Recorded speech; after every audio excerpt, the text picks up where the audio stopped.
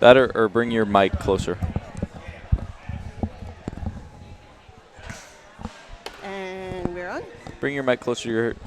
Yeah? There you go. Okay, there we go.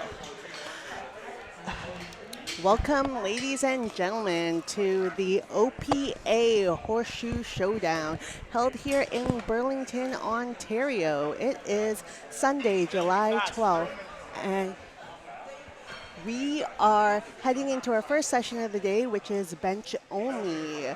We will be starting in just approximately under 2 minutes here. 2 minutes for our first lifter to make their debut on the platform. Woo.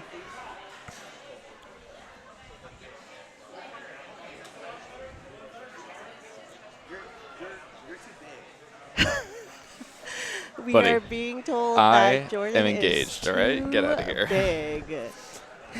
Too big to fit in the frame. I am Samantha Westway. This is my pal Jordan here, joining me on commentary at the OPA Horseshoe Showdown. And we have, just under 1:30 for our first lifter.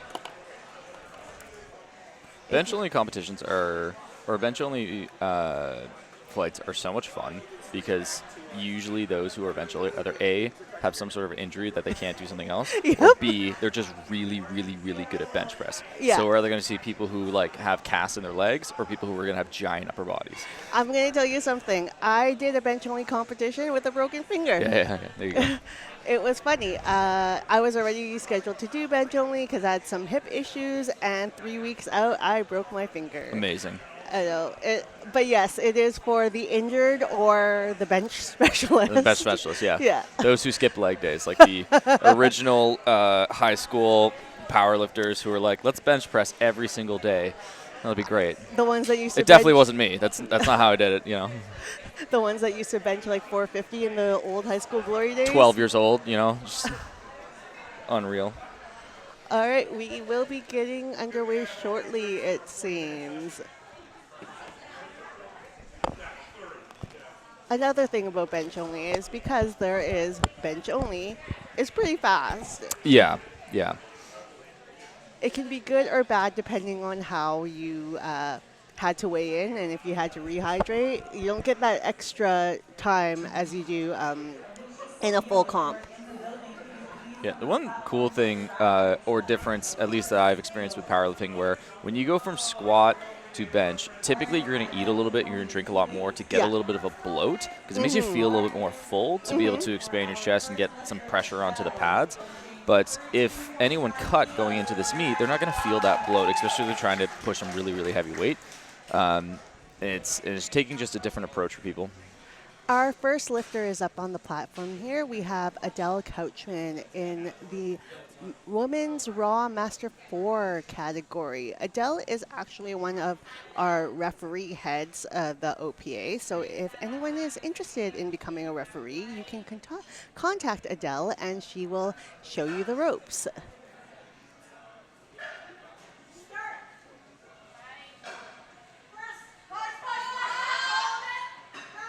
Opening at 132.5. Oh, sorry. It's a good lift. That is 32 and a half kilos. 32.5, yeah, no, Yes. 132. Yes, and a good lift.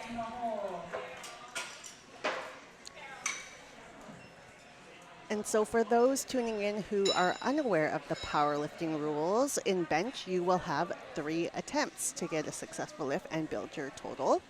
And we are in a majority rule situation where all you need is 2 white lights to get a pass.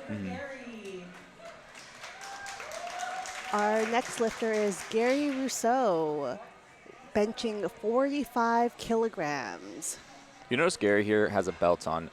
You don't necessarily need a belt for bench pressing. It's up to the lifter's preference. It's not a ruling. So you'll see some lifters with and without a belt. Do you lift with a belt? Do you bench with a belt? I would like to experiment in my next meet prep. I have never done it. And I overheard a few lifters who outbenched me who talked about doing it for the first time, and they said it's a very different feeling, but once you learn how to use the tool, they get a benefit from it. So it's something I might want to experiment with. Okay, so we had Gary with a successful first attempt there, and next up is Bob, who will be benching 50 kilos, and he is in the Masters 4 category. Now you'll see the spotters and loaders put blocks near the bench there. Some people like their feet a little bit raised off the ground if they have shorter legs to be able to create a little bit more leg drive, because you don't want to be tippy-tappy touching on the ground and risk a issue of your foot coming up, because if your foot comes up in the bench, it's going to be a no lift. Yep. And sometimes it just happens to be that you are a little smaller and you need a little extra help there in the heights, depending on what rack you're using. Oh. And it is A good lift. a good lift. So as the bar comes up, the bar ideally wants to go in a straight vertical path upwards.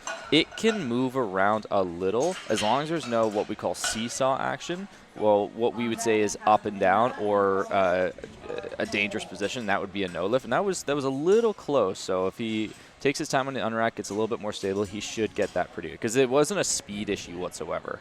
It was just a little bit of stability lost.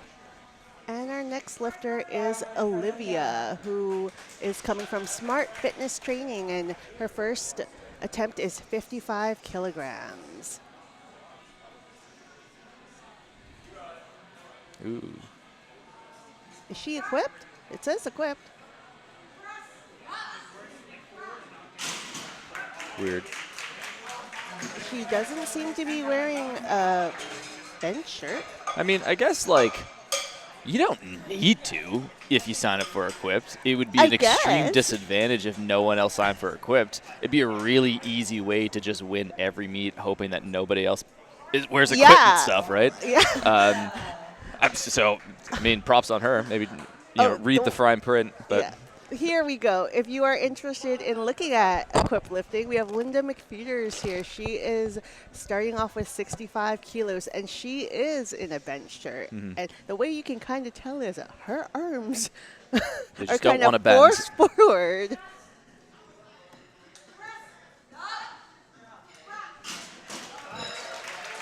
That was 65 kilos. And it's a good lift.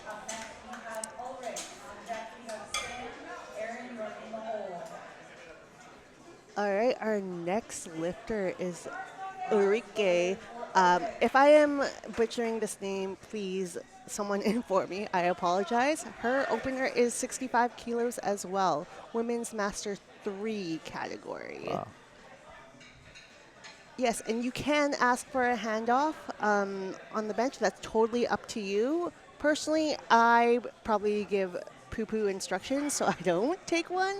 But I have been told I might be missing out on some kilos on the bar. I have a Google Doc I sent to the platform crew when I need a handoff. Nice. I was like, here's exactly what you need. It's an interview process. They need to pass 3 different rounds before they're allowed to touch the bar to unrack for me. You know what? When you have high standards like that, then you bench to a high standard, right? Oh, that was a good lift. And our next lifter, we have Sam Glover. First red on the bar. 90 kilos. So as you can see, we are going up in order. So each lifter will get their first attempt in ascending order. If you are successful, you will be asked to go up 2.5 kilos or more. If you are not, you will be asked to reattempt. You can go up. It depends on your strategy. It depends on why it didn't pass as well. Yeah, so the ruling of thumb is if you get your lift, at any time you are allowed to go up in weight. You cannot go down. You can't go down really ever. If you miss your lift and you don't give your attempt to the table, they're automatically going to give you the same weight. If you miss your lift, if you successfully get your lift but you don't tell the table for your next attempt, they're going to bump you 2.5 kilos automatically. So that's why as a handler, as a coach, or even as the athlete, you want to make sure that someone or yourself is going to the table within 60 seconds of your last attempt so that you can get the next attempt that you want, whether it's through strategy or whether it's through I'm going to retake it or take that 2.5 jump. Because you don't want to retake something that you know you can definitely do from maybe a technical error. Exactly. So there's some strategy involved, Aaron not just Wilson here. a little bit of a grind. with First 100 kg, yeah. kilos. Okay, so we have one red in the center referee there. I So can't. most of the time, if the center ref is giving a red, usually there are two big indicators of what the center judge saw. It's either A, a miss of command, so either the start, press, or rack command was jumped, or it was a slight up-down motion. You can see it a little bit more as the head judge than the side judge, because the side judges are kind of more on the side to see They're looking at the looking for feet your and the feet. butt. Yeah. So if you see a red at the front, it's probably commands. It's almost always commands driven, and it's hard for the side judges to time the commands to the actual bar because they don't really have a good path of the center of the chest here. And we have Michael Wood, benched 107.5 kilos for a successful first attempt. That's a good bench. That is hella solid. Next is Michael Fishman. He is opening with, 140 kilos. 140. Now, this is when we say bench only is a bench specialist kind of thing. Yep.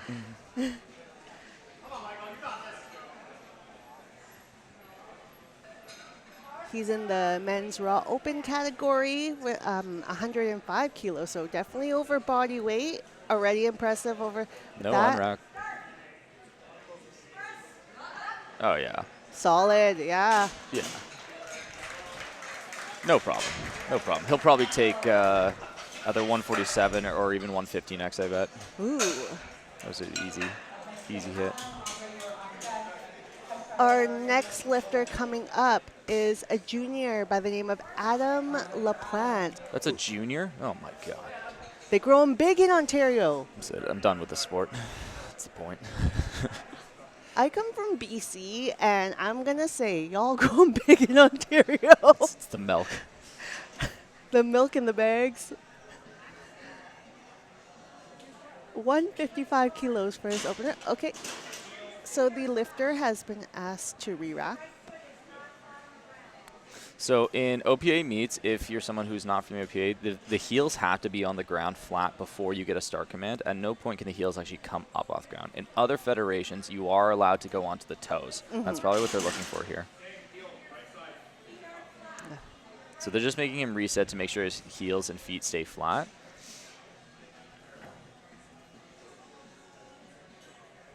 Because they can't give him the start command until that moment. He has a few more seconds to get the start command. Ooh, just a minute of time. All right. Yeah. So there's going to be, that was a jump on the rack command. Now the one thing that's unfortunate about this, if he did get his feet flat on the first attempt of him unracking it, he probably would have got it because it was a pretty easy lift. Yeah. But him resetting, getting his mind into it, that probably threw him off just a hair. So yeah. he might go up for this next one just to get the, or actually, it's a tough call. Does he do it again to get the points on the board, or does he go up depending on what he's trying to hit here? Because he's clearly a strong bencher. It's more the technical aspect, yeah, right? He got threw off a little bit there. Yeah. Okay, Andre is next. 180 kg opener. Wow. Ooh, wow. See. And he's also 105. Man. This man is benching what I dare to deadlift, you know? Just like, this is what's so insane. Wow. And he made that look easy. Oh, yeah. He made that look easy. Yeah, just shy of 400 pounds, 180 kg.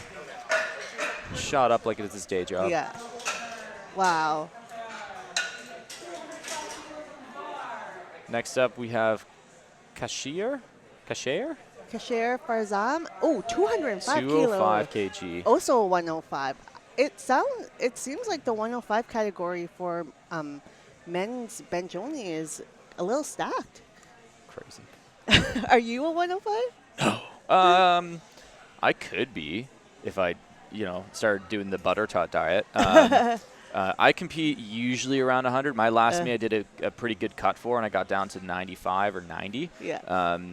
But based on my height, I should be actually at 105. I just need to eat more. Very easy. 205 kg opener. Wow. Wow. The strength of some of these people. Wow.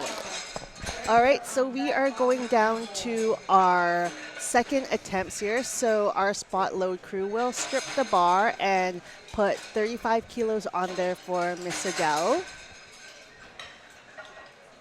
who is being handled by Emma of Make Your Mark Fitness. Make Your Mark Fitness is hosting Centrals in about a month's time. So please, if you have the capacity, volunteer at Centrals. Big round of applause for our platform crew here. All of them are from Sarnia Powerlifting, and they come down to basically every Ontario meet I've been to. Always super friendly. They're a big family community. They travel together, they stay together, they train together. They're a lot of fun to talk to. Yeah, I also train at Sarnia Powerlifting. Oh, perfect. Yeah, I'm coached separately. However, I will say John Artel has been incredibly supportive. 35 kg for Adele. Yeah, come on, Adele. All right, let's see. We got 3 white lights on that one. Yeah, and it's always so nice to hear your platform crew cheering for you as well. But yes, Sarnia Powerlifting spot and load crew working like a well-oiled machine. They're a good team. They work really well together, obviously. And like you said, they train together, they hang out together, they stay together. They're a big, happy family. All right, Gary with his second attempt, 50 kg. With the golden belt. Golden belt Gary, we're going to call him. That's your new Instagram handle, Gary, if you see this. Golden belt Gary. 50 kg for Gary, second attempt. I will say, it doesn't surprise me that Gary's got the golden belt because his handler and partner is Miss Linda over here, and she always has the best outfits on the platform. She's got the purple or pink hair sometimes. Very clean. Yes, super that's easy. A good one, yeah. That's going to be 3 lights for gold belt Gary. Gold belt Gary. I like it. There you go. Our next lifter will be Bob, bench pressing 55 kilograms in our Masters 4 category. Come on, Bob. Bob's got a bit of a flashy belt going on, too. I think it's like red roses. I'm trying to think of a nickname for Bob. I'm like, the only thing that comes to mind is like Sideshow Bob from The Simpsons. But he doesn't have the hair for it. No. I mean, I'm sure if Spirit Halloween is open, we can find him a wig for it.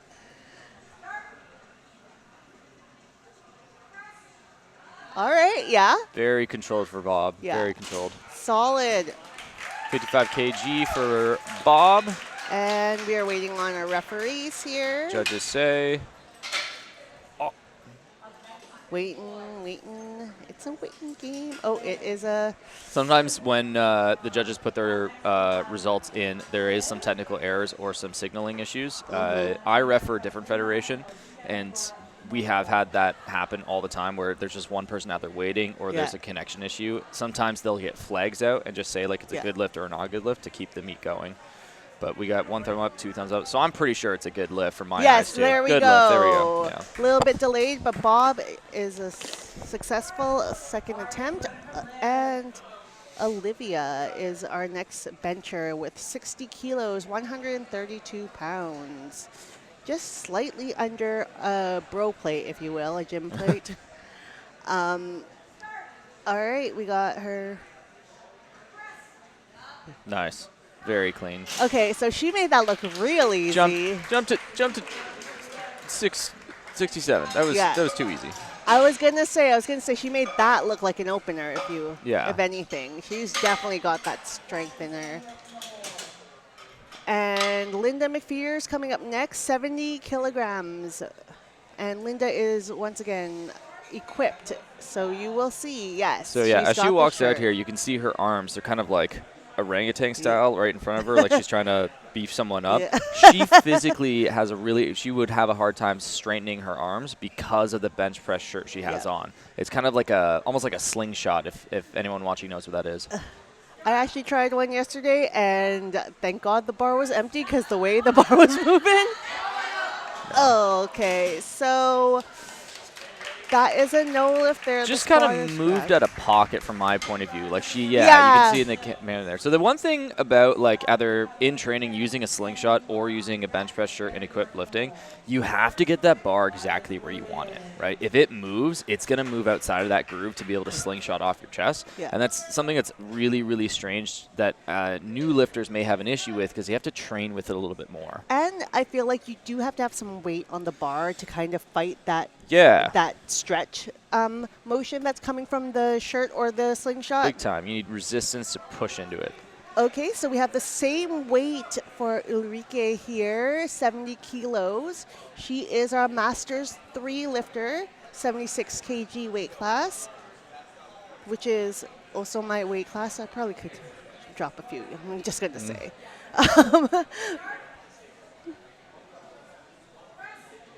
All right, okay. So it steadily went up. quick? I think it was.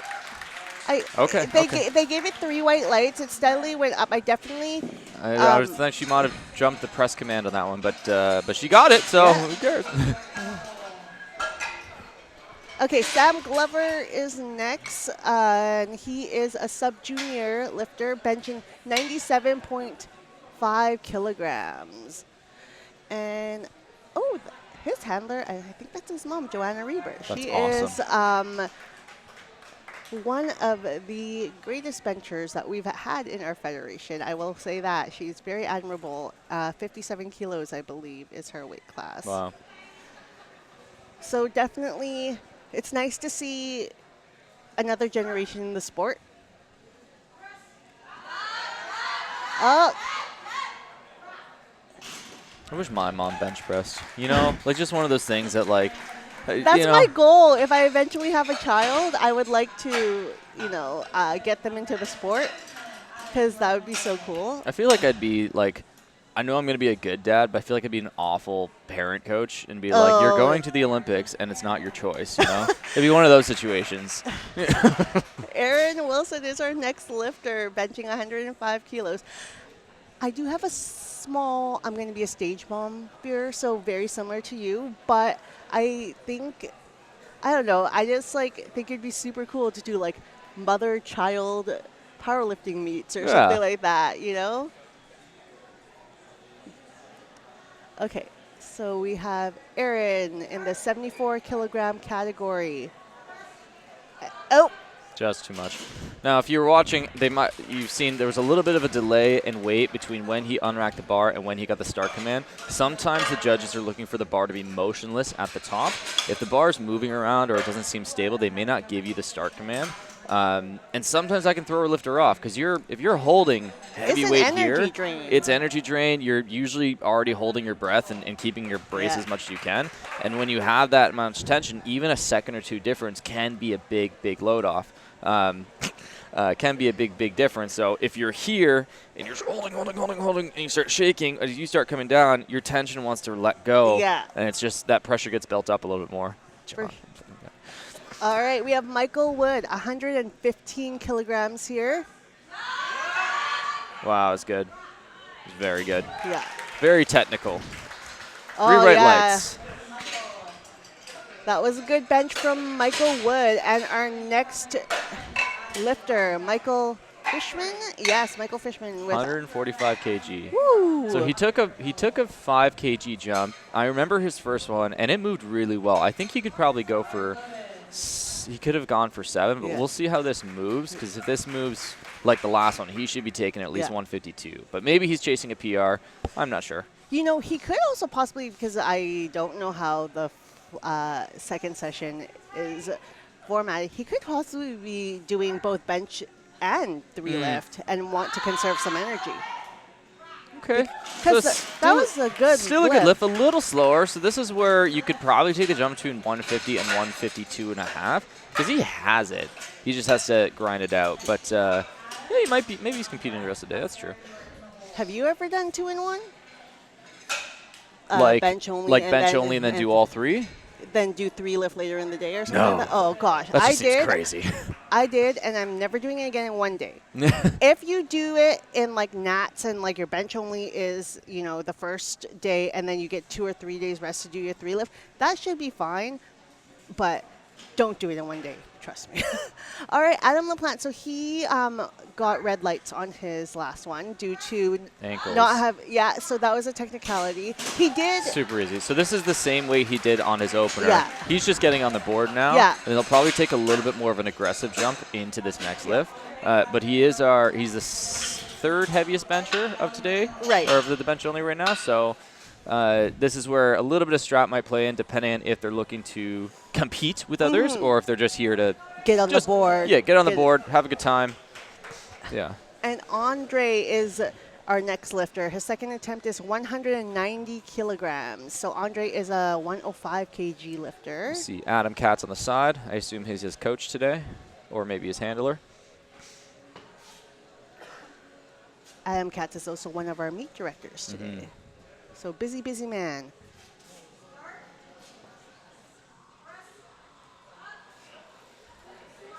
Very good.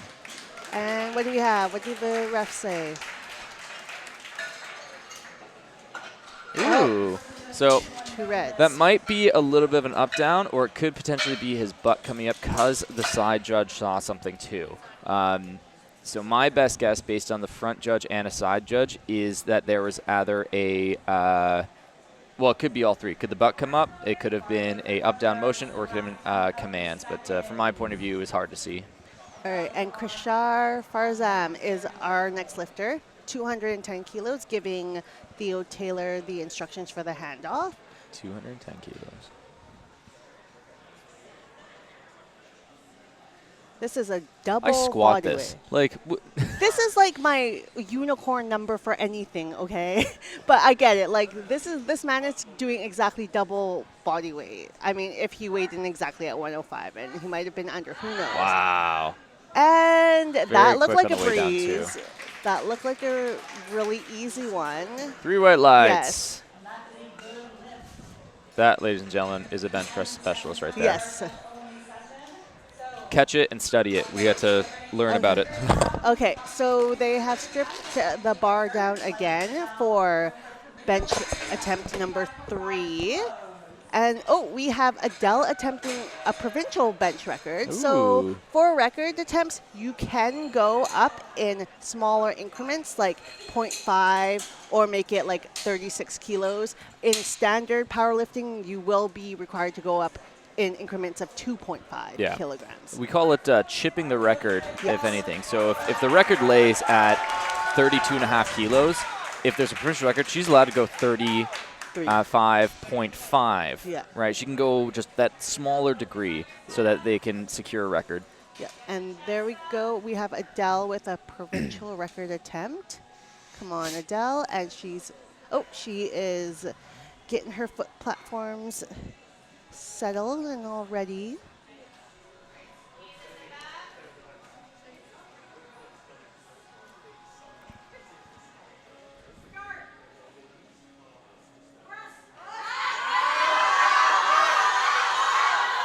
Ooh, good job, spotters.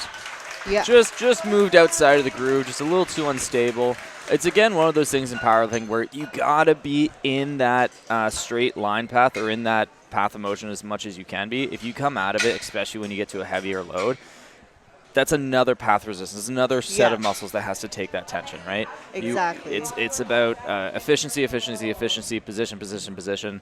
Sometimes the strongest people don't win meets. It's the more efficient and technical people that win meets. Oh, right? definitely, right? It's like you have to play within the confines of the sport, the rules. Just do a physics class, and you're going to be a good powerlifter. Our next lifter, Gary Rousseau, is bench pressing 57.5 kilograms. Gold belt to Gary on his 3rd attempt coming up next.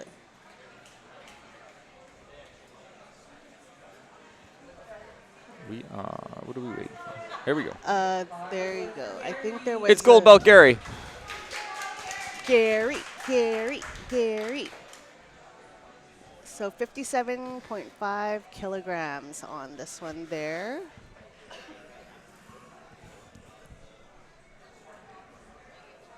Robin, dance in front of the camera. Robin, it's gold belt Gary.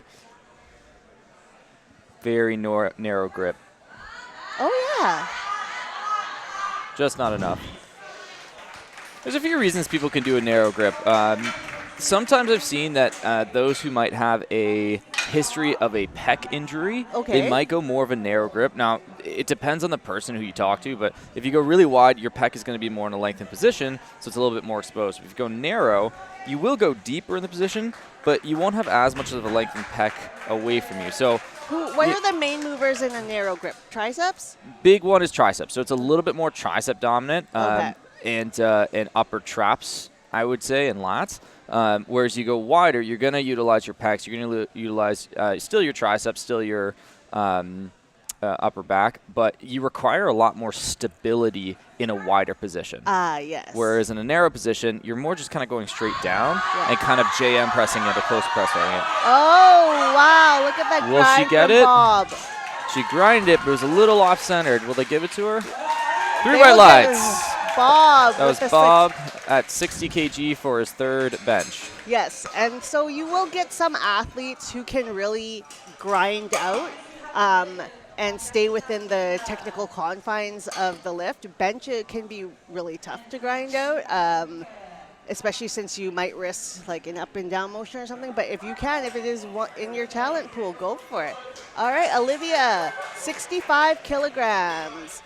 65 kilograms on the bar for Olivia. All right, let's see what she got here. Oh, yeah. Oh, what are we doing here? You're supposed to try. That's, I know. 65 kg, flew up like it's her day job. She probably could have done 70 or even 72. Yeah. She's happy, though. Maybe it's a PR. I think some of us like to make it look easy like that, and others like to make it look real hard. Put on a show. Yeah. All right, Linda McFeeters trying again, 70 kilos. She got her opener. This is her third attempt, so let's see what Linda's got here.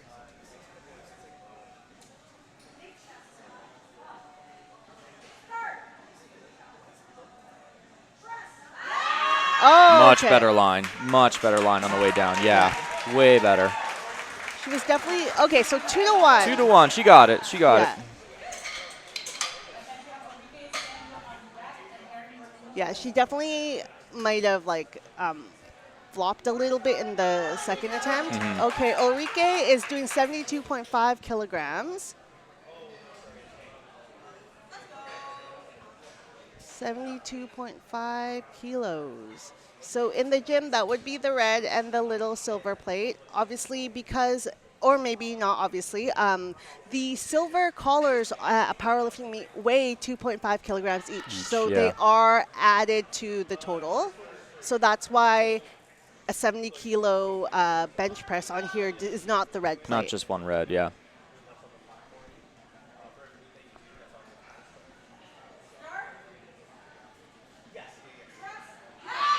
Nope. Just wasn't there. Just wasn't there. Our spot and load crew catching her, keeping her safe. That is one of the jobs of our spot and load crew. Not only are they, spotting and loading, but it is their job to keep the athlete safe as well. And also, if you are an athlete on the powerlifting platform, do not dump the bar. Keep your spotters and loaders safe. Thank you. Oh, Sam Glover, 102.5. So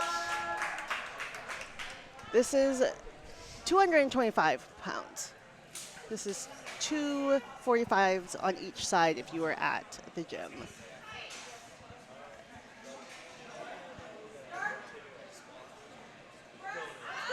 Come on. He's fighting for it. Might be an up down. Let's see what the refs say. We wait. It was really Okay, so 2-1 red. He did technically lock both elbows out at the top, but it took a couple seesaws to get there, and that's what caused him to not get. But he could put on his, gym bro resume, he benched 225 from A to B, whether it was pretty and he is a sub-junior, so he has not done high school yet. Yeah, pretty good. Aaron Wilson is our next bencher, benching 105 kilograms. for Master 1 category.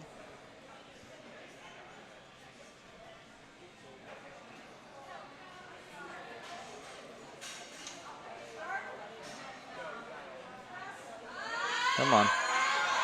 It's got a little. It's going. It's It's going. It's going. Ah, Oh, no. close. Another inch. Yeah. Just get past that hole, the sticking point. Okay, and our next lifter, Michael Wood, is our next lifter. 120 kg for his third. Ooh.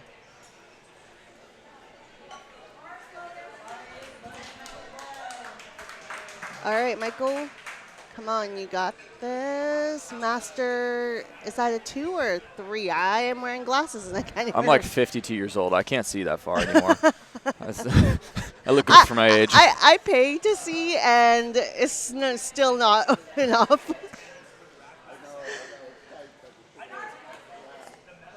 All right. He's brought it down to the chest in a controlled motion. Oh. It's not there. Yeah. Very controlled on the way down. Very strong at the pause.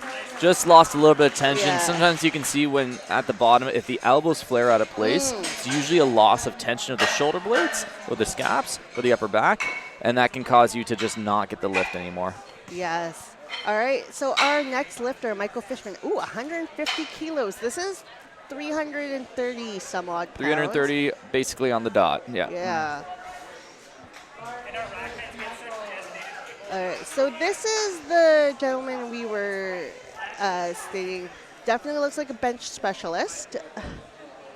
One of them. Yeah. Very strong on rack. Yeah. Very quick on the way down.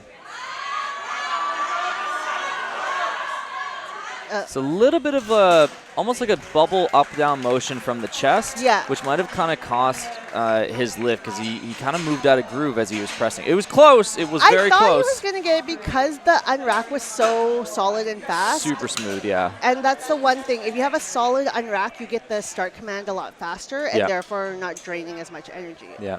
Adam LaPlante is our next lifter, 175 kilos. I've always found, too, that whether it's bench or squat, too, if you can get your unrack in a really stable and strong position, the bar feels lighter, too. It does. It does. And I will say, like, we have a minute to start. A minute sometimes can feel very long. Yeah, take and your time. Take a breath. 175 kg for Adam.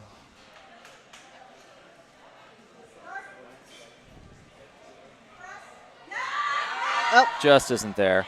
So same situation. It was a bit of a lull between the unrack and his start command. They made him wait for a little bit. I can't tell you why.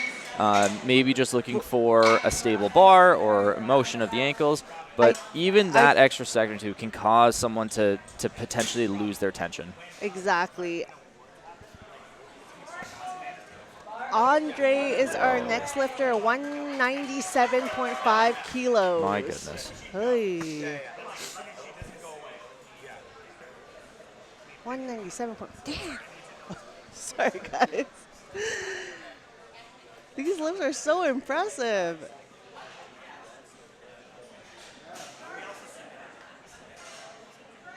Okay, the solid takedown. Ah, just so close. Yeah. Got it off the chest, but it's just a sticking point that some people have, just like an inch or so off the chest, and hard to power through, especially after, lifting such heavy weight. Okay, we have, What the? okay, so this is our last bench of the session. 217.5 kilograms for Kishar.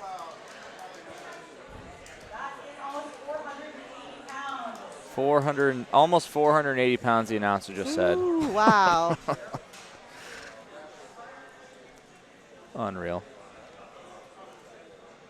I bet it's going to go super smooth, too. That's what makes me more upset, That's When they make it look easy and it's already like a crazy amount of weight, yeah.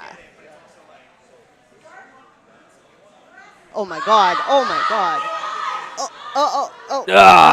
Very, very fast on the start. Almost like he dropped on his chest, but with as much control as humanly possible. Like a controlled heat? Yeah, and like the reaction time of the start to when the bar started descending it's like the S of the start, or like Yeah. if he had a eyesight to the head judge's lips of like starting to the bar dropped immediately, which is like good. You want to get that as fast as possible. That's crazy. All right, ladies and gentlemen, that was a wrap up of our bench only session. In a short while, we will start our 3 lift. I believe our scorekeepers are doing the tallies, and our announcers will announce the winners and the awards for our previous session. As we said, bench only does go by really fast. Very You quickly. have just the 3 lifts there, and our next session is going to be full power. I believe it is women and men's 74 and any youth lifters, because I know that the one on the screen right now is a youth lifter. Okay, so we're All talking right. to nothing.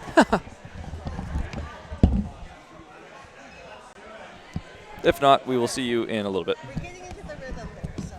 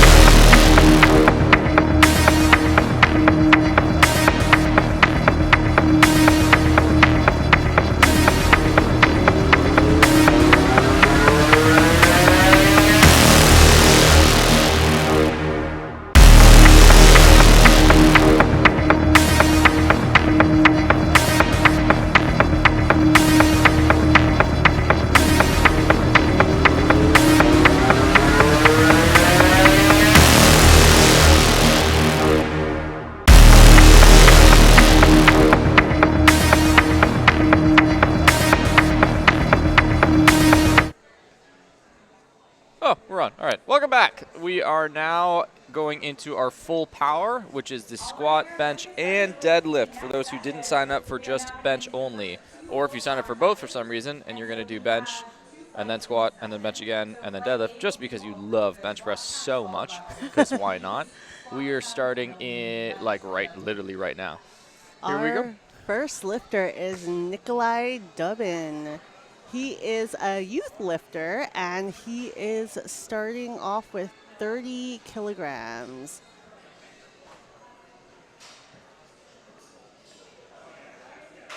We're ready to get started. Our first lifter is Nikolai, opening with 30 kilo squat bars. Loaded for Nikolai. Do you All see right. the age? Like 10 maybe? And he is being handled by his mother, Winter Dubin. So we do have a mother-son team.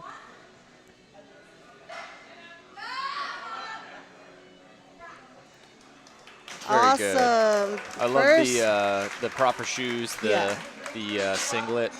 That's great. he paused it. So this is something that you'll see with very new lifters, whether they're young or not, unexperienced lifters. They forget that there is no up command in the squat. It's just start and rack. So you come all the way down, Ooh. shoot yourself back up, and then re-rack the bar. I've done this a lot where people will stare at me as a judge and be like, hey, can I come up? Get up, you know. Yeah. Don't waste your time. Our Janine Wheeler is our next lifter, opening with 65 kilograms, coming from Sarnia Powerlifting. So she is supported Very by her smooth. teammates on the platform there. Good lift. Yeah, there we go, a good lift. I don't know about you, but I always find the first squat a little intimidating, a little bit nerves. It's the So first movement of the day for all these, from basically everybody other than the benchers.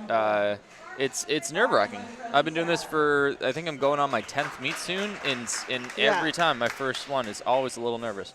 Always. Alicia Steele's opening up with 70 kilograms there in our emerald green A7 getup. Ooh, that might be high. I think that's going to be high. Yes, Yeah. you are correct. So that Just is needs to get a no little lift. lower, yeah.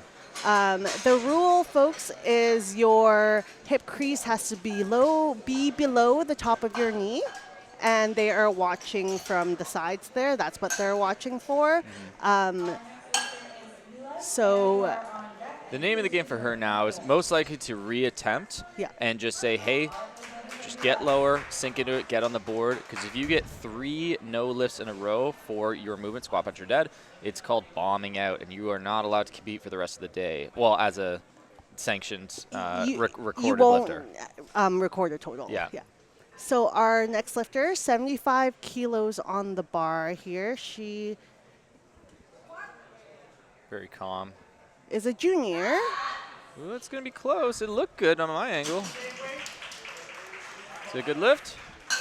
2-to-1 no lift. So it's also going to be depth, yep. So it is our center ref and our further side ref. The Left side. Left. Left Okay. side. Heya is also attempting 75 kilos out of the University of Waterloo. Wow. Women's raw junior, 63 kilos. Get over here. All right, now we got our cuddle sesh here going. Is that your foot? Okay, that is 3 white lights, a successful first attempt. Kirsten Hanada is next, 85 kilograms opening, 85 kilograms. And she is a raw open lifter for the 57 kilo category. Hi, Robin. Hi. Keep on forgetting I'm on camera. I'm just being my goofy self, so this is how I am on and off camera. Kirsten Hanada opening with 85 kilograms.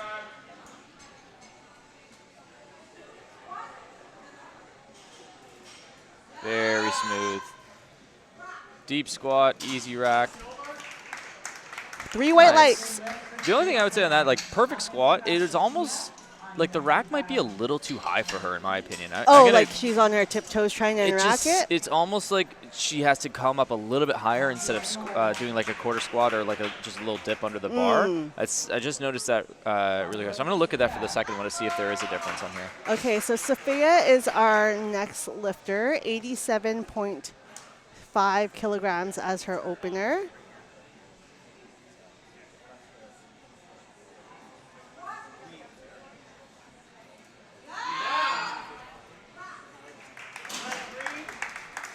And 3 white lights. Okay, so our next lifter is Eileen Kimmett, opening up with 95 kilograms. Come on, Eileen.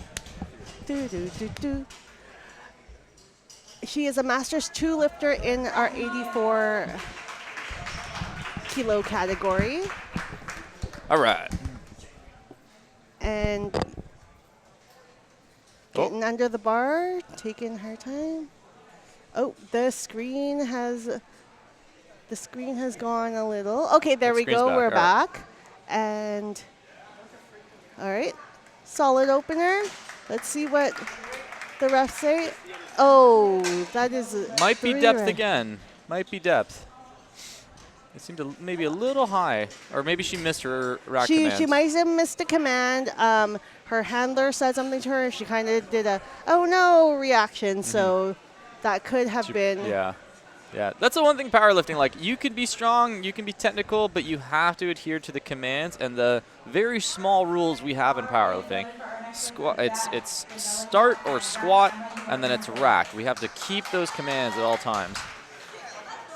I have a buddy who lost out at a national record bench because he got too excited and he re-racked his weight after. Oh, no. Awful. Yeah. I got to say, that's got to be a little gut-wrenching for sure.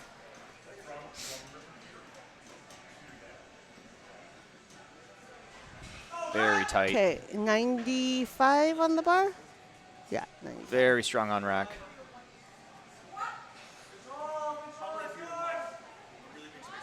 Oh! All right, well, thank you for our spotters and loaders for that. She tipped forward a little bit. She did stay with the bar as best as she could. She did not dump, so that's really good. But that is a little bit scary. Let's give her a round of applause. That is a little bit scary, especially for your first one out. Right now, we are experiencing a little bit technical difficulties with our screen there, so our spot and load crew is kind of working manually, if you will, to load. Generally, we have the screen telling us how many reds and whatever colors need to go up there. All right, and this is 97.5 kilos for our next lifter. So unfortunately, the lifter can't go until the screen is processed because we have to make sure everything is correct on the bar and on the screen and so on and so on. And this does happen at meets here and there. I don't know if we're live right now because of that, but we're going to keep chatting. Yeah, we're going to keep vamping. Wayne, our technical coordinator, is the one that gives them the go-ahead once the bar is loaded as per the announcer. The announcer gets the relay from our head referee. So we are working on a bit of a relay system, if you will. Sometimes delays happen. Sometimes you gotta rewrap your straps if they're a certain way and they might be getting a little tight before. You might have to put a little more chalk or something like that. Just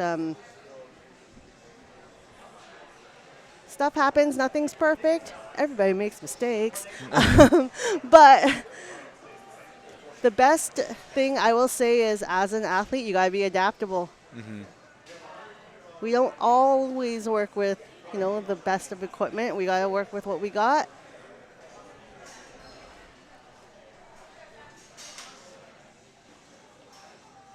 Our media team is currently working on getting us back online. Hands up if this is the first time you're ever at a powerlifting meet. Woo! Very excited. Welcome. First time, apparently, and already on the commentary That's table. Right. I'm We got amazing. powerlifting savant up in here. Amazing. We've got some powerlifters and a lot of dedicated fans. It's always great when your friends and family come to visit and check you out. All right, we are back.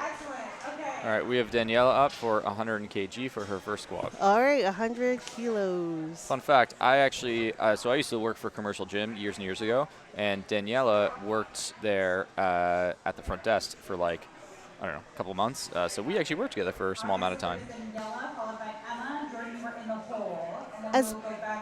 As big as Ontario is, it does get to be a small world sometimes, I will say that. All right, she's got the applause of the platform crew, her handler, 100 kilos. This is 220 pounds, just under that 2-plate squat, if you would, at the gym there.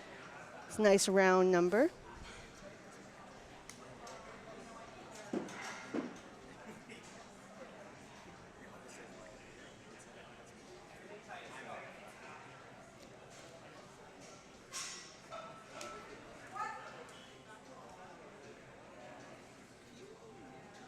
Very deep, very technical.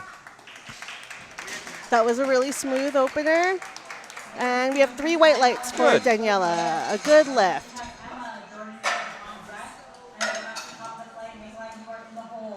Emma Collins is our next lifter from Brock Barbell. 105 kilos on the bar for her opener. She lifts in our U76, unequipped 76 category. I just learned that U76 means unequipped and not under.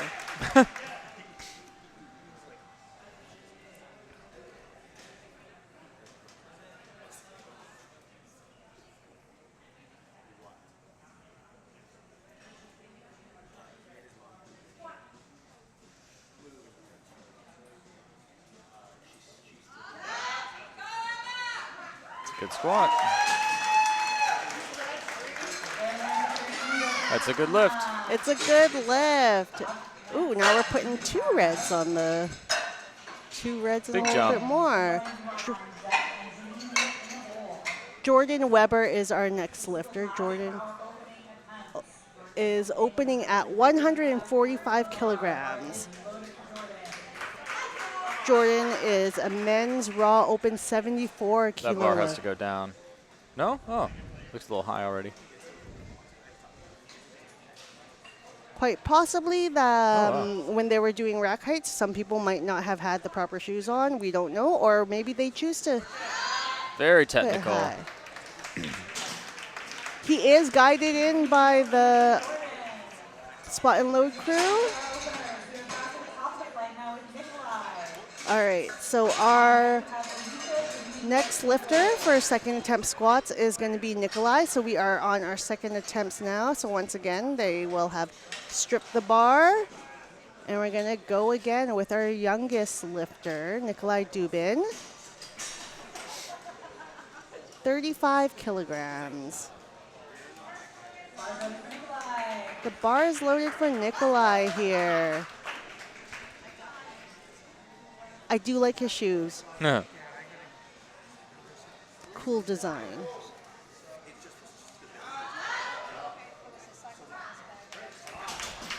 And Let's see what the judge. Oh, it's a 3 white Good lift. lights. Good lift.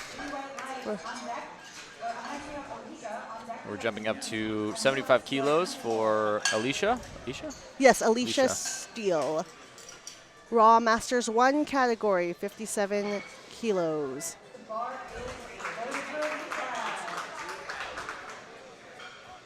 No belt.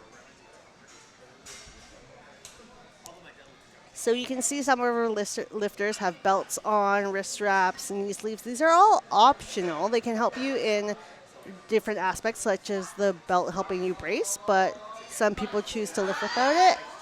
I believe she didn't hit depth on the last one, so we'll see. We'll Did see they give what it to her they- this time? Yeah, no. Okay, that's still, again, 2 reds and 1 white. So she needs to hit her third attempt. She just needs to be on the board.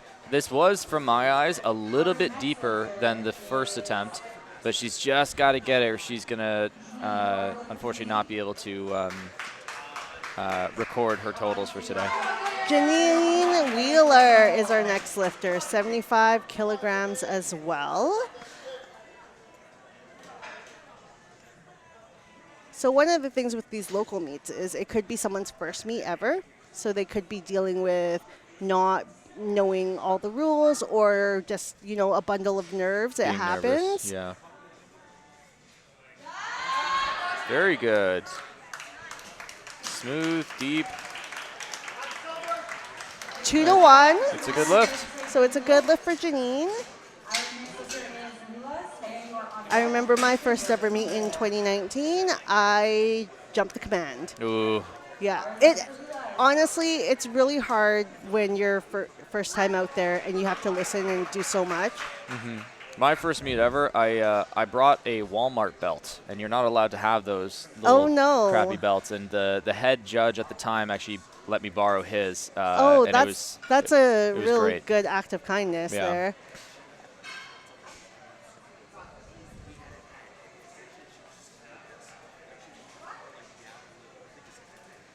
Okay, so 77.5 kilos for Leela. I believe she didn't hit depth on the last attempt, so we'll see on this one.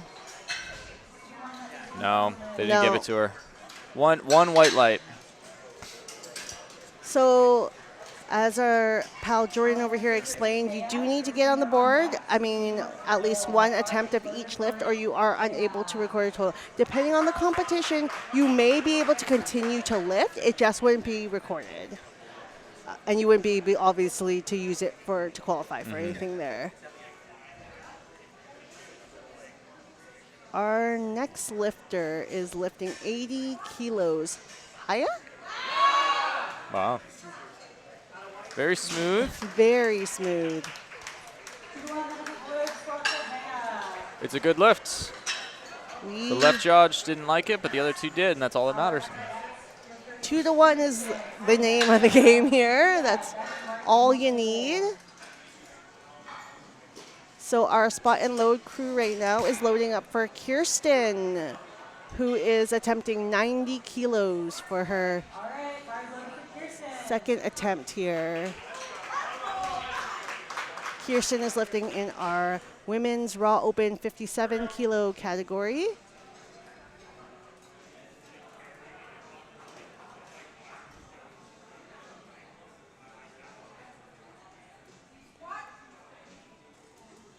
Very deep.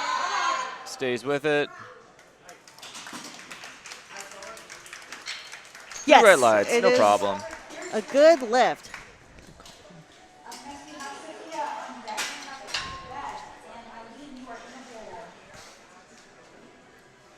Okay, so Sophia is next with 92.5 kilograms. Was this one called on debt? No. Okay. So she was good. This was very technical. Okay. Yeah. So she's gone up, yes? Yeah. Okay. No problem. No problem.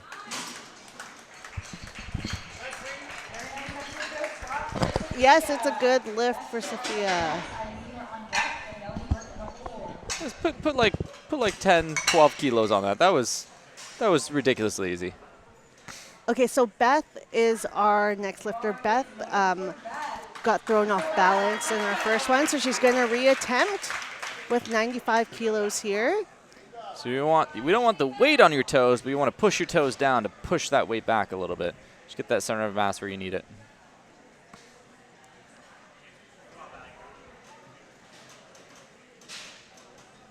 So her last setup, when she set it for her first, it was very strong, very technical. I think it was just the way down that weight shifted, and she moved a lot of weight on the toes. And she's going to take her time on this to make sure she stays in that position here. Yeah, there you go. 3 white lights. Oh, Yeah. just 1 red. It's all that matters. This is like you said, 2 to 1 game today. 2 to 1. And Beth is on the board. Our next squatter is Eileen. Eileen did get called on something. I want to say it was death, but it might have been command, just the way her reaction was. Commands, yeah. I think it was commands. So If it is command, she's going to take her time very much on this. Yeah. That's a tough thing, too, where you have to focus so much on the technical part about lifting, but then you have to turn your brain off and be like, okay, I do have to listen to commands. I have to think about this now. And it can be hard to hear sometimes. I know that your head ref is facing you, but you also have spotters possibly cheering in your ear at the same time. I will say, as a lifter, like when you're out on the platform, sometimes you get really hyped up that like your vision goes. You kind of get blinded. You don't even think about the refs in the situation, and you're just trying to go by feel and timing because things kind of just go blank half the time. For sure. Daniela Jenkins making the jump to 110 kilograms there for her second squat. It's a 10 kg jump, or 22 pounds.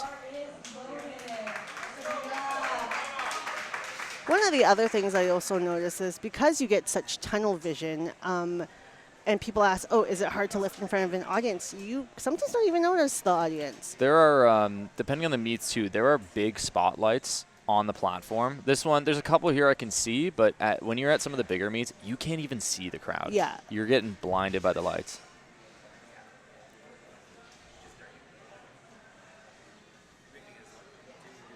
Right. She's taking her time, steady, yep. She had a very nice opener.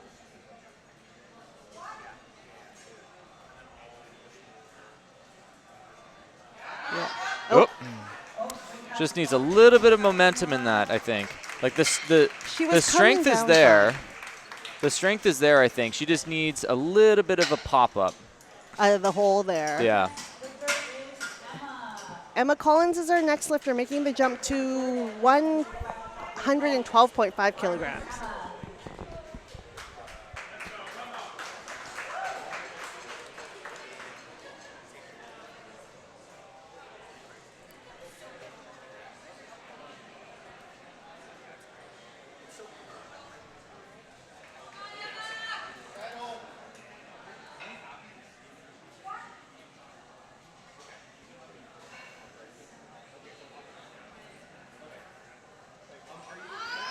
Yeah, she's very solid. Did she hit depth? Yes. It's a good lift. It's a good lift. She a little slam dunk celebration over there. I think she likes purple. There's a lot of purple going around in her. I'm gonna say, as a purple lover, we do tend to wear a lot of our favorite color. You know, Amazing. You can usually tell. And, you know, SBD did do that purple colorway just recently, too. All right, Jordan Weber is our next lifter. He is squatting 152.5 kilograms for men's open 74.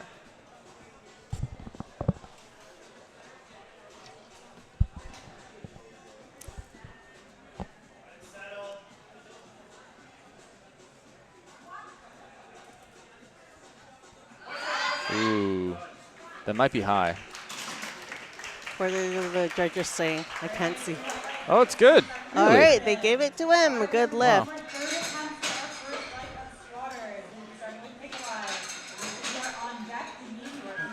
Ooh, we got a provincial record attempt for Nikolai Dubin. Awesome. 40 kilograms. What a cool thing to go back to your, like, what I assume is grade 6 classroom. Yeah. In the new year in September or Just in September. Be like, I'm a provincial record holder. Yeah, I squat What more you than got? any of you combined. Let's. That is so awesome. I'd love that he has the support of his mom. Woo! Come on, Nikolai. So we are on our third attempts of the first flight here. Take your time, buddy. It's definitely depth. Yep. Very good. That's going to be 3 bright lights. No doubt. Yes. Very exciting. A celebratory hug from mom. We've got a new provincial record for Nikolai there. Alicia is our next lifter. So Alicia does need this lift to stay in the competition. She is going to attempt 75 kilograms again. So she needs this lift. This is the thing. She needs this lift in order to stay in the game. And just take your time. Sink into it. Be okay to struggle at the bottom. deal with the rehab later. No. We're not doctors. So this is not medical advice. Maybe. Let's see what they say. Jordan, I'm going to get you to be my eyes because I can't. Okay, she's in. Let's go. She's got 3 white lights on that third attempt squat there. She's registered a squat attempt. She's good for now. Now, you might have heard in the corner, perhaps depending on how the audio is here, her coach in the background screaming down, down, down, down, down, giving her the cues of like, you're not there yet, keep going. And that does really help because sometimes you can't tell what depth is. You're just going by feel. And it's a little scary of like, oh, I've never been in this depth territory. So you just need that like, hey, just like an inch, get down, get down. Okay, now shoot, shoot, shoot, do it. Quite possibly, if this is her first meet, she might not be experienced in feeling where depth is. Mm-hmm. So that's always nice. Layla is our next lifter. She also needs this. Yes. So she. That was better. Yeah. 77.5. And. She's in. There we go. She's in. All right. You just need to tangle with death a little bit to be like, hey, you know, pause do it or else. And then you're good to go. Some of these lifters may be seeing pause squats in their future. I'm not their coach or a coach, but that's what I would do. Just tempoed pin squats. Oh, take your time. Okay, so our next lifter, 82.5 kilograms for Heya there, out of the University of Waterloo. She is a junior, 63 kg lifter. So she Good wobbled job, a little. She had a really solid takedown, but she seemed to have wobbled a little and then kind of like pitched forward, it seems. Yeah, it just wasn't there. Just wasn't there. Luckily, our spot and load team, very efficient. It's nice to have Theo in the back there. He's tall enough to catch everyone. It can be hard when you're a shorter spotter loader. All right, Janine Wheeler, 85 kilograms, starting a powerlifting. This is her 3rd attempt here. Janine has been successful with all her attempts on squats so far.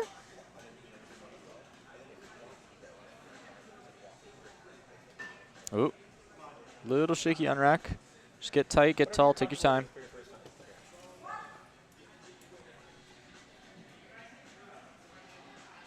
Very deep. Wow, very nice. Way to recover. Yes, That's a good lift. Woo! See, this is when Jordan was saying take your time. Like, you do have the minute. Yeah. So, and it's a minute to get the command, too. You have a minute from when you unrack the bar. Yeah. So, like, you can sit there realistically as long as you want, and then they give you the start command, and then you're good to go. But take your time, yeah. So it's nice to be able to take a breath and kind of just like take everything in, let it settle. I do feel like it feels lighter on your back when you do that. Mm-hmm. Kirsten is our next lifter, attempting 95 kilograms here on her 3rd attempt. Ooh. Really just dropped in the hole there. Oh, she killed it, though. Well done. Good Very depth, good. good lift.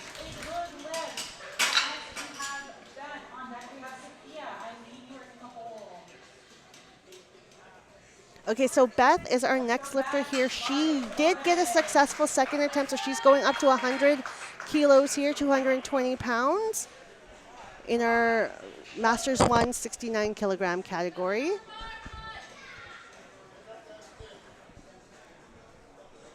So for Beth, it's going to be about, staying steady and making sure that she's got that proper balance, especially in the hole there. She's got the confidence now, right? Oh, yeah, for sure. After the first one, she knows where she should be. It's just keeping and repeating that same positioning because it moved well. Her second was great, yes. Yeah.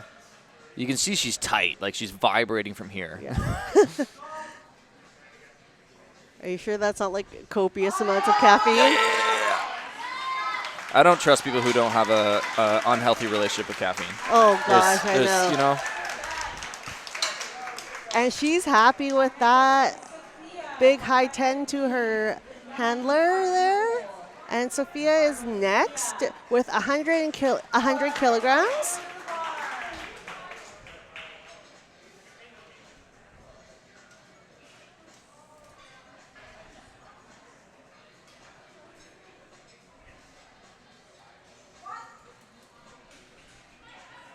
Oh, yeah. Come on. Yeah. Very smooth lifter for all squats, all of her squats. That was a good lift. Three white lights. Happy with that. On deck we have Daniela and Emma, who are in the hole. So Daniela did not get her second. Just from what I saw, I think she just kind of lost tension. Oh, it's not Daniela next. It's Eileen. Eileen's up next. Eileen's been doing well. Just the first attempt, I think she missed a command. Second attempt, she got it. Yeah. So she's doing 102.5 kilograms there.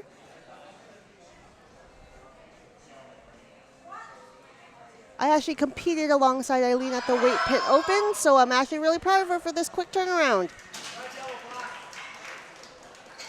And 2-1. It's a good lift. That left judge does not like her. So, as you said prior, Daniela did not get her second. I think from my point of view, it was just intensity. I don't think she moved out of position. Intense moving down? I think no, she had it. I think the weight sometimes just scares people on the way up. Okay. And I could be wrong, but I think if she dials it up a little bit and try to really grind through that midpoint, she's going to shoot out of the hole. Because sometimes for some people, it's just a quarter of an inch of space that's the danger zone. Mm-hmm. And it moved well going down. She's got a good unrack. You just got to stay with it. All right, so here is Daniela with 110 kilograms.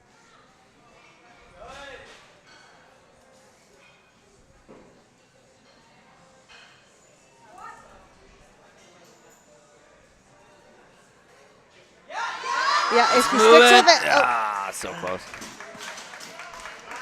Yeah, it's one of those things. Maybe it's just not there. Maybe it's just not there. Maybe it's a big number that she had never attempted before. It can be nerves as well. I will say it's very it's really hard to fail a movement and then go again and do it. Anytime I've done training or every time I've been in a meet and I fail a second, or if I have a top set I'm trying to go for, if I fail a movement, the odds of me failing the next one, it becomes significantly higher. No, right? that's absolutely true. Emma Collins is our next lifter. She has gone up to 122.5 kilograms here. Third attempt.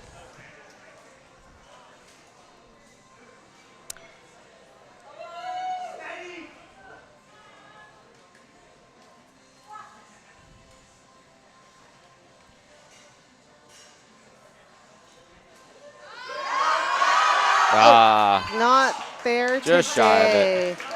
Thank you to our spotters and loaders for keeping our athletes safe. I will say, though, she does look to be a taller person, and it's a longer way down to depth. Yeah. So it can be a little bit difficult to get it. It's one of those things, too, where, if tall or not, if your femurs are really long, oh, yeah, that's then, where the issue becomes, yeah. because you have to really get those knees forward in front of you or get your hips behind you in order to get kind of more of that advantageous position. And it will work really well because she'll probably be a really good deadlifter, though. Oh, yeah, for sure. Kind of looking at her arm length right there. Yes, I see that. Anatomy does play a factor in powerlifting. Jordan Weber is our next lifter. Oh, I think he got that real easy. Yeah. That's a good lift. Yeah, that was a good lift. So Jordan is our last lifter from the first flight. We are going to move on to our next flight here. Leslie, she will be opening with 65 kilograms. So now that Flight A has done all their attempts, they will rest and then start to warm up for a bench press. And the bar is loaded for Leslie. Straight into Flight 2, or Flight B. 65 kilograms on the bar there for Leslie.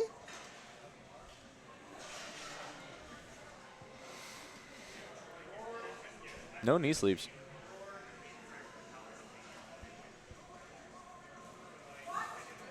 If you had to choose between one piece of equipment, belt or knee sleeves in a squat, what would you choose? That's a tough question. Is this Sophie's choice? Personally, I think I would do knee sleeves because you can, to me, myself, it does make a big difference. Just even mentally and feeling like your joints not wanting to rip apart. You can train beltless. The belt is just something you push into. Yes. It doesn't inherently say you're going to hit this or not hit this. There was a guy that competed in the last meet that I reffed who he squatted close to 700 pounds without a belt. Woo! Wow. So, like, it's possible. So he's got a powerful brace. The dude is a cement truck walking on wheels, Yeah. you know? So it's something you don't need. And some people might say the difference. Some people say, well, I have very strong knees and I can take said stress and go from there. Stan is our next lifter here. Very doing fast on the way 100 down. kilos. Masters Wow. 4 lifter. Very quick on the way down, but grinded it up. And it's a good lift for Stan. See, I had trouble getting my knee sleeves on the other day because I was wearing shorts and it was really sweaty. And I had to do pause squats, and I could only get one partway up janky, and the other one was stuck on my calf. And I managed to do the set no problem. So maybe I can go sleeveless. You ever do the garbage bag trick? I haven't had to use that one yet. All right, George is our next lifter. 117? Yeah, 117.5 kilos. Oh, 107.5, excuse me. And that was really quick. I haven't done the garbage bag trick. I usually either use long socks or long pants. Ooh, it's going to be shy. I'm going to say probably depth from what I'm looking at here. Yeah, on sweaty days, I do the garbage. And for those who don't know the garbage bag trick, you take a Glad garbage bag and you basically wrap it on your shin so you can slide the knee sleeve up your shin so it doesn't feel like you're tangling with an anaconda and you need 6 people to pull against you. So this next lifter here, Ishan, is going what we would call completely equipmentless. He's naked. Yeah, no knee sleeves, no belt. And he sunk it. Just shot it, yeah. He sunk it. His knees touched his nipples. It was He a was crazy almost thing sitting to on see. the ground. Yes, so that is what we would call 100% raw. He's going real, yeah. Yeah. Irene is next. She is lifting 115 kilograms for her first squat. Being handled by Francis Manayas, one of our other meet directors here. It's a collaborative effort, this Horseshoe Showdown.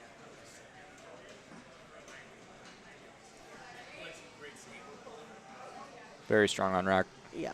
She's taking her time, which is good. It's always good to have a little bit of patience. Good. Oh, yeah. yeah. Oh, yeah. She You knew. see the bar come off her Yeah. shoulders on the way up, you know? Yeah. We gotta put some weight on the bar, Yeah. you know? Yeah, she had great depth for that one. She knew. She had a nice smile on her face when she came up. Kemi King is our next lifter, 115 kilograms.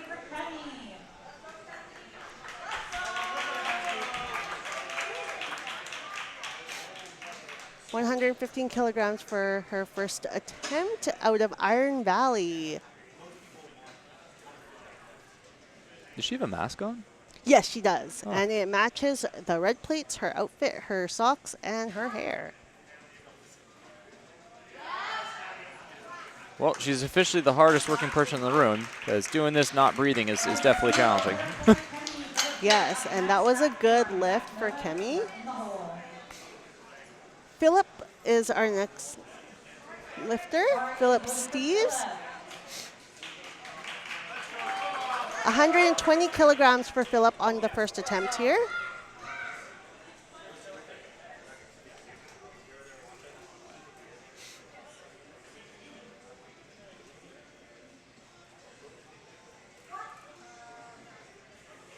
Ooh, it might be shy on depth. That looked a little bit borderline. Let's see what they say. No lift, yeah, it's gonna be shy on depth. So if a lifter does not know why they got a red, they can approach One of Zaldo's clients, really big guy. the referee. He was the top deadlifter. They can approach the referee and ask. So Catherine is our next lifter. She is attempting 120 Oop. kilograms either. A little bit rocky on that one, but No knee sleeves again. no knee sleeves, a belt. Was that up, down? Did she get it?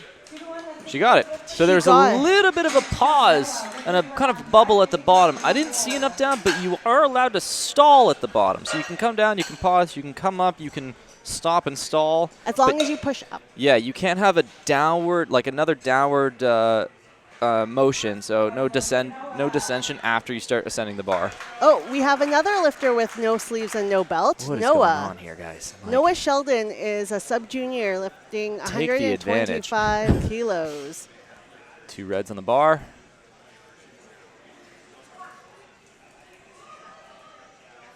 And another one with very good Wow. depth. Maybe, is that the play? No equipment? Is that how we squat really well? Maybe that's the play. I don't know. They are younger, so maybe they've got. Their joints just aren't ruined like ours. Yeah, exactly. They probably don't have to warm up as much as we do. Okay, so our next lifter, Winter Dubbin. If that name sounds familiar, yes, it is Noah's mother. She is opening up with 150 kilograms. I've always loved like Winter's gear on the platform. She's very colorful. She's got the cool tattoos, the cool hair, her shoes, and now she's gonna open up with 150 kilograms. That is a Very smooth. damn. She definitely nailed it. So she was. Okay, so our next lifter is Jacob. He is lifting 155 kilograms. So thanks to our fast spot and load crew really getting things moving here. It's always nice.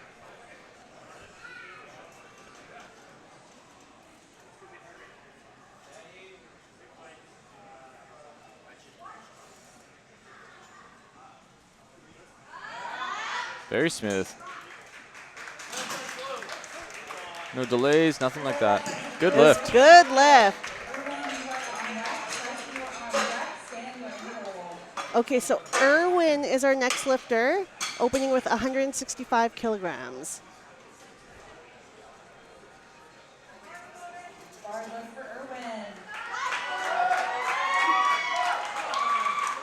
So one of the other things on the platform is you can only kind of like toy with your belt or touch your belt while you're on the platform. If you have to pull up your knee sleeves or readjust your wrist wraps, you must do it behind the curtain. Wow. Almost too low, you know? But it was What? great. Super, super deep. It's a good lift. It's a good lift. So we are moving into our second attempts now. Leslie is going to be attempting 72.5 kilograms. So we have our spot and load crew stripping down the bar, getting the correct plates on with those 2.5 kg collars. And here Leslie is coming out for her second attempt. She was successful in her first one.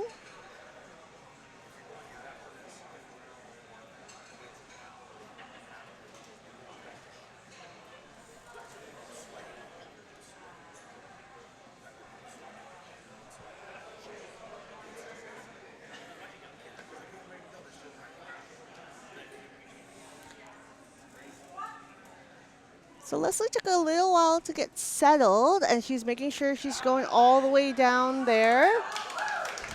That's got to be good. 3 red lights. It's a good lift. It was very smart for her to do that. I think she just, she knew she had the time. She didn't seem nervous at all. It's a good way to execute a squat. Stan is our next lifter, squatting 110 kilos.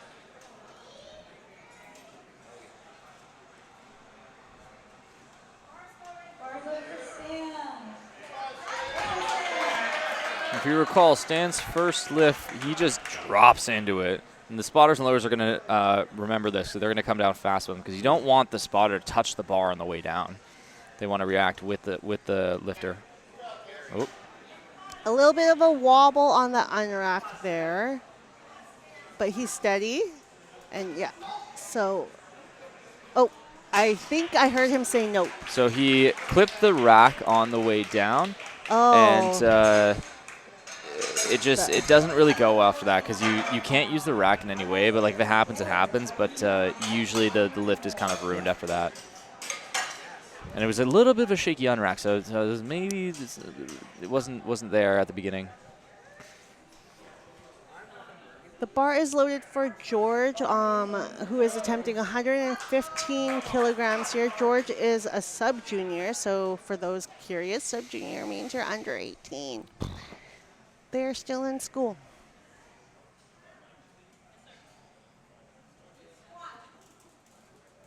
Wow. Good depth, yep. As long as he's got, he didn't have knee sleeves before, right? No, I think that was another lift. Was that? Okay. That was, we had 2 lifters without knee sleeves who are sub-juniors, but I don't think it was him. I think it was somebody else. Someone else. Irene is next. Irene had a really easy opener. Mm-hmm. So her next attempt here is 125 kilograms. So 2 reds and the collars.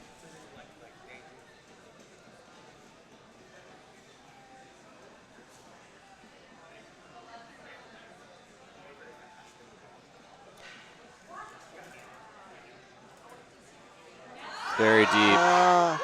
Yes. The thing I'm seeing with Irene is she's very deliberate with her walkout, which serves her really well. They might want to anchor that rack soon. As the lifters are re-racking it, the rack is kind of tipping forward a bit. Yeah.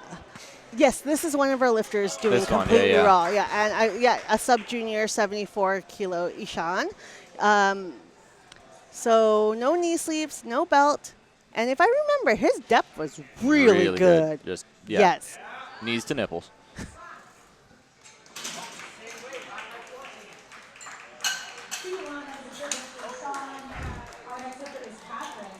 Was that a good lift? I'm sure. I think it was. I mean, he hit depth, you know. Yeah. All right, Catherine is our next lifter with 125 kilograms here. Depth was never the question for that gentleman.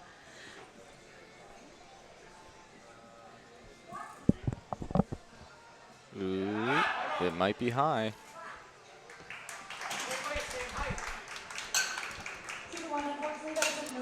No lift. No it was depth. lift. Yep.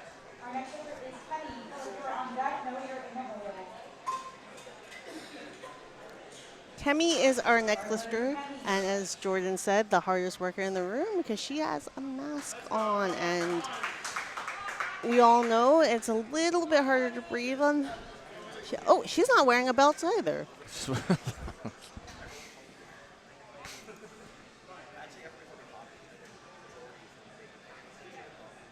She's got the knee sleeves on though, so completely raw.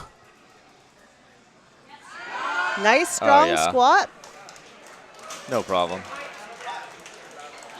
Yep. And she's got a good lift for Kemi. Philip Steves is our next lifter with 130 kilograms on the bar.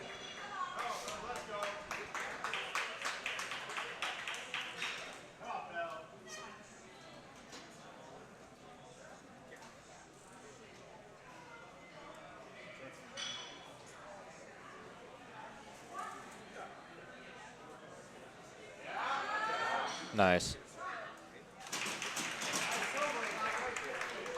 2-1. That's a good lift. Good 2-1. 2-1. That's all you need.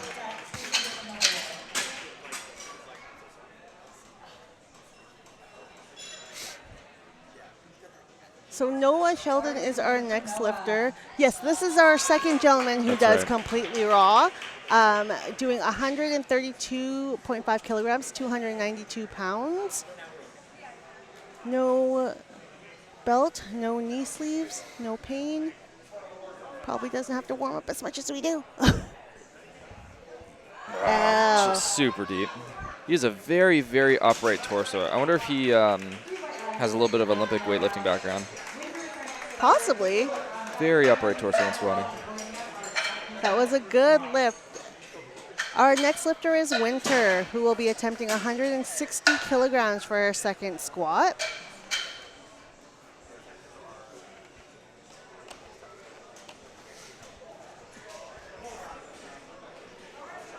Bar is loaded for Winter.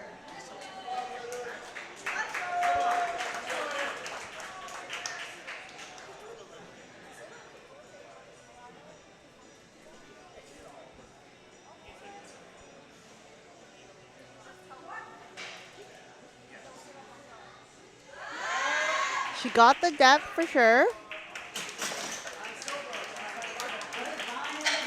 Oh yeah, It's that's a good lift. 3 white lights. What do you think, 170 or 165? Oh, go 170. Yeah, that moved. That moved really well. I think I just saw her handler just murmur 170. So. Jacob is our next lifter here, 162.5 kilograms for his second attempt.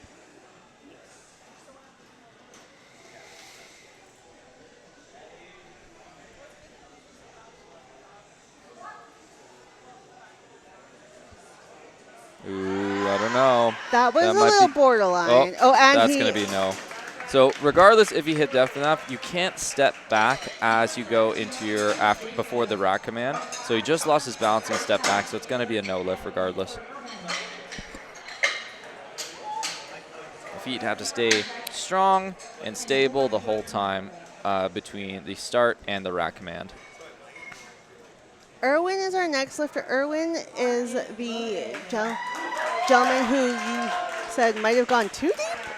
172.5 kilos. Obviously, the goal with depth is hip crease below the knee there. Sometimes, when I say too deep, sometimes if you actually go as low as you possibly can, it can further hinder your ability to get out of the hole. Right, so it's a little bit slow there, and if you went even lower, that's just more range of motion you have to push through. And when you get lower, lower, and lower, you have more of the hole to get out of, and you can't spring into your tight muscles to be able to push off the ground. So you want to learn where exactly depth is. Just go below that and shoot out of it, so you don't have to work basically as hard. Exactly. That's powerlifting, right? Like when you're benching, you don't have to sink your chest and try to get as low and low and low and low as possible and hold for 10 seconds. You just want to touch your shirt and then shoot off so you have less range of motion. So Leslie is our next lifter here. We are on our third attempts of the second flight here. 77.5 kilograms.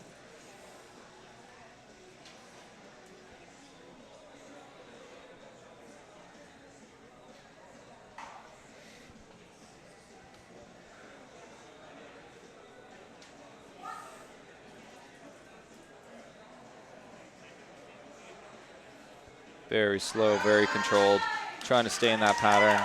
It worked out well. The judge is waiting for her to get stable. If you're wiggling, if you're moving around a little bit, they'll wait till the bar is stable and you are ready, and then they'll give you the start command. But that was a good lift. Our next lifter is Catherine, lifting 125 kilograms.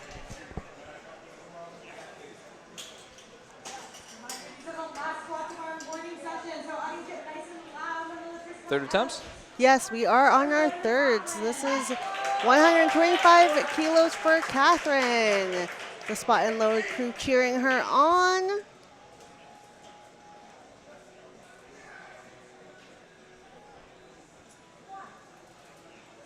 Wow. Yeah, get into it. There we go. That's a good lift. That better be. Good lift. All right. It's a good lift.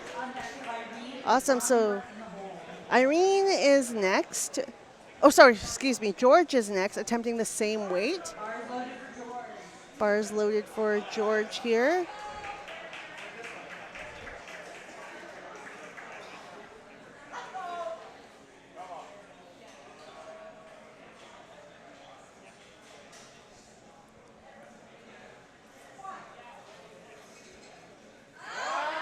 I think that was good. That was deeper than the last one. That moved well. Maybe not. No. I don't think that was a good lift. That was 2-1 for Reds. Jumping the command is what I heard they said. Coordinator asked about that one. I Yeah. was gonna say because it looked deeper, so it must have been a commands jump. Irene is next with 130 kilos out of Iron Valley. She has been doing really well with her squats. She's very deliberate with her walkout, not wasting energy with extra steps, making sure she's stable. Oh, Oh, just didn't get out of the hole. that's tricky. Third attempts can be tough for sure, especially like you might be trying for a new PR or something like that. Okay, so Ishan is our next lifter doing 132.5 kilos, 292 pounds. He is a sub-junior.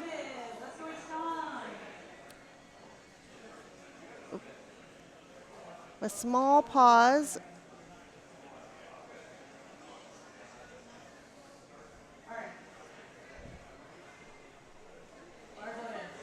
And now the bar is lowered for Ishan here, who has absolutely no depth issues. He's just been flying it. He's just been Absolutely dunking them, Yeah. shooting right up. 132.5 kilos on the bar for him. very good. Very smooth. Nice. Yes, a good lift. He is, yeah, he has room. He's got lots of room. Yeah. The fact that he's doing it basically no belt, no sleeves. He's got a lot of room for potential, a lot of growth there. Is he gonna come out benching wrapless? Maybe. Kemi King is our next lifter here, 132.5 kilos as well.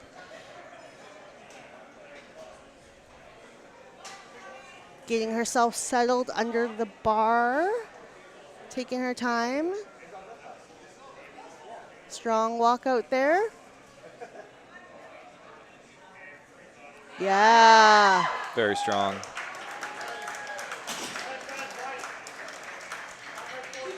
Three white lights. That was a really good squat for Kemi there. Philip is our next lifter. 135 kilos for Philip here.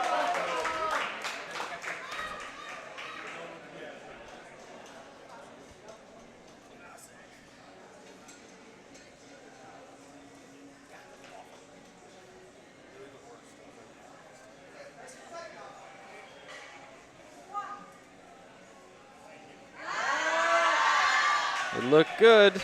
It's just a little teasy on depth, but if it's there, it's there. That might be depth. And that is a no Yeah. lift for Philip there. Noah is our next lifter with 137.5 kilos. Once again, this gentleman sinks it, no problem, without any sleeves or belt. And you said very upright lifter. Very upright possibly lifter, yeah. Olympic lifting I'm background? curious. I'm curious. Wow. Yeah. Body's completely straight. Knees are completely forward. High Just- bar, too. Just super dorsiflexion. Just loves it. Loves ankle day. Don't skip Yeah. ankle day.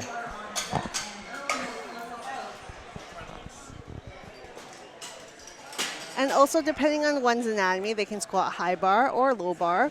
High bar usually has you more upright. The higher you are, the more your knees have to travel forward in that motion. But if you're in a low bar position, your torso is going to change a little bit, which means your hips are going to go back, and your knees aren't typically going to shoot forward as much. So depending on the torso length and the femur length and the musculature of a lifter and the ankle mobility of a lifter will depend on if you go high bar or low bar. Very good grind.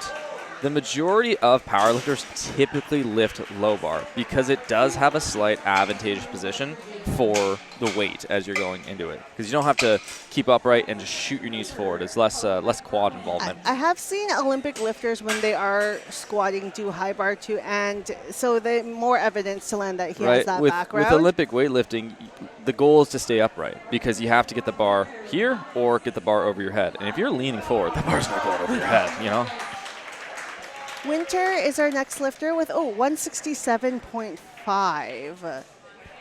So she's going up 7.5 kilos from her last successful lift. She's definitely got the depth. She's a bit Very of a strong. push, but she is really strong, and I think she's. Was that 2-to-1 red? 2-to-1, so they called it on depth, which I don't know if I agree with that. That seemed pretty good. From where I was sitting, there was depth, but it might have been our far judge there, and we don't know what he's seeing. Erwin is our next lifter, 177.5 kilos.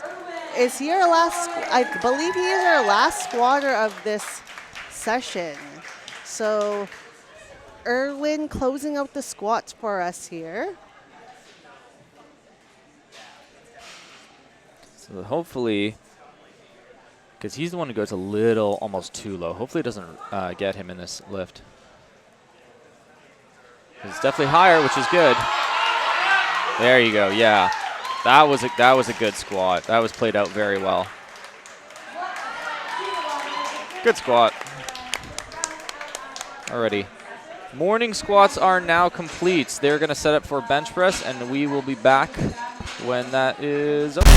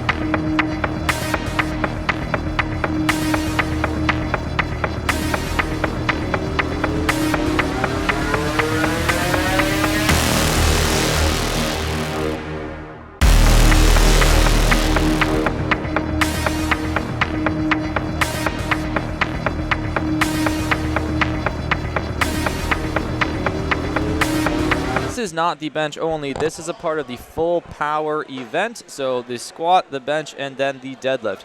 In the bench press, there are more commands. This is typically where we see a lot of lifters have more red lights or more failed attempts, not necessarily through strength issues, but through more technical aspects, because there are 3 commands. It is start, press, and rack. I believe in this federation, the head has to stay on the bench at all times, too. Your head and your butt have to be constantly making connection on the bench. So if your and head your feet got to be down. and feet have to be flat as well. Yeah, so no ankles up. The butt has to touch at all times. The back of the head has to touch at all times. You can sink the bar in a bench press, but you cannot. You can't do an up down. So if it touches your chest and you get the press command and you sink and then throw it, that's technically an up down. So you got to be careful on all of these patterns and commands to make sure that you're getting the most successful lift possible.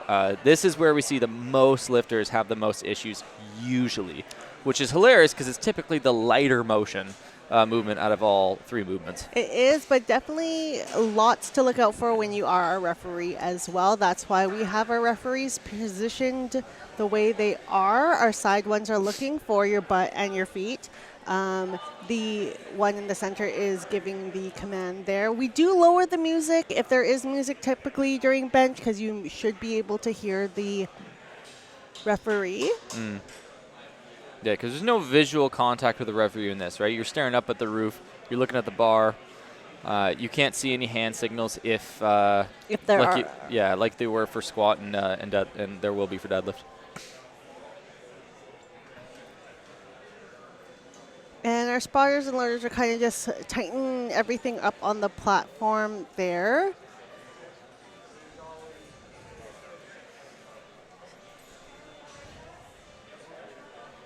Unable to load. What's that? It's because Nikolai is starting with 20 and the bar is 20. So in usual meets, this might be different because there's such a young lifter. Usually you're not allowed to start with 20 kg. You have to start with at least the collars, but I think they're letting it go because he's so young. They may also not have a youth bar available. Good lift. Because the general rule, you're correct, is that the collars need to be on. Typically, they would probably have like a youth 15 kg bar to allow for that, but at this point, they're using the 20, and they have a good lift for Nikolai here, 20 kg. Our next lifter is Alicia. Now, Alicia had some troubles with her bench, or for her squat in depth. Hopefully, the bench press is very smooth for her, because there's no depth issue here. I mean, elbows. They should bring that bar at least one lower, the rack one lower. She just hit the rack there. Ooh, that might be a fast rack command. Let's see what. Yep. 3 reds. So just like we were saying before, this is the issue sometimes with the X. Like one extra command makes a big difference. She got the lift, everything's good. Just as she was pressing, she pressed into the rack as she moved. Well, we have to keep that strong posture at the top so that you have control of the bar and wait for the rack command. Layla is our next lifter, 40 kilos. She is a junior lifting lifting in the 52 kilo category there.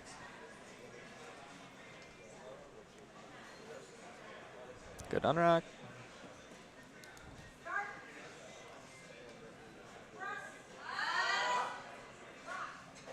Good. 3 white lights for Layla there. A good lift. Bang. And it's Beth next. She will be starting off with 45 kilos. So Beth definitely had a bit of a shaky start at squats with losing balance. However, she did come back and nail her second and third. I hope that instills a lot more confidence in her and she can carry on with the rest of the meet. So you have a minute to get your start command. That allows benchers to set up the way they want, give handoff instructions if they need it. Some people take a little bit longer to get their arch and everything set up. As you can see, Beth here, she does eventually put her butt down and her feet down. That will give her the command. Very easy. And that was really easy.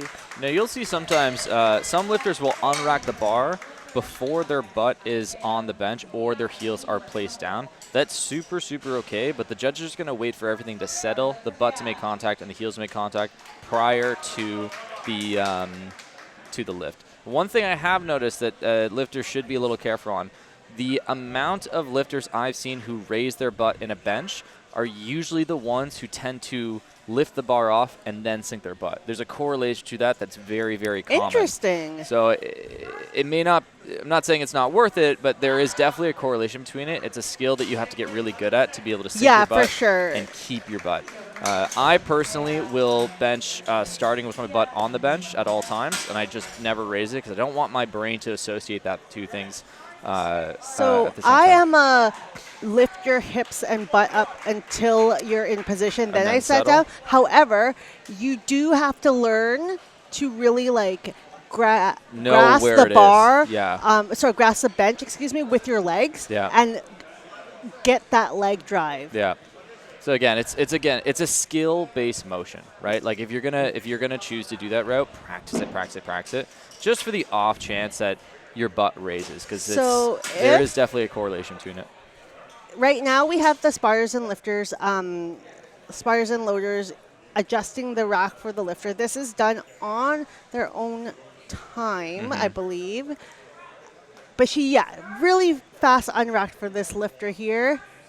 Shouldn't be a problem at all. That was a very solid bench press. Yeah, if the rack height is a little too high, you don't want to have to push yourself out of the rack and come back in, because then you're protracting, the shoulder blade's coming off the bench, and it's immediately an unstable position, and then you have to retract. The best thing to do on racking is almost like sliding the bar off to depress the and more pull you your have shoulder to blades move together. and carry it over, the more energy you're It'd using. be like unracking a bar for squatting on your tippy toes. You're setting It's yourself hard, up in a yeah, it bad is. position. Yeah. Eileen is our next lifter here with 47.5 kilograms on the bar. Here she is taking a hand off there.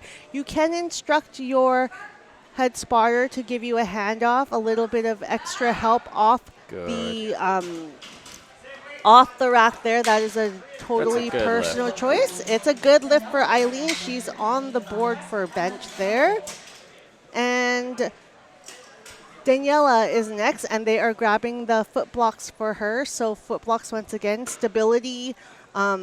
Because you have to have your feet flat on the ground in our federation, some people do choose to use the foot blocks to just make sure it's there and they're not slipping. Because the worst thing is to slip out right when you have a heavy barbell in your hands. I've been there. So one of the other rules is also, if you have long hair, it must be tied up, because we have to make sure that your head is connected to the bench there. It's just easier to see. So you will see women like Daniela put their ponytails along the thing there.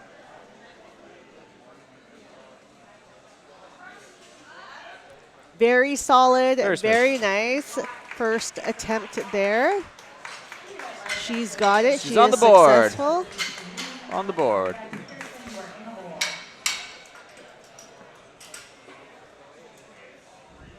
So Janine Walker is our next lifter, starting off with 50 kilograms here.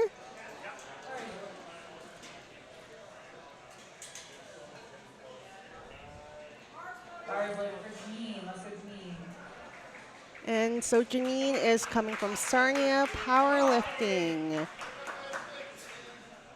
50 kilograms here. Opener, taking her time getting set up, making sure that her shoulder blades are retracted back. Oh, and she's getting a handoff here from Theo.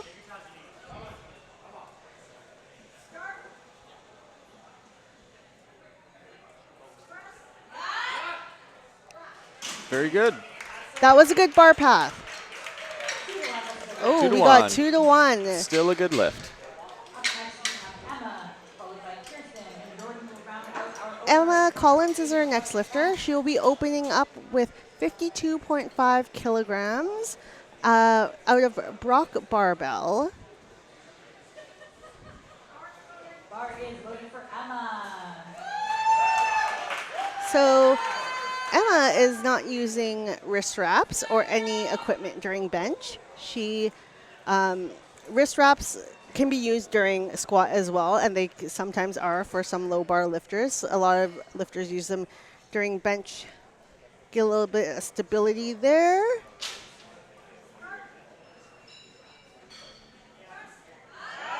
Very technical.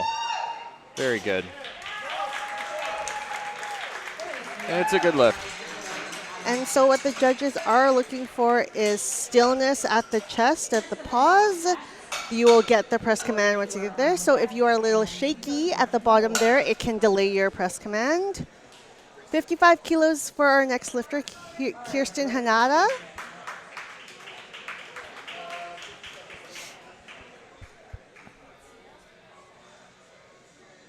You know, it's my least favorite excuse for some benchers when they say, I can't bench a lot, I have very long arms. You know, you can just like get stronger arms, right? That's a thing you can do. You can just get bigger triceps and a bigger back. Is the long arm thing just kind of like the distance from chest to lockout? Is you that can, why they're... You can work on your arch. You can build your arms up. Like, it's like, yeah. I mean, you could also, it's like, well, I have, you know, my deadlift is bad because I have short arms. It's like, yeah, you can use your legs. You know, it's crazy to me. Well, considering in a deadlift, the arms shouldn't be doing that much work. It should be your back and your hips. I don't think short arms is an excuse for deadlifting either. Excuse-driven people. Kills me. Jordan Weber is our next lifter here. 122.5 kilograms on the bar here. Steady, and he's just waiting for, the start command there. That was a really nice pause. Yeah. Very no textbook. Sinking, no shaking. Very, like... he made good work of that. Yeah. He made really good work of that. Okay. Ooh. National? Provincial? Provincial. Record attempt. Yeah. So Nikolai is attempting a provincial record here. We will probably see all of Nikolai's movements at provincial levels with his bench or his deadlift as well, because he's so young. People don't compete at this age, you know. Which is a really cool thing to do. Yeah. So 25 kilograms here. Awesome. Wow. 3 white lights. It's a good lift for Nikolai. He's just set a provincial record and no doubt going to break it on his third attempt too. I love when people break their own records. Oh, yeah. It's just, you just beat yourself again. Double whammy. Yeah. Alicia, she is going to attempt 42.5 kilograms here. So Alicia jumped the command last time. If I'm... No, she's on the board. Oh, she's on the board. Yeah. No, it's red. Oh, it's red? Yeah. Really? I think it might have been, I think she hit the rack. She might have hit the rack on the way up. Okay, so. Oh, no, yeah, it was the rack command. Okay. She get this one? Let's see. Where are we? She got it. Yeah, she is now on the board with the 52.5 kilogram attempt there. She had to fight for it a little bit, but they gave it to her. Lilas is our next lifter, 42.5 kilograms again.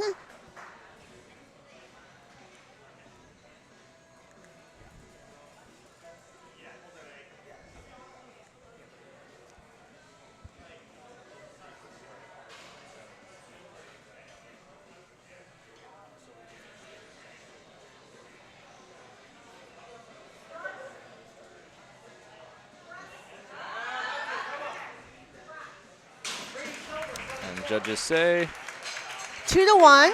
It's a good lift. So 2-1 on our lifter there. It is a good lift. She can go up. Our next attempt will be at 47.5 kilograms. Sophia.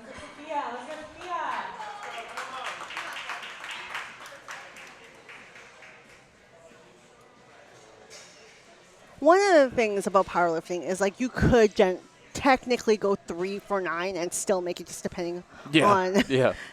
That's the lowest you could do. Yeah. That That seemed was a good one. It looked good to me. Yes. It's a good lift. 3 white lights.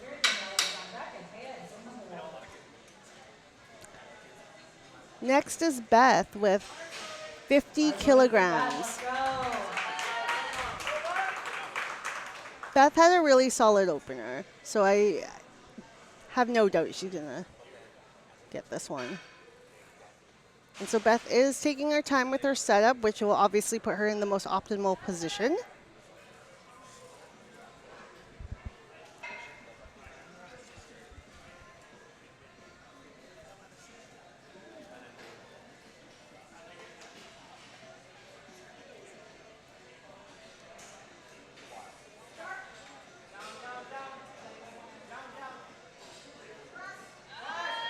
Good. Very good. Very strong on the way up. That's a good lift for Beth.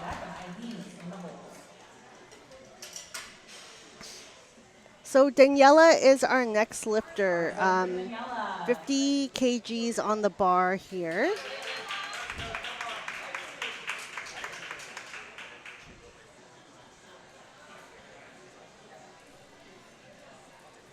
What's 50 kgs? Like 110. 110? Yeah. 110 pounds.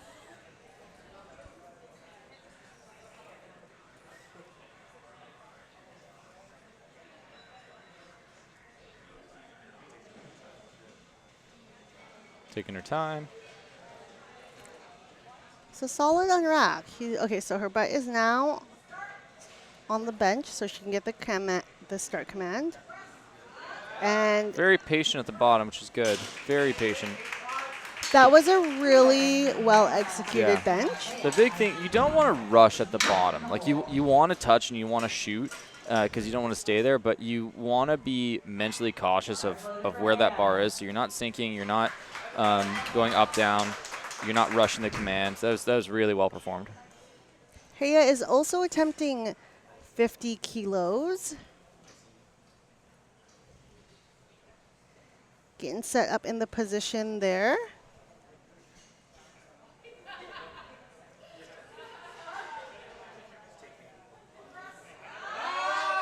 Good. Straight up.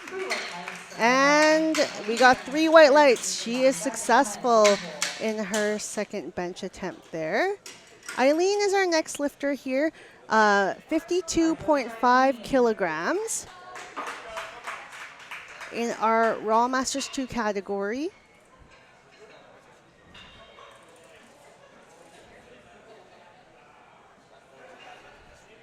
Getting an on rack from our head spotter, Theo.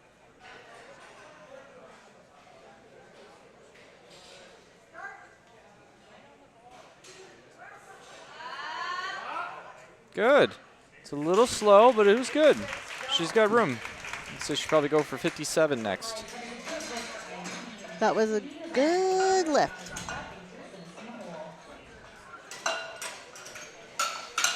So Janine is our next lifter from Sarnia Powerlifting. She is attempting 55 kilograms here, with about 121 pounds.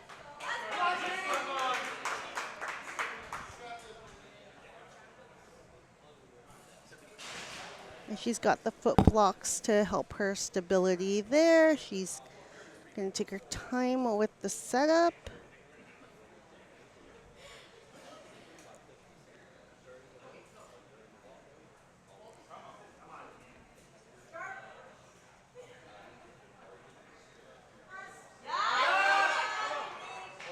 Nice. That was Very really nice. solid. Yeah, she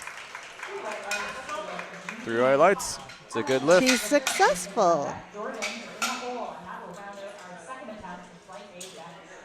So Emma is next in flight A. She will be doing 57.5 kilos. This is looking at 126, 127 in pounds.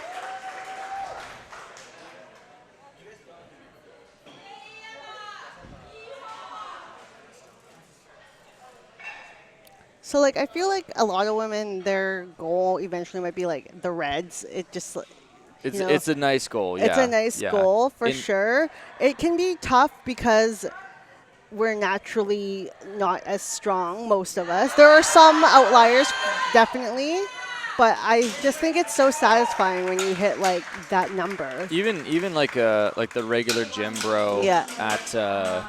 at like a commercial gym, or if you're using pounds, like the 135 number is a nice number to hit because it's Yeah. a plate, Yeah. which is it's a rare bench press for most Gen pop, yeah. gym pop women, right? So we did get 2 reds on the sides there for that lift. Most of the time with 2 reds on the side, it's gonna be because the butt raised, Mm-hmm. or it's gonna be a very obvious up down. But I didn't see the up down from here, so it's most likely the butt raise. Yeah. Which can be hard to see from our angle considering there is a safety in the way. So Kirsten is also doing 57.5 kilos. Good push. Yeah, I remember when I hit my first 135, I was Oop. ecstatic. Oh, another Really? 2. You know, that might have been a sync after the press command, because I saw a little bit of something there. I apologize for the viewers with my yawning. We got back from Europe like a week ago, and I'm still jet lagged. So Oh, man. yeah, Jordan Weber is our next lifter here for second attempts. He is doing 127.5 kilos, and then we'll move on to our third attempts for flight A. Yeah, getting back from Europe can be hard.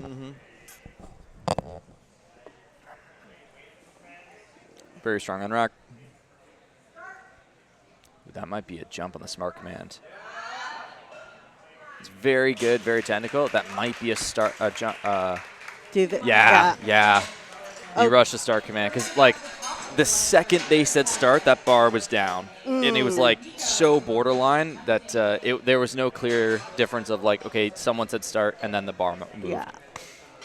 But That is unfortunate because his first one was so crisp, and that was a really crisp lift. they're as still well. going to take a jump, right? Yeah. His coach Ian, who's one of the meet directors, he's definitely going to take the jump. It'd be silly for them to retake this because it was as perfect Yeah. gets, other than just The being command. patient. Yeah. So Nikolai here is attempting 30 kilos, and because his last attempt was 25 kilos, This and is technically a provincial record. Yeah, and he's fighting. Just didn't get it. Little bit too big of a jump. And like at his age and his body weight, regardless, 11 pounds is a massive jump. It right? is. It 5 is. kilos. 5 kilos per bench for smaller lifters is pretty big. Yeah. So that's. Could you have gone 2.5? Maybe. But at the same time, he already got the provincial record. He's already having a good day. Who cares? Go You for might it. Who YOLO, cares? right? Yeah. Okay, so Alicia is going to be doing 45 kilos there. She did get her second attempt there, so she's still in the game. This is a 2.5 jump from her last one. She seemed a little wobbly taking it down. No. Kind of seesawed a little when she was taken down. So that's a no lift. She was also unable to get it fully off her chest. Our next lifter is Sophia. Her spirits are up for having this kind of day, though. She's smiling the entire time, which is good.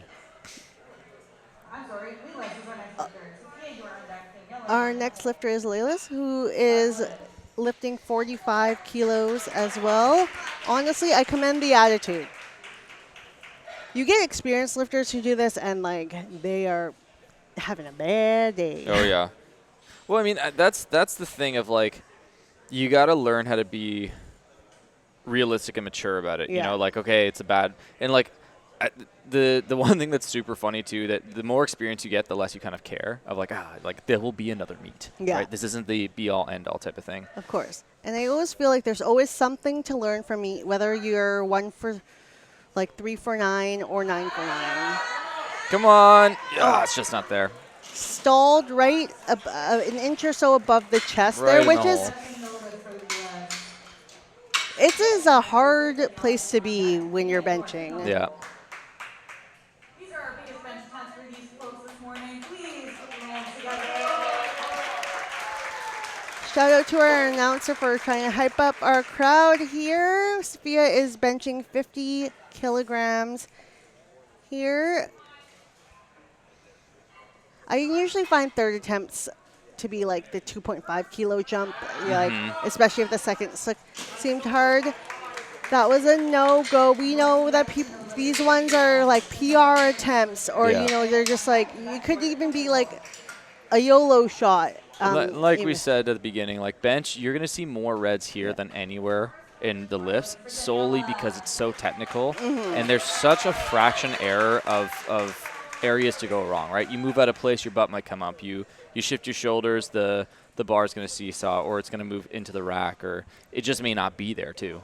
And also, if you are, like, say, jumping 2.5 kilos, which is 5 pounds on an upper body lift, and you're already small, that is a fairly big jump. So Daniela is doing 52.5 kilograms here for her third attempt. She had a good second. She might have jumped the press command. She might have jumped the press command. Let's see what they say.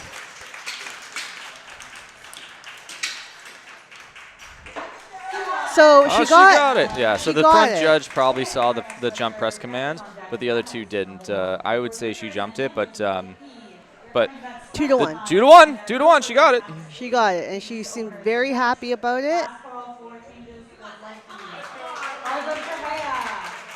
Heya is going to be attempting 52.5 kilos.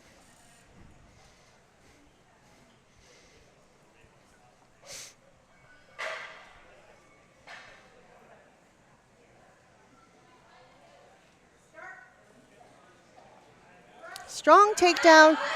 It's a little tension lost on the chest, but she recovered it very well. Good job. As long as there's no up down, she should be good. Got it. Yeah. She got it. So once again, the judge on the left might have seen something, but if the judge on the right didn't, it's a majority rule situation. It's powerlifting. You just got to find your best ways to cheat, basically. There are ways. There are ways. All right, Beth coming out for her third attempt at 55 kilos. Beth has been having a good bench day. She's been very solid.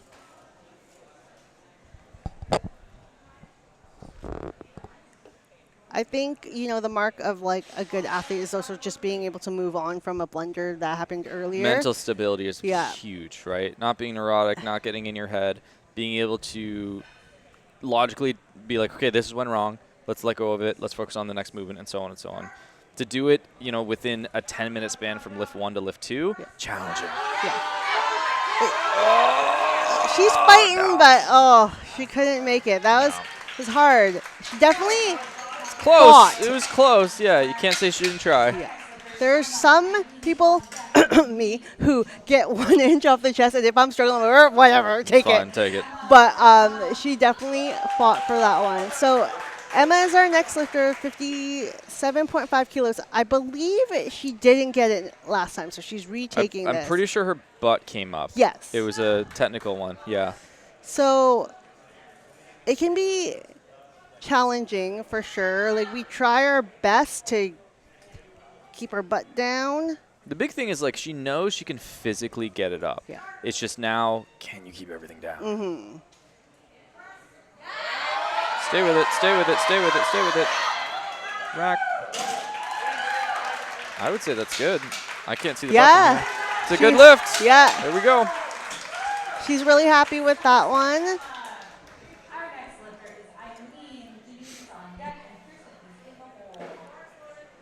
So the bar is loaded for Eileen Timmett for 57.5 kilograms, 126 pounds there.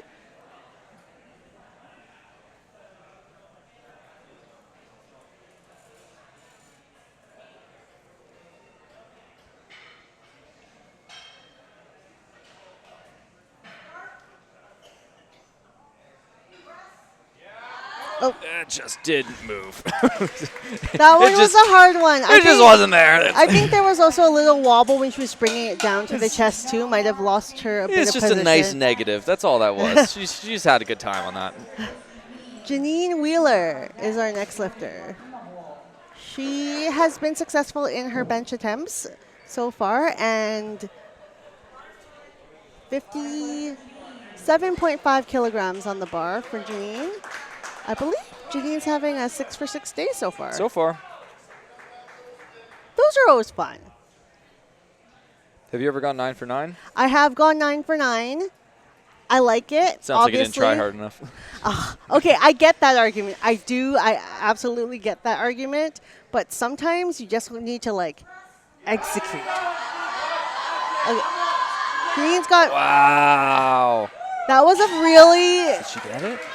big fight. Let's see. Yeah. Got it. Well done. Good That was a job, struggle. Janine. She definitely fought that one for sure. That was what we call a grind. 57.5 kilos. She seemed really happy with getting that lift. But yes, I have gone 9 for 9 a few times. A few times. I've been competing for. You I went think to like I 10 said, meets? I'm going on my 10th meet soon, and I've only gone 9 for 9 once ever. I'm an 8 for 9 type of guy. 8 for 9 always. Freaking So- deadlifts. So I am also going into like my 10th meet, and Kirsten is Very good. a little bit of a push by. Yeah, she There got we go. it. She got it. This one's successful. She's You very can- calm. No emotion behind that successful lift. Just dialed in.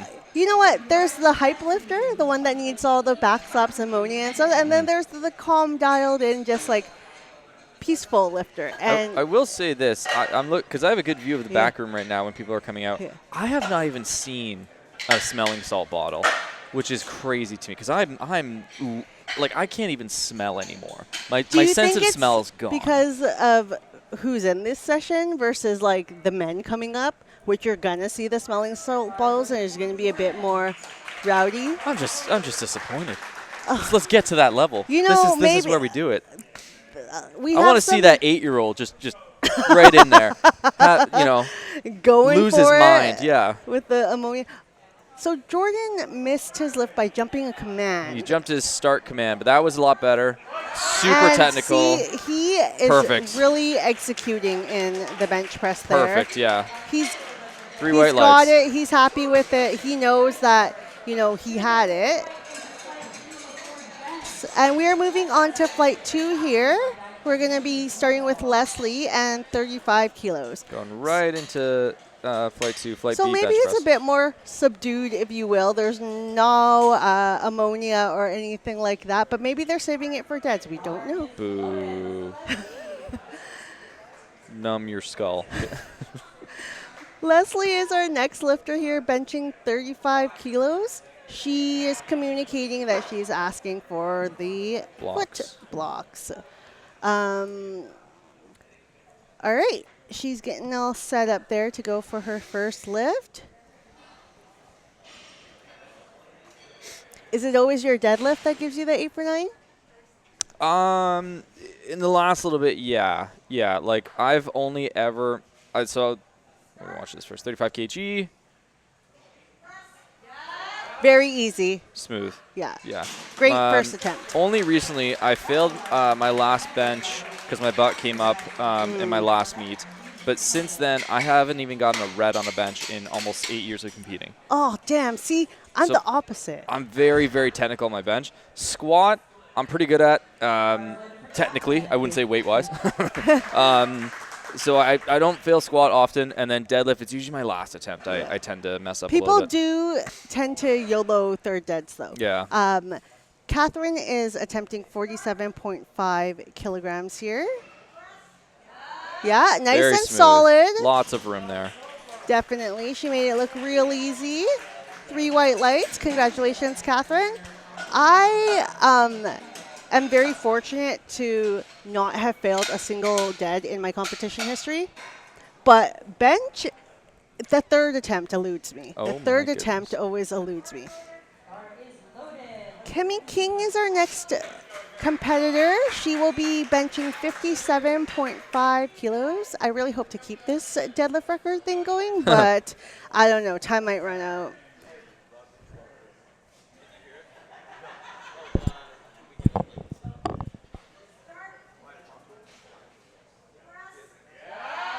She's having a great day. Yes, Kemi is definitely having a great day. Super technical, super strong all around. Another successful lift to add to her repertoire.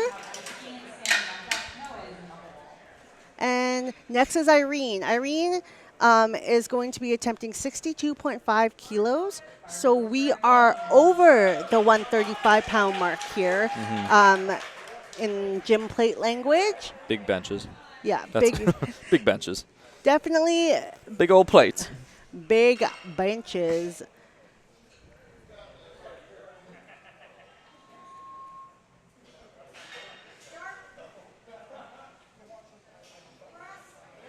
Oh, Oh, yeah. yeah. Yeah, flew. Irene has very good technique, and she, with her squats, I know she's very calm walkout, didn't waste any energy, and same thing with her bench setup. She's a very good technical lifter. Stan is our next lifter here. First attempt is 75 kilos, so this is the red plates and the collars on the bar here. Stan is our Masters 4 category lifter.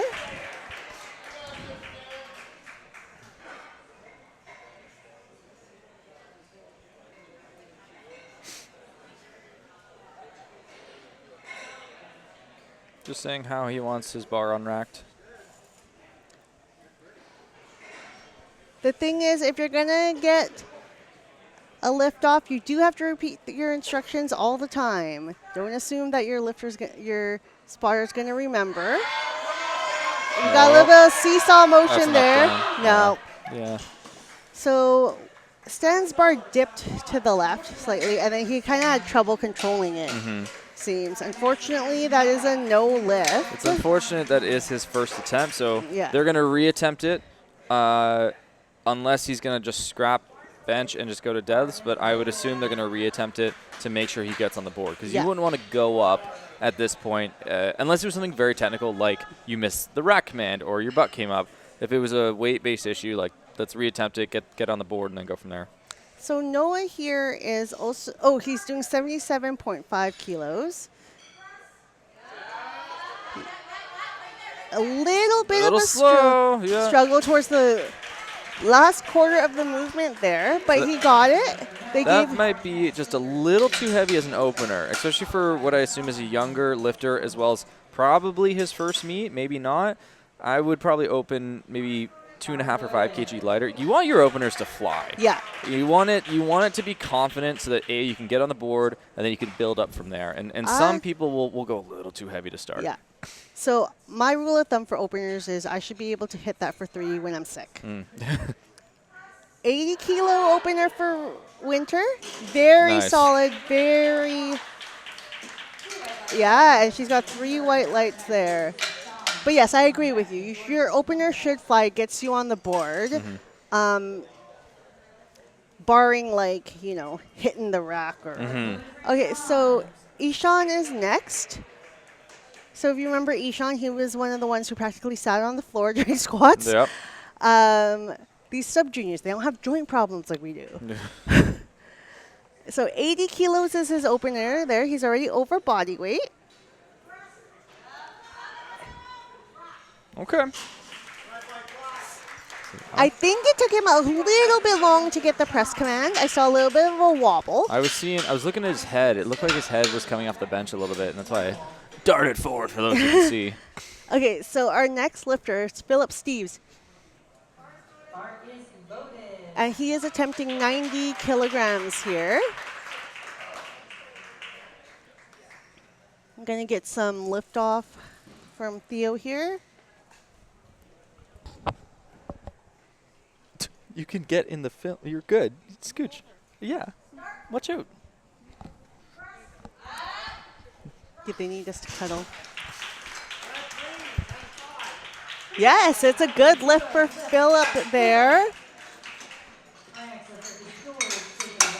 George is our next lifter with 95 kilograms. He is raw, sub-junior 74. So we seem to have like a super small, we seem to have a small group of sub-junior 74 lifters. I wonder if they're like friends or something, just decided to join together. I think the morning is juniors with 74s. I think that's why. Was it fast? Oh, no, it's They good. gave it to him. It's Yeah. good. It was a little quick. This time, super raw. He did squat with a belt and sleeves, but no wraps or anything during bench. I feel weird, like being so like you have your belt, your sleeves, you feel protected, everything just feels covered, and then when you go into bench and you're in a weirdly exposed position, you kind of feel naked. It's weird. I get it, definitely. Do you bench with wraps? I do. Yeah. I do. Yeah. I do as well, even though I try to take my first couple warm-ups without them to try and strengthen my wrists, but definitely I find it does help. Get some Very good. Jacob with 112.5 kilos. It's a good lift. A good lift. Okay, so Erwin is next. He's going to be attempting 120 kilograms here. And the bar is loaded for Erwin.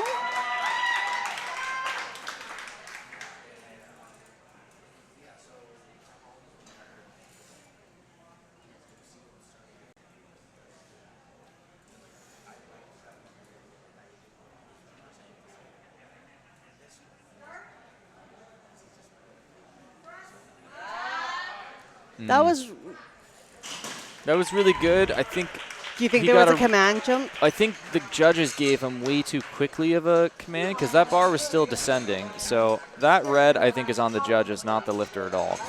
What you want to do, if you are a lifter that does sink, as a judge, you're waiting for that bar to become motionless, not for the bar to touch, because that lifter might sink a little bit and wait in that position. And I think the judges just shot a little quickly on that because once the bar touched, they said press, but the bar was still going down in motion. Oh, okay. Yeah, so that might he got the lift, Yeah. but the main judge gave him a red, and I think that was maybe a whoopsie on the main judge, or the head judge there. So we are on to our second attempts for this flight here. Leslie is coming up with 37.5 kilograms here. She had a successful first attempt with 35.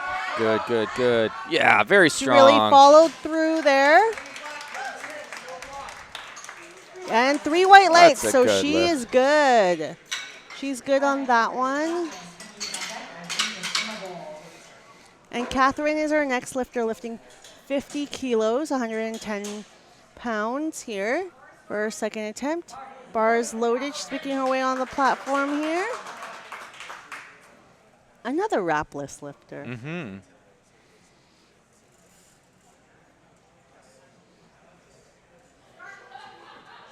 Very quick on the way down.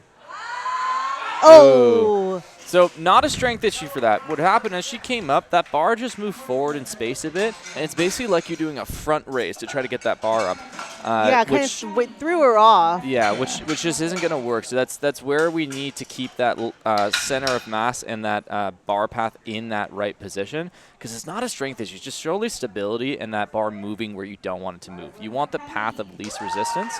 The more that bar moves, that's added path to the way up. So she'll probably retake that, just get on the board. Or no, she's on the board. So she might go up. Just staying a little tighter. So Kemi is our next lifter here. Kemi's had a very good day so far. She is attempting 60 kilos.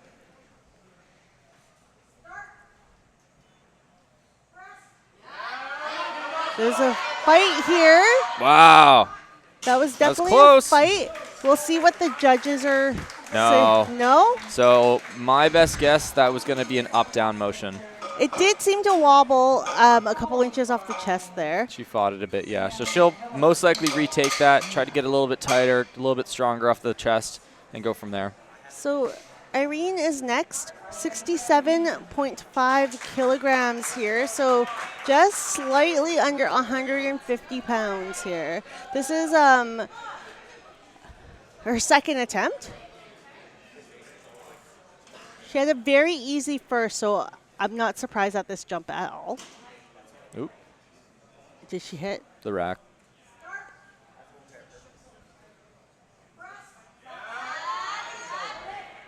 Good, really good. So sometimes, three white lights. Sometimes, if the bar isn't centered, the collars Can clip the thing. Yeah, where the bar actually rests on the rack and where the big collars are. If you're not exactly centered, when you unrack, it might clip it, and that really throws lifters off sometimes because it's just not as smooth. I want to make sure the bar is super, super centered when I set up, and I want to make sure that I'm bringing the bar out evenly with both arms. Some people favor one side, and it just won't work in combo racks. You got to keep it even. So Stan is our next lifter here. He is reattempting 75 kilos. So Stan had a little bit of trouble with a wobble off the chest. It's better. Come on, come on, come on, come on. Just needs to fight it now. Oh. It was better than the last one. It went up a lot higher. He's going to take it again and hopefully shoot through it. But it was a fight for that one. He's still good spirits, though. He's laughing. So Noah is the gentleman who took, I think, 77 and a half last time. And you said it might have been a little bit too heavy for an opener here. Yeah. Yeah, it was. He got it, but it was. Did he get it? Yeah, he got it. But it was slow. Sticky. Yeah. 82.5 kilos here.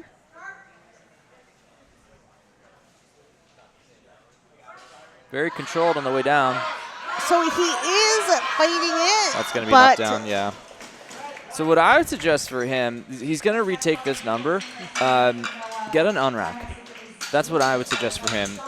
Don't waste energy trying to unrack your own bar. Let the center spotter set you up so that all you have to focus on is keeping it in that line, going down and going up. That little bit of difference might make that little bit of difference for him to get that lift. Because it was close. It was close. He was just in the hole. Do you think he's aware of that? It might be his first meet. I don't know. I am not his coach, but he does have someone back there. So if they want to have some better chats with him, that might be the play. But so Winter here is next with 85 kilos. It's a good lift for Winter. Awesome. Winter's also had a very successful meet so far.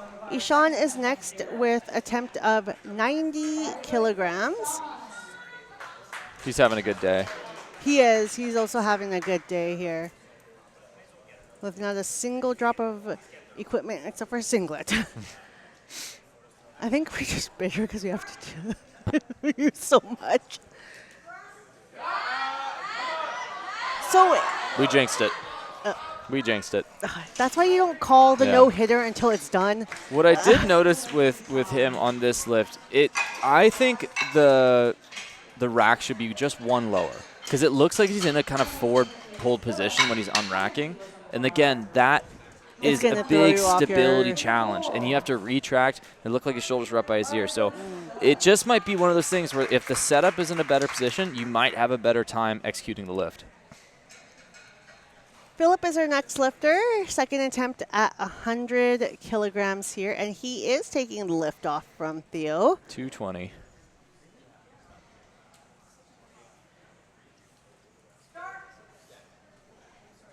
Very quick on the way down. Wow, wow. Very smooth. There we go. Very smooth. Awesome. A round of applause for Philip there. That was a really good bench. I was actually really surprised by that speed on the way down.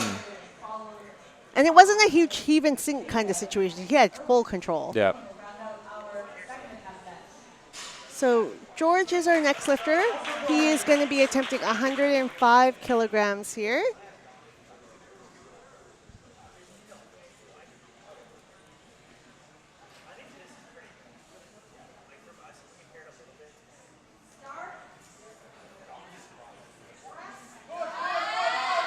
Wow, very good. Kept in line, kept tight.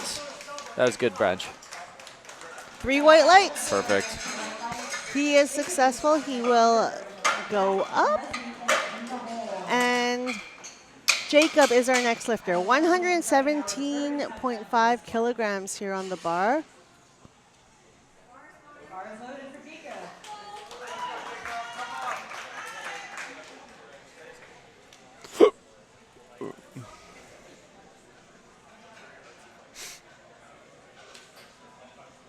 But yeah, when you were talking about like, getting everything centered on the when you're on the rack there, it is really important because one clip and you could just go over.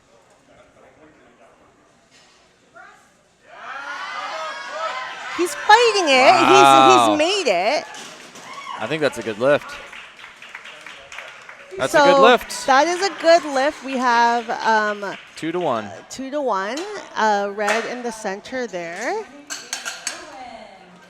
Yeah, that's the thing with the bench press. Like, you have to find that exact sweet spot of where you're starting on the bench. If you start too far away from the bar, you have to bring it out really far, and that's challenging to do. If you start too close, you might clip the rack, and you might not have enough room to actually descend the bar. So it's finding that about an inch range of sweet spot, and that's, again, it's a skill-based sport. We have to practice, practice, practice. The better you are at this skill, the stronger you're going to be. And it really depends on what rack you're on, too, because we have various brands that are allowed in competition, so it depends on. Great lift. Nice work, Erwin. 3 white lights. So now they're going down to the third attempts for this this fight there. So Leslie will be our next lifter. But yeah, it just depends on the equipment too, the brand of the rack. I noticed that like Hansu, for example, I have to go a little further just because of the way it's laid out.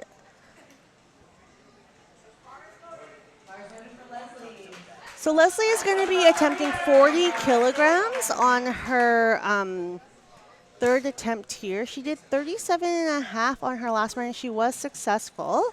So she's making the smaller jumps, which, I mean, sometimes with bench, it makes sense to do 2.5 kilo jumps. You just want to keep building your total there, because if you fail, then you get the lower number, right?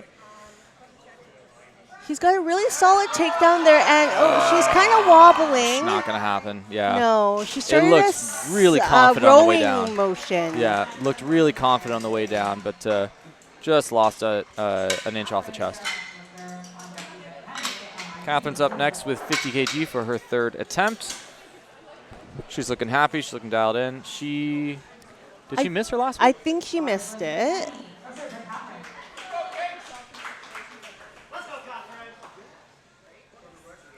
Yes, I do see a red from that one there, but Strong on rack. I think this was a technique. She's under it. Oh, no. No. Grab it. So if you make, at least for what I know, if you make contact with the rack to assist yourself to bring it up, it's going to be a no lift. Regardless of that, she started pressing into the rack under where you would actually rack it into. She got stuck on the hook. So there was, she could not push forward. There was nothing there, yeah. So she tried to pull it back and come around, but that's very challenging to do, especially for a third attempt, which is perceived to be quite heavy, and then move around it. We have to be quiet for this one because we jinxed Kemi last time. Okay. She's attempting 60 kg again. Come on, Kemi.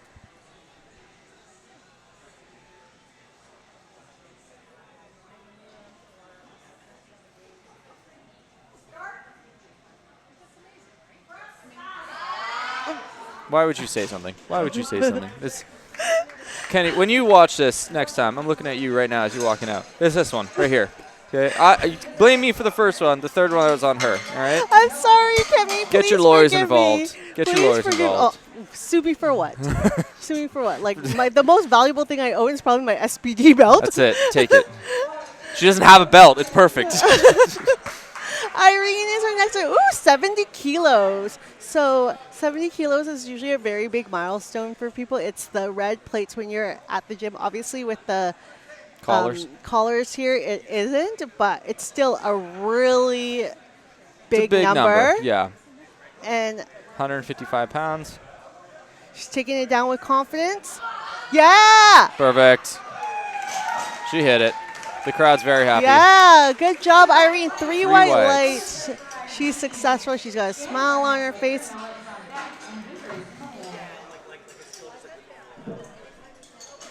Our next lifter is Stan. So Stan has yet to get on the board via bench press. He had some technical difficulties, some the last one, last set, it was good. He just couldn't get it past that midpoint. He might get it, it's Through it's sheer getting better will. every attempt. So we'll see on this Yeah. one. So he will need this attempt to be successful to stay in the game and register a total. Big breath. Drive with your feet. Very fast on the way down. Okay, so he's pushing, he's Oh, pushing, he has he's it. pushing, He he's has it. pushing, He he's has it. pushing. Was it an up down? Did he get it? What do we say? Woo! All right. So Stan remains in the game. He was faking the whole time. He just wanted that What is reaction this, from like everybody. That's sandbagging? it. Yeah. Hey, excuse me, Stan, that's my job. I'm Sammy Sandbagger, so. But that was a really good fight for Stan. I think it might have also been sheer will. So he's getting unrack. Yeah. He heard me. Okay.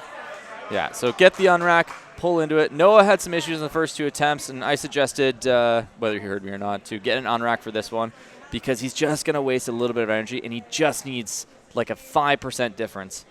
All right, so that was a really solid unrack by Theo. He's taking it down. And yeah, if he pushes through this, he's got this, he's got this. Oh, we're teetering a little bit. Go! Seesaw. Go! This is a long fight. Oh! Oh. You know what? Every Props to meet him. is a learning experience, though. He is going to learn to get unracks always, I believe, now. Or start lighter. I would start lighter. Either or, I will say you learned something. Oh, so Ishan is our next lifter here. 90 kilos. I wonder if he's going to ask for an unrack as well, or is Looks he? like it, yeah. Yeah, okay, so they're kind of, They're learning. They're listening to us as we're doing Yeah. this, yeah. hey, that's always nice. By my coaching. Oh, you jumped the press command. Yes. He's fighting for it. Stay with it. Oh. He knows it too. You can see Yeah. it in his eyes. He's like, Yeah. I jumped it. Yeah. That sucks. That is unfortunate, but it is for Ishan a jump of the command plus not completing the lift. Maybe he got mentally thrown knowing he jumped the. Well, that's the thing, right? Like with the thirds, like you're so dialed in to try to get Yeah. that stuff. Stop, buddy. All right. You're so dialed into to try to get the lift because it's third and you're nervous and you're Yeah. like, I need to get this, especially if you didn't get the last 2. Yeah. And then you jump the commands. I know. It's awful. I know. So Philip is 110 kilograms. So his 242. He always Very goes so fast on the way down. Okay, but he got it last time. He's fighting. He's fighting. He's Ah. fighting. It's sinking. Okay. Yeah. So last time Philip took a very fast down, and then but he went pretty fast back up too. But he just wasn't there today. And George is next. George is also attempting 110 kilograms. Come on, George.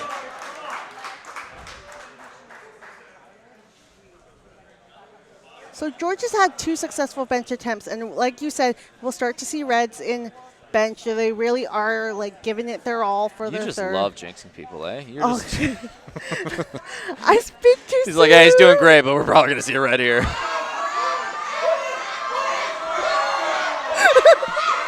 Did he get it? No, he's fighting.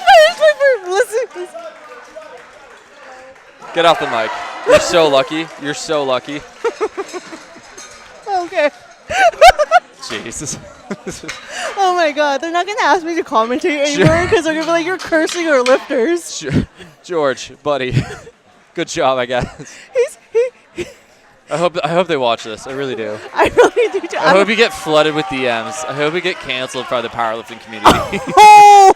Okay, please do not put the. I'm very sensitive. Don't do that, please. Jacob is our next lifter. We are not getting paid for this event. 120 kilos for Jacob here. Very good on the way down, though. Very strong on the way down. I didn't say nothing this time. Okay, you cannot blame me.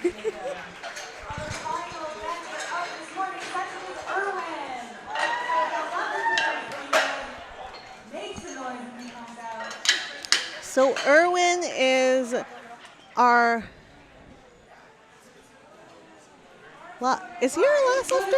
I I think believe so. we Yeah, have- I think so.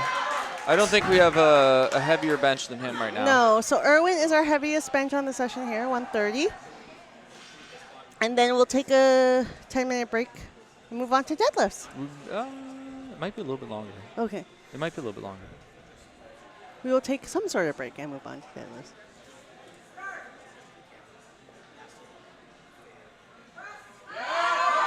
Come on, Irwin! That's great. That's very good. That's a very, very good attempt. 2-1. Yeah, he's got it. What is with this head judge? That was perfect. Whatever. I would say that's a very good third attempt. All right, we will be taking a break, and we will see you back in deadlifts. Do not give me to cancel me. Oh my god. I don't care.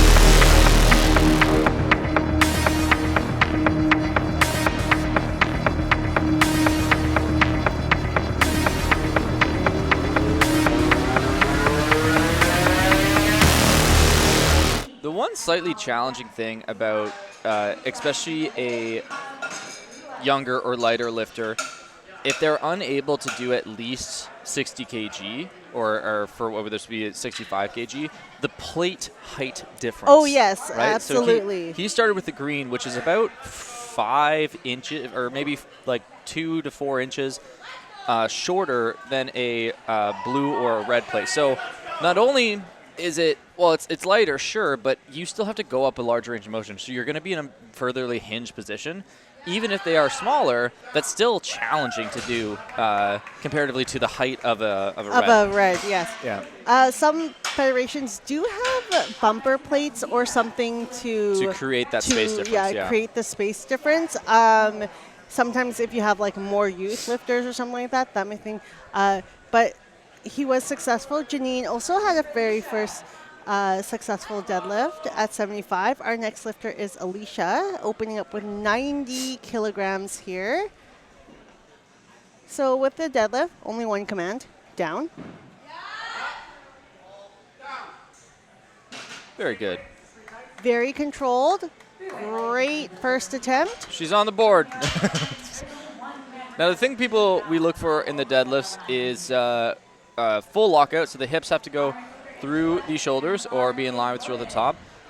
We can't have soft knees at the top or a re-bend of knees. If you're re-bending the knees, typically it's going to be an up-down motion or result in something called a resulting in a ramp where you're using the quads to pull the bar up. We can't do that. In strongman competitions, you see that a lot. Here, it has to be a smooth motion. And typically 2 positions in which our lifters pull. Sumo position, as you just saw in Lila's there, and conventional, which is a closer leg with your hands on the outside of your legs there. And, you know, some people in this world will say, oh, sumo is cheating. It's still a very technical They proved it like Sports Nights or whatever. Like, you're still creating the same amount of newt force off the ground. The only difference is the leverage. So this is the difference between being a low bar squat versus a high bar squat, or a wide bench press versus a narrow bench press. It's whatever your body's probably going to have the best utility for. I know guys who can out-conventional me like it's their day job, but I can out-pull them sumo just because my leverages are going to be slightly different, right? Muscle max makes a difference, your femur length, your arm length, your adductor strength, which I think gets overlooked. To pull sumo, you need really strong adductors. Yeah, I agree with you for sure, and a lot of people get injured with weak adductors doing sumo. Your adductors are in a longer or stretched out position, and where muscles are in a stretched position, they are weaker. So to create stability and strength in that lengthened position, it's challenging, and it's something you have to build upon. Not to say that conventional it doesn't have its faults or its weak points. It definitely does. I think you require just total more body muscle mass if you're pouring conventional, based on the lats that are being pulled above the bar. So if you have a really strong big back, you're going to see a lot more conventional deadlifters. Eileen is our next lifter. Oh, a very easy 105. So it's always great, you know, to have an easy deadlift go up like that. She seems very happy with how that is going. And as you can already see, deadlifts move very fast in a meet. There's no equipment to set up except for the bar. You don't need to set up heights or anything like that. Beth is our next lifter at 110 kilos. So she's got 242 pounds on the bar there. And yeah, I injured myself doing sumo because my adductors are weak. And I'm like, okay, back to conventional it is. And it is really hard to get into that wedging position for sumo as well. A little PSA for those who are using sumo outside of powerlifting and outside of strength training. A lot of people think that sumo is to build your glutes. It's not. You just got to think of what the butt does. It's not a glute builder whatsoever. Conventional deadlifting works your glutes technically more than sumo. So if you're someone who wants to build a butt and you think sumo's the way, try conventional. You're wrong. Daniela Jenkins is our next lifter, opening up with 115 kilograms here. What you'll see on the camera is some lifters will have white powder or baby powder on their legs. It creates less friction from the bar to the skin. It creates a little bit more of a smooth path. So you'll see some baby powder for deadlifts. And you don't want to mix up chalk and baby powder because you don't want baby powder on your hands. Such a waste of chalk. Very strong. Oh, that was a really easy opener. One of the other things about deadlift is when you are putting it down, you cannot just drop the bar. It should not be released from your hands. Your hand should follow you down with the bar there. You have to have contact at all times with the bar until the bar touches the ground. One thing that we do in my federation, I'm not sure if it's the same thing here, you can't forcibly throw the bar down either. So if you're like winding up and throwing it down, it's technically a no lift. Oh, okay. I don't think I've seen much forcibly throwing it down. I definitely know that sometimes when it gets really heavy, you kind of just automatically follow the bar down. You could fall with it, But if you're like winding up and throwing the bar down, it's technically a no lift. In this federation, I'm not sure if that's a rule here.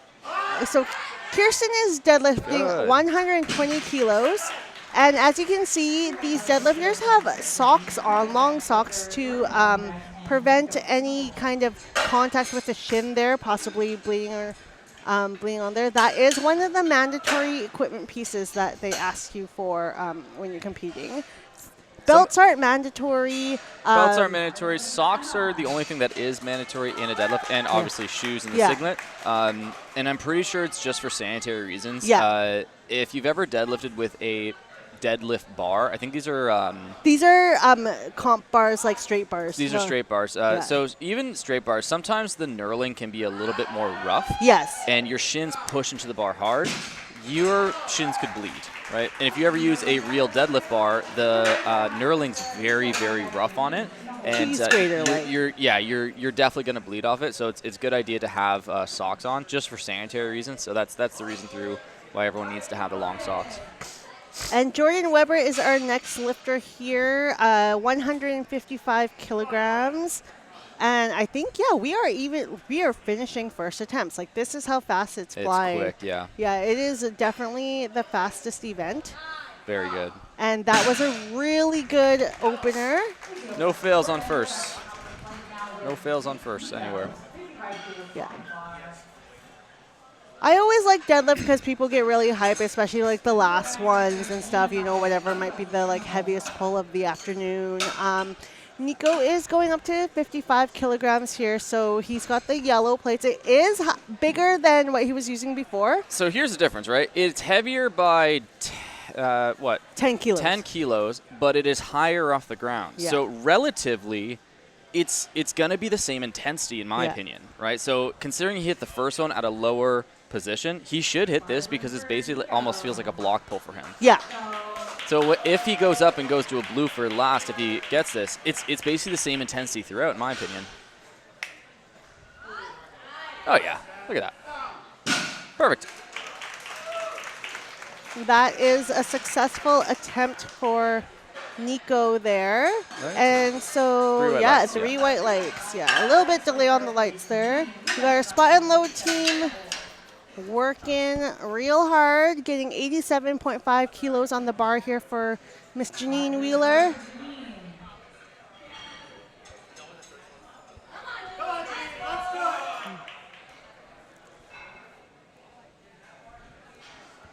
She doesn't have powder on, does she? So, in my opinion, I don't think people need baby powder for the first attempt of their deads. The second attempt is when I start putting it on, because it gets heavy enough, but I think it's just the relative amount of load for the lifter, too. Okay. If you're a newer lifter, I don't think it's that necessary, especially if you're not going, balls to the wall for your seconds and thirds. As you get more advanced, it's going to be heavier and heavier and heavier, right? Third attempts, I think you should have it on, just as the advantage, even if it doesn't do that much of a difference for you. But it's not super, super necessary, especially for first or seconds. Thirds, I think you should throw it on. See, okay, our lifter here has the full piece one singlet. This is where I don't think powder is necessary because, yes, there is a little bit of friction, but it's not like sweat preventing you and dragging you. I actually powder on deads 1, 2, and 3, but I have very large quads that get in the way. Sure. So That would be my excuse. Oh, our next lifter is Alicia here, 97.5 kilograms. She had a very successful first lift, 90 kilos. She's made a 7.5 kilo jump there. The lifter previous to this got 1 red light but 2 whites, and I think it was because of soft knees at the top from what I saw. But other than that, it looked fine.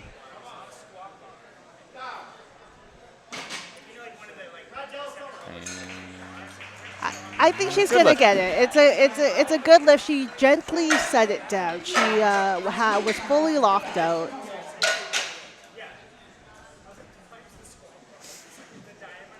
Next lifter, Sophia, is 107.5 kilos. So we are over the 225 mark here in gym plates.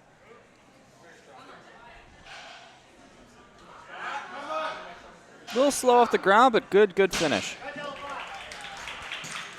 So we might see probably a 112 for her next attempt. But that was a good attempt.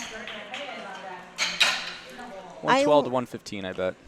Eileen is attempting 110. I believe her previous attempt was 102.5. So she's making a 7.5 kilo jump here. She was successful on her first one. Wasn't an issue at all. So she is allowed to, buckle her belt on the platform. That is the one piece of equipment you are allowed to kind of like fiddle with. Ooh. Was that a ramp? I don't think so. So your bar can hit your thighs as long as it's not like lasting on there. So what ramping is if you shoot your knees forward after the bar comes above the knees and you're letting your quads, the bar rest on your quads as a way to kind of leverage yourself up.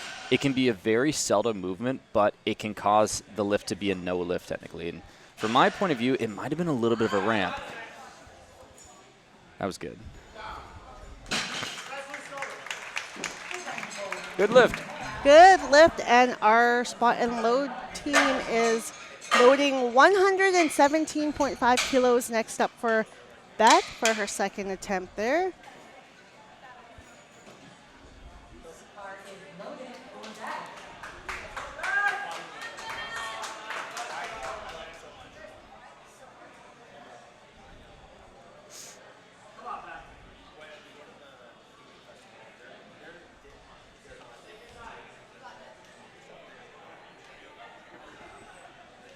So the great thing with deadlifts is there is lots of time because you have the minute. Oh yeah, very smooth. That is a good, solid second attempt, definitely.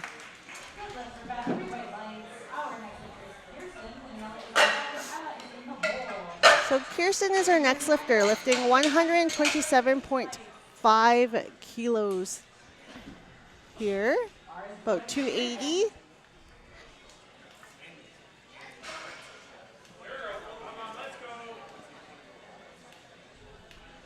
She's been very calm this entire meet. Very controlled lifter. Zen, if you will.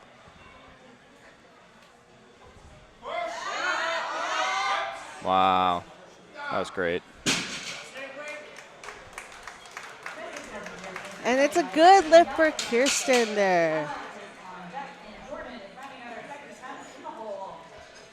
Daniela next with the same weight, 127.5 kilograms.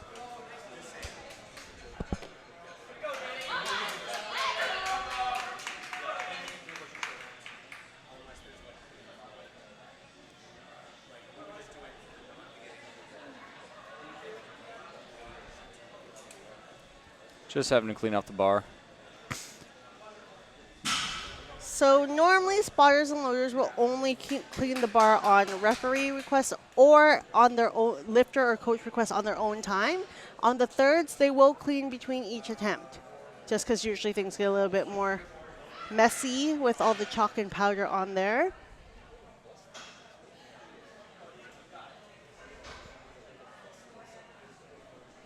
I gotta say, the efficiency of the Sarnia powerlifting spot load team. Very smooth. Making this a really smooth run meet.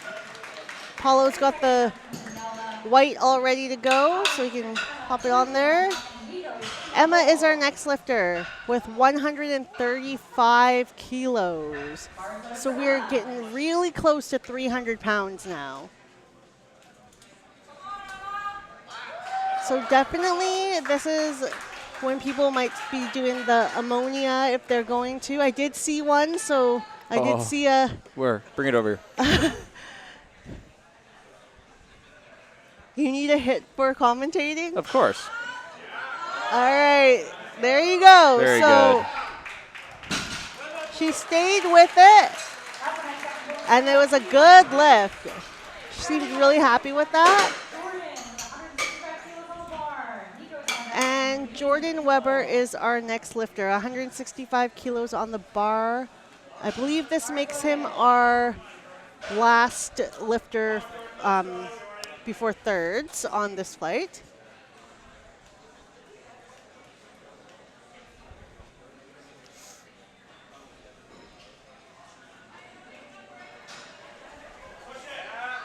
Nice. Very smooth.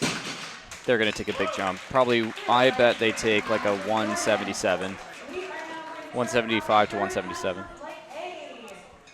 Okay.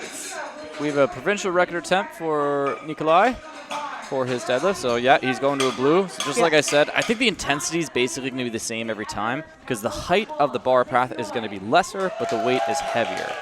So it's basically going to be like a fun block pull for him.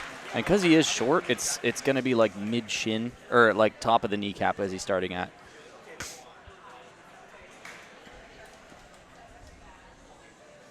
And the bar is lowered for Nico. He's attempting 65 kilograms for a provincial record attempt. Come and he's got it, yeah. It's a good lift. A round of applause and a Wow. hug from Mom. That's exciting. He's going to be the coolest kid in school. Janine Wheeler is our next lifter. She is going to be deadlifting 100 kilograms, 220 pounds for her third attempt here.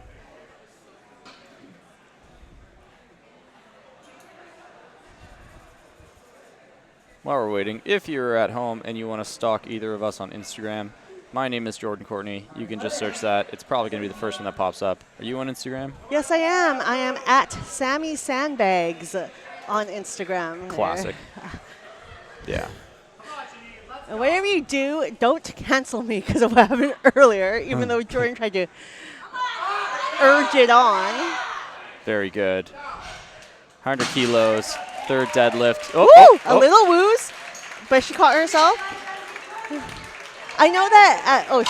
She's a little lightheaded there. I know in WRPF, we you have usually have a box back powder. Yeah. Yeah, so to catch. For the off chance that either your hand lets go and you kind of shoot backwards in the bar, or if you do end up fainting, most federations outside of OPA have a back spotter for that reason. Because, passing out on the platform, it's dangerous, it's not fun.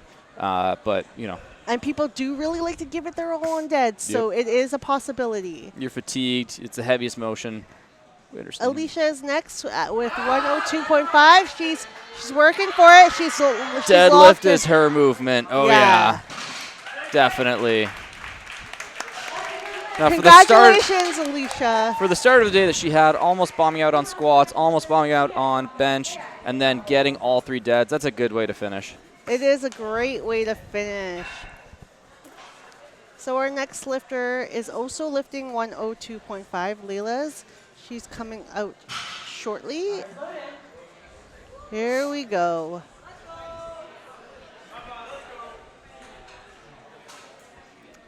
Is the belt big on her?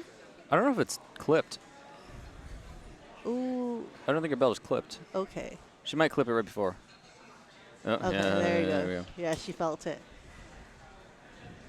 So she'll be like, it's loose. All right, here we go. Oh, that was really fast. That was good. Yeah. Blue red lights. A nice celebration from her there. 110 kilos next for Sophia.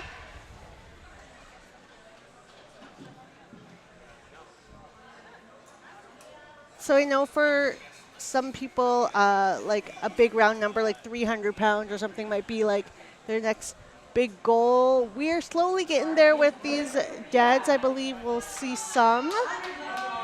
Sophia is going to be attempting 242 pounds. 110 kg for her last deadlift attempt, her last lift for the day. And it she's went had up, a good day. And it went. I think she's 9 for 9. I believe so. I know her coach, Sawa. If you go 9 for 9, you didn't try hard enough. Come on, Sawa. No, she had a good day. She's really happy about that. I do like to see the elation after like getting your third attempt. It's nice to see. Just the relief of like, okay, I'm done. I can go home. Yeah. I'm gonna go take a nap. Our next attempt is at 112.5 kilograms for Hea there.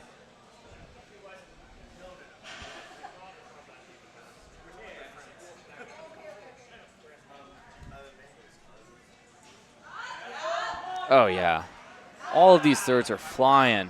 I want to see some struggle. Come on. A big smile, a high five to her handler there. She is in a very good mood. So Eileen is attempting 117.5 kilograms here.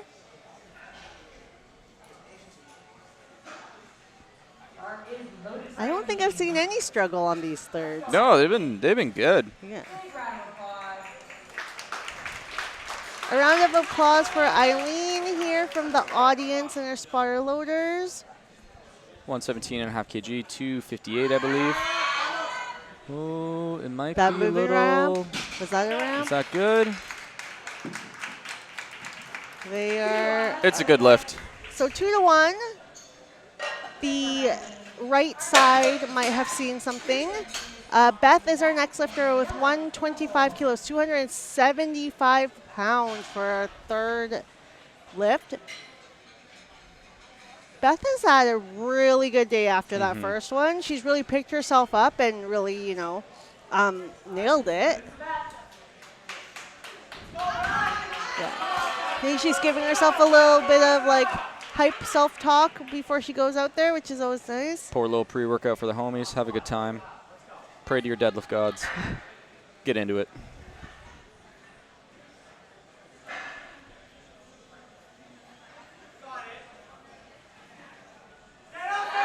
Yes, stay with yes, it.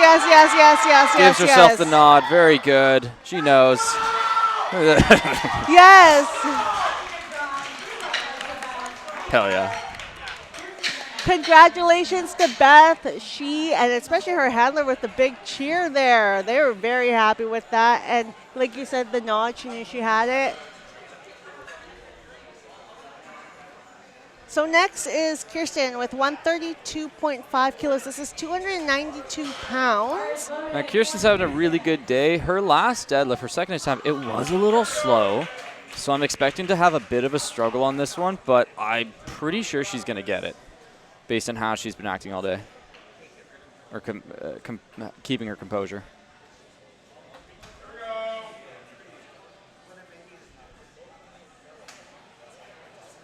Okay, it's going. Yeah. Oh, yeah. Yeah, there we go. That was better than the last. Well done. Oh. Very smooth. 132.5 kg. Yes, she got it. 3 white lights. And still cool, calm, and collected, folks. Daniela is next with 135 kilograms. We are getting there is an attempt change in progress. So you can change your third deadlift. And it might Still change the 132. order. Yeah. So she is lifting 135 kilos. This is 297 pounds. Just Daniela's second attempt went very, very, very smooth. So I'm expecting this to fly. Yeah. Robin, get out of the way.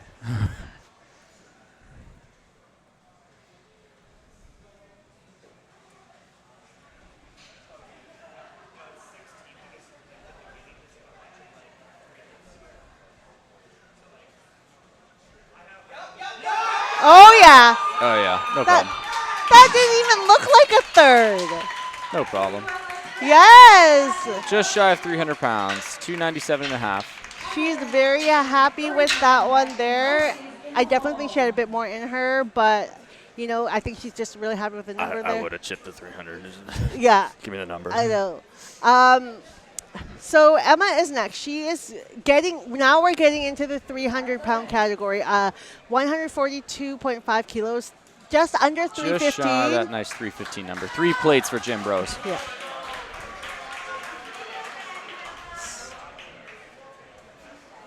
This, by the way she was reacting on her second and what her handler was suggesting for her third, it sounds like this might be a PR, which would be really cool. Come on, Emma. Yeah. Oh. No. Yeah. It got off the floor, but unfortunately it went did up. not go. It went up. Yeah. It's one of those things where once a lifter starts pulling and the hips pull up first quite high outside of the knees and the chest, it's just not going to go. It's a good fair chance it's not going. It seemed like to drift forward, right? The bar? Okay. Jordan Weber is our last lifter for this flight. 175 kilos, 385, I think. Wow. Okay, so he has also had a very good day. He's I think he's only failed one bench. Yeah. Super smooth. And that was a technicality too. Good Just saw his job, coach Jordan. roll his eyes like what the hell. And Jordan only failed that bench due to a technicality. He had like a very good day strength-wise. So now we are moving on to our second flight. Leslie is our first deadlifter. She will be attempting 92.5 kilograms for her first attempt here. The bar is loaded for Leslie. Now you see that Leslie actually has a mouth guard in. Some lifters will choose to put a mouth guard in. It is their choice. One, to protect their teeth if they're grinding. And there's some research that suggests putting your tongue on the roof of your mouth when lifting actually helps keep your brace a little bit stronger. And there are certain mouth guards that can assist in that. Very smooth for her first. I've never tried a mouth guard. Have you? No, like I played rugby. We had mouth guards doing that. But that was more protection, right? Just yeah, so you're not smashing into. Yeah, but nothing necessarily for lifting. But I've clenched my jaw and like I felt my teeth pull from squatting before. So there is like a safety behind it. It's like if you have a history of dental stuff, like it's not the worst thing in the world. Just an extra layer of like, hey, what if situation? Yeah. So Stan is our next lifter here. Well, notice Stan here has knee sleeves on. You are allowed to wear knee sleeves. Very smooth. Yeah. You are allowed to wear knee sleeves. Whether it makes that big of a difference in your deadlift is pretty nothing because of the amount of knee flexion involved. It's like there's more knee flexion in something like a sumo, but it doesn't really make that huge of a difference. And if anything, that bar has to go around the knee sleeve too. So it's really to each their own, I always right? wondered about knee sleeves during deadlifts. And as you can see, Stan's socks were also pulled down a little bit too because you cannot have your sock touching your sleeve. No. Catherine is next. Wow. Ooh. She just jumped it. We did not have any time to explain anything because that was so fast. 115 kilos, easy peasy. Yeah, she was in and out within 8 seconds. That was crazy. And that is how fast deadlifts are going. Irene is our next lifter, 120 kilos as her opener. Irene has also had a pretty good day so far. Seems to be in a good mood. Maybe this is one of her favorite lifts.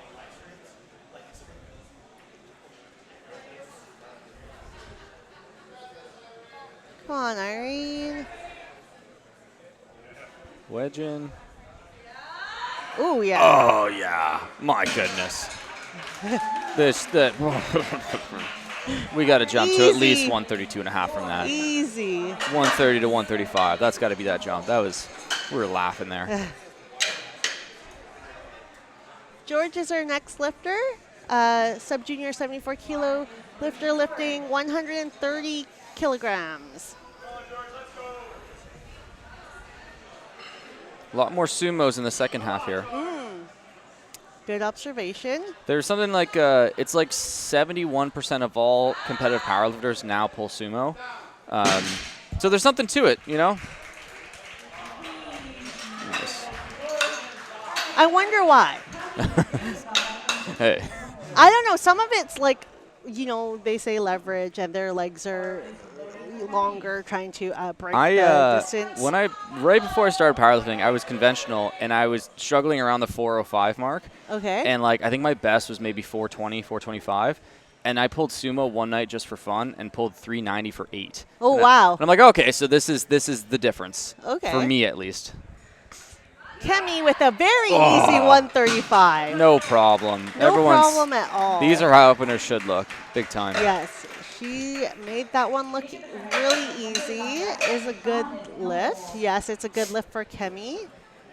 Probably like 145 next. Yeah.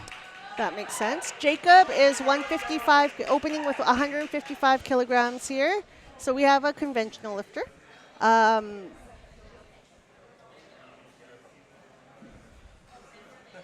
In order for me to get good at conventional, I had to work on my hinge a lot, though. Yeah. Well, the rule of thumb, nice, very good. The rule of thumb, if you're a sumo lifter, doing conventional can have good transfer over into your sumo because of the added hip extension. Whereas if you're sumo trying to get better, and you want to be or if you're conventional, doing sumo doesn't really have any preference to it. Like there's not much carryover at all, because you just can't take that much away from it. Oh and yeah, multicolored socks. Another easy opener for Winter. That was 160 kilograms. Oh, we got a red in the middle there. Maybe she jumped the down command. Possibly. But it's still a good lift. It's still 2-1. And Ishan is next with 167.5 kilograms. And he has done this whole thing completely raw. Just murdering it. No belt, no nothing, just the singlet and shoes and socks. And yeah, that was a very good opener. He's waiting to see his very result. Good. Yeah, 3 white lights. 3 white lights. And our next lifter, Noah Sheldon, is lifting 170 kilograms. The bar is loaded for Noah. So Noah has very long arms. Would you call this a deadlift specialist? Or just the form of the body made for deadlifting? Ooh. Oh, maybe not. Okay. So here's the second time that we definitely opened maybe at not the right number. And this is where your attempt selection definitely makes a big difference, because that probably could have been probably his third, maybe a second, depending on how it moved. You want your openers to move very clean. Like the rule of thumb is sometimes around 90% of what your goal max is. If it's your first meet, I would probably go even lighter. Go lighter because you want a little bit more wiggle room. And if it's your first meet, you're going to have a little bit more of adrenaline, because you may not know what your complete max is, right? Especially after doing a full day of competing, you're going to be tired. You're not used to that level of stress. So Philip had a successful 170 kilo opener, and Erwin is next with 195. So the problem with Noah's is also it kind of like drifted forward as well, which is a really hard thing to recover from. Yeah. Erwin's been leading the board today for top total, I believe. Oh, and yes, this is how we're talking. Like that is how openers should move. Super strong, pulled slack very aggressively, wedged into position, shot the hips through, textbook deadlift. And that one flew up for him. We're moving on to second attempts now. We have Leslie coming up with 97.5 kilos, just under 215 pounds.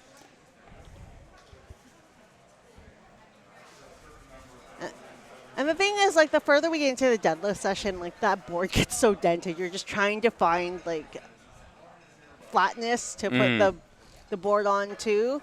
Obviously, it'll get more once the big boys come. But we have a small cheering section for Leslie in our audience here. So it was nice to have friends and family come watch.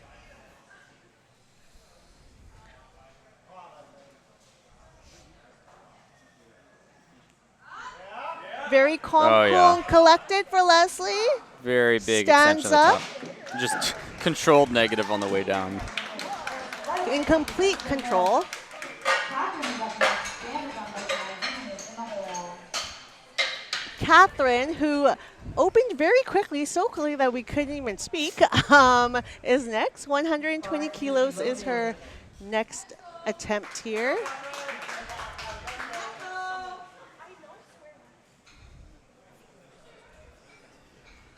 She's very, very strong. Stood Ooh. up with that.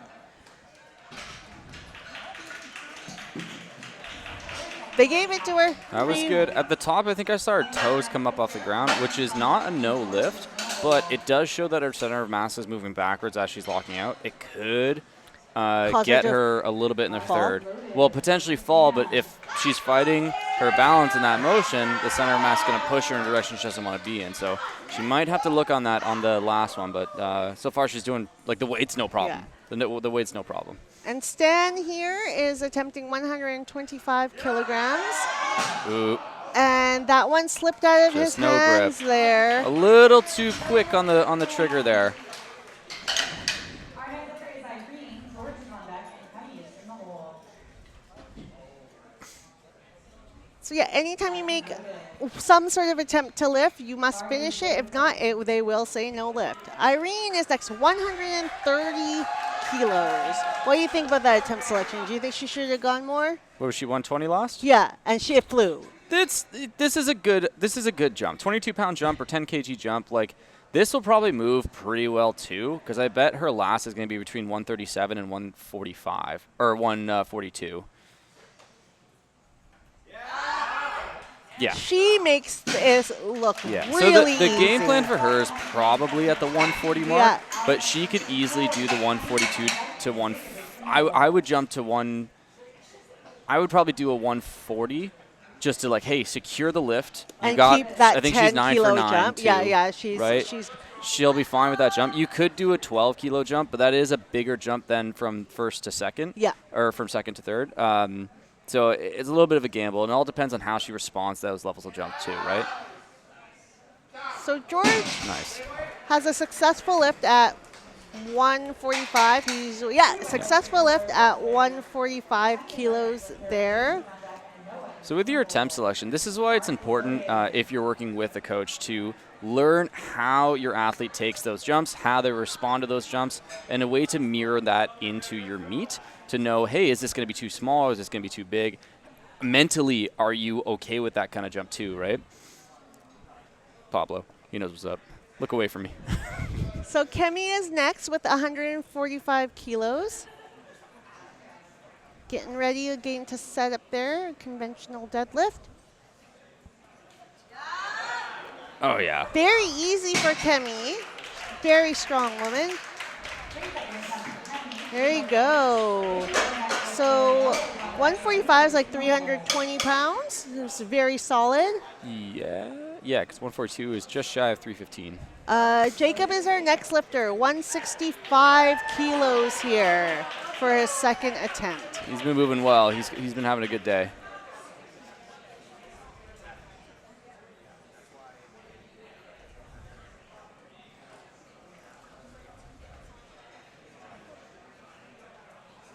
Taking his time.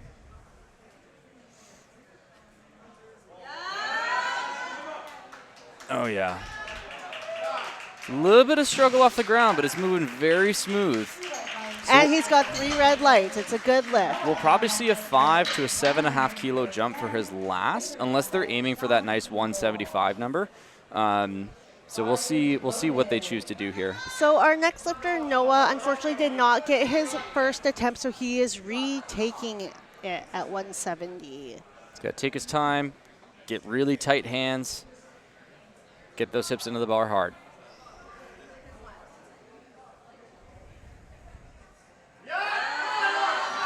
And So it's going to be a no lift on that. So That's what I'm good. seeing for Noah here that might help him either in the future for his training or for today, he's setting up almost as if he's in the down position of a squat.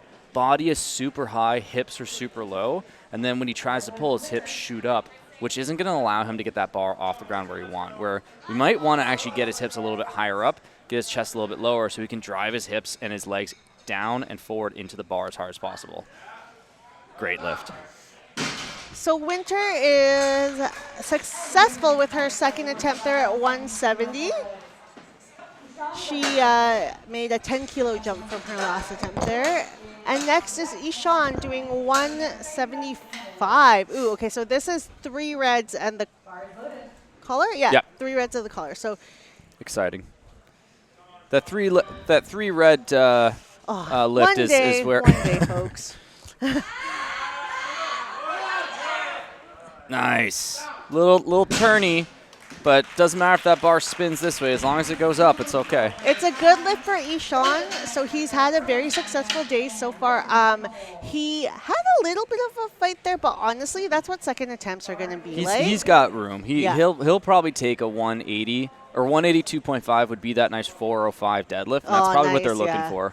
Possibly. Phil is next with 180. Yep, and he's going to lock it out. Nice. Put it down with control. Very smooth. And we've got 3 Good white lift. lights. Successful lift for Phil there. And next is Erwin. Erwin is going to attempt 205 kilos. So this is our first attempt. Over 200, right? Over 200, Yeah. yes.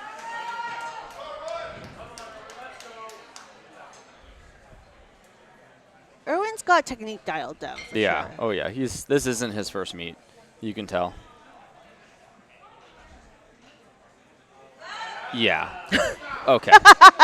Okay, so Go 220. Go 220. That's make the jump, man. You got it. You have it. Take a big that jump. was like Struggle a little. like that should have been his opener. I feel like That's you know? less than an opener. They have 220. They have 225 in the tank. They'll probably take. If I'm gonna throw a number out there, I bet they take 215 or 217. But I think he has 220 in him. So we're getting on to third attempts now. So our last deadlifts of the day.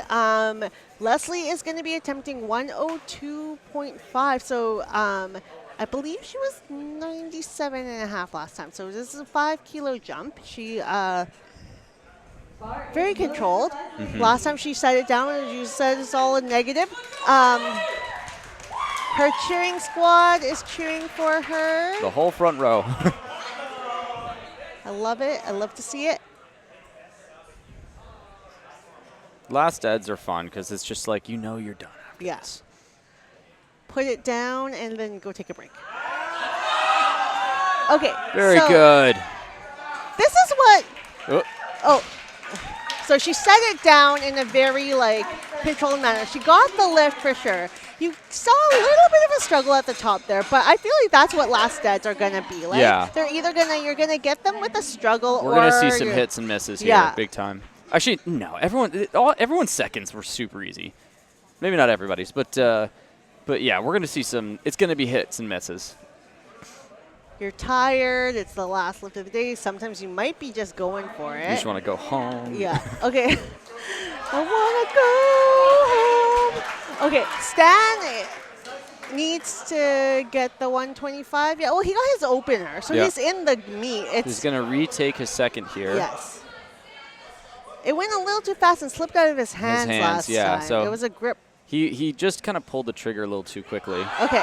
So Just not there. Just not there today. that one That's there okay. went up past his sock and then back down.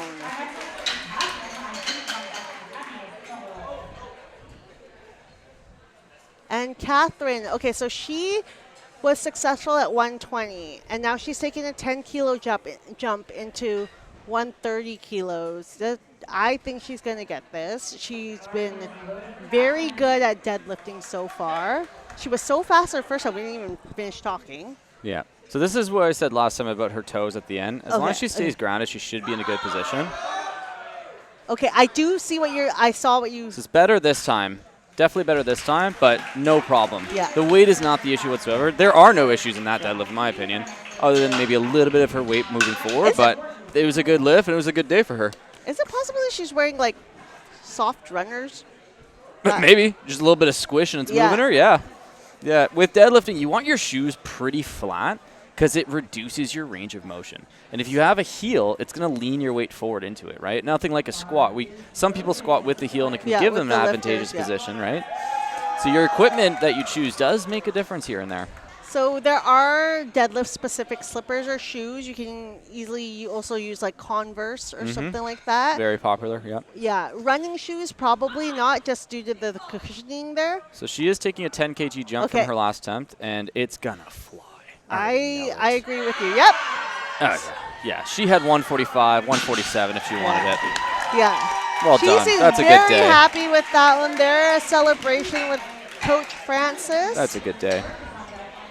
And next is Kemi, who is going to attempt 152.5 kilograms. Yeah, that's the number. That's the one.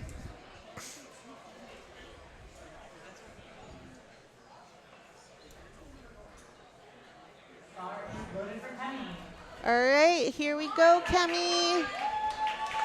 All in red. Even her hair. Everything's coordinated. Her watch, her hair. She actually matches the carpet, too. Yeah. Like, her shoes throw me off now, though. That's we got to change that for next time. We got to get her some red shoes. Matches the plates, matches her bracelet that she's wearing. Oh, yeah. Very good. Little delayed with her hips at the end, but should still be a good lift. Yeah. It's a good lift. She locked it out. She is successful. Fist bump from Francis. George is next with 157.5 kilograms. So we're what? Almost at 350 pounds? 342 and a half. Okay. Or 347 and a half, yeah. Yeah. So we're almost at the 350-pound mark. Just a reminder, George weighs 74 kilos or less, so this is a really big deadlift for him. Yeah. That's the thing, right? Like, the numbers, whoever's lifting will be like, maybe they're not that much or whatever. But it's these relative. These are lighter lifters, right? This isn't a 120 kilo really good. man. He's also young. Yeah, and he's young. That's a big thing too. Oh, and he's happy. Yeah, our poor technical coordinator Wayne just got knocked down from that celebration. Powerlifting. So once again, Noah needs this attempt to stay in the meet to register a total.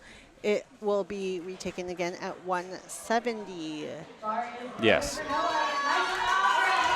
He's got to get his hips in a good position here, get a really good brace, and get some aggression in this. He might be able to get it. The first two weren't moving super well. Yeah.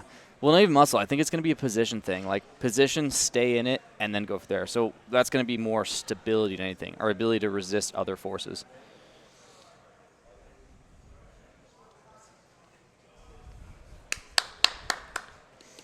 Come on, Noah. Better.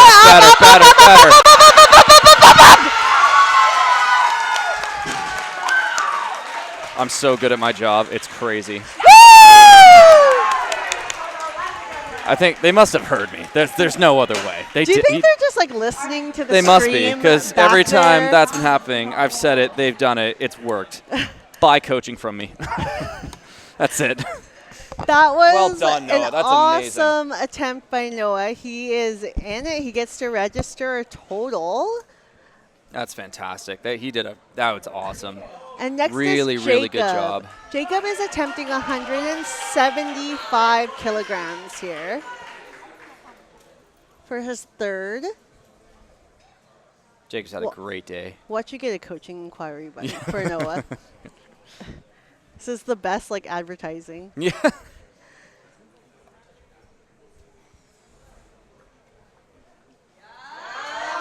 Yeah, stay with it. Stay with it. Stay with it. Yes. Come on. Wow, I didn't see a hitch.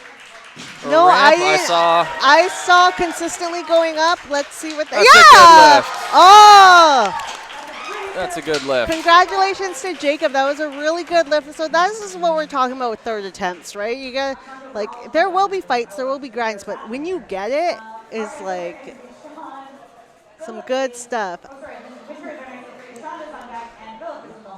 We have, I think, three Yeah, about more lifters left. So Winter is our next lifter, 177.5 kilos. That's awesome. She is our heaviest female deadlifter this session. This is 391, I think. And I think she's going to get it. Wow.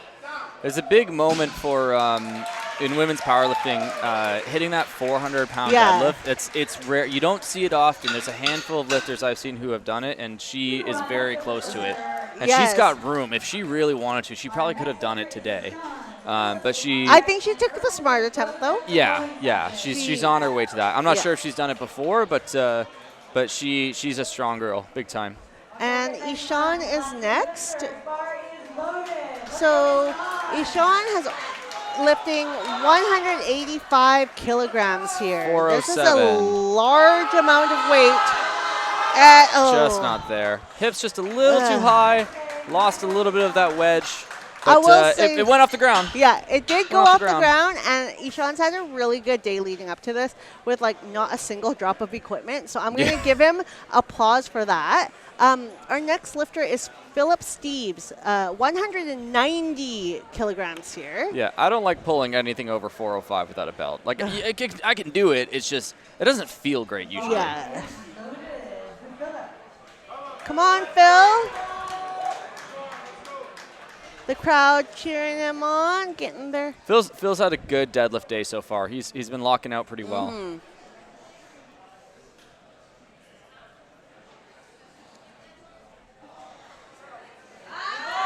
And he's bringing it up, yes.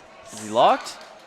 His hips may not have been through there. I think I saw one knee soft. Yeah, the left. So he gets it, definitely. He got it. That was a gamble. Your Good job, referee Phil. on the left side, though, it might have been a soft knee. I did see it.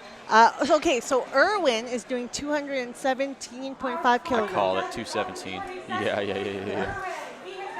This is our last deadlifter of the day, or until the nighttime. Yeah. Which I don't know if you're staying, but I am out of here after no, this. I am also out of here because I have to go drive back to Sarnia.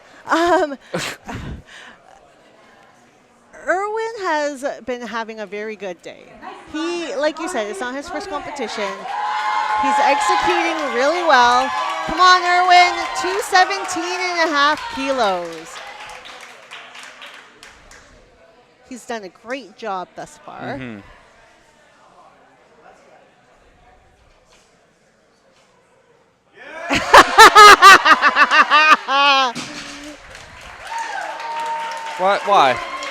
Why?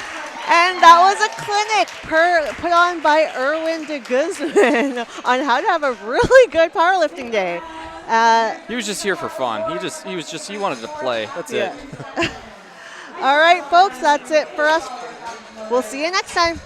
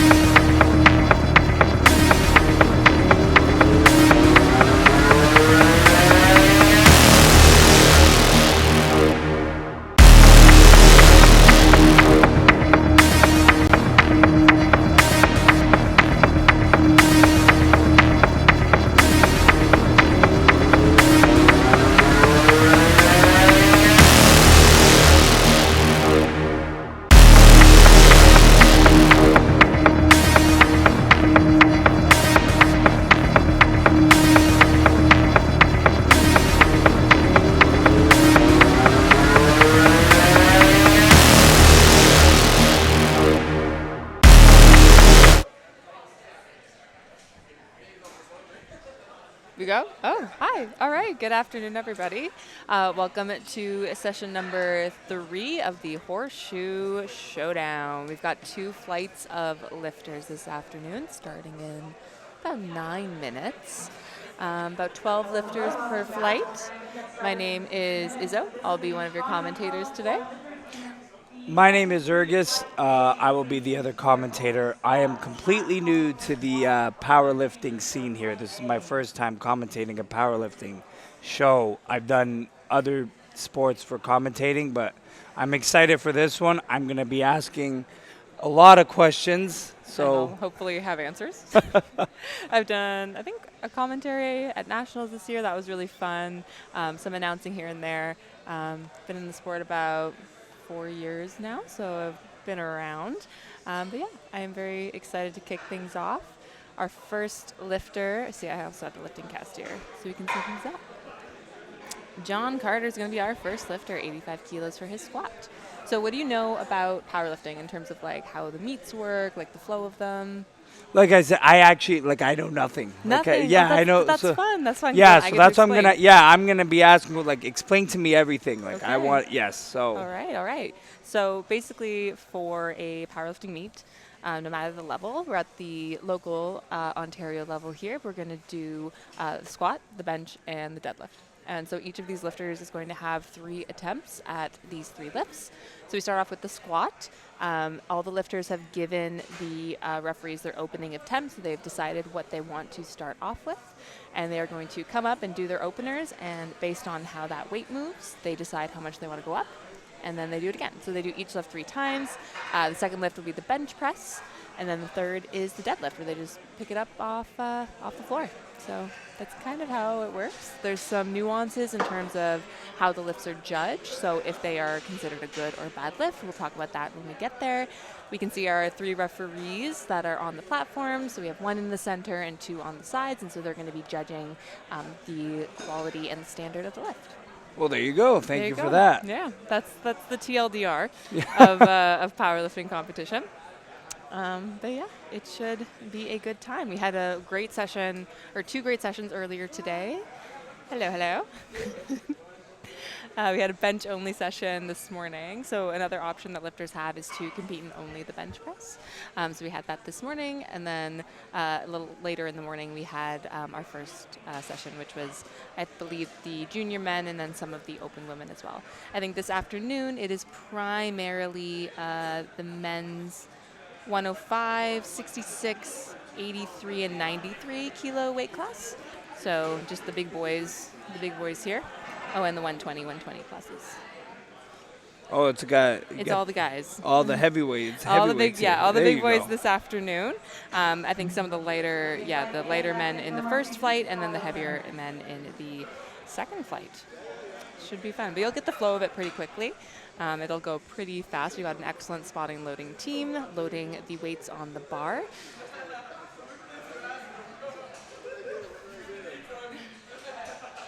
This venue is really cool. Do you train here at this gym? I have done. I do my weights here sometimes. Okay, so cool. yeah. Nice.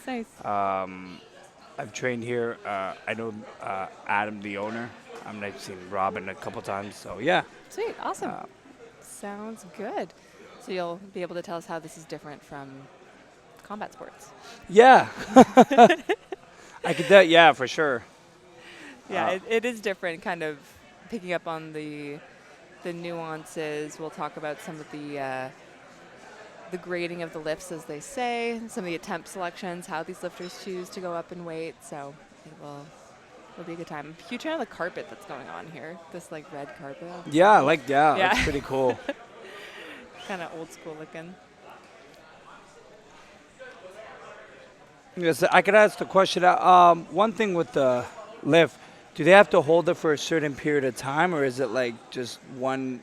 Like, is it like, do they have to like when they go with the squat and then go up? Is there like a certain like time in a sense where they gotta like hold it to be called a clean lift? That's a great question.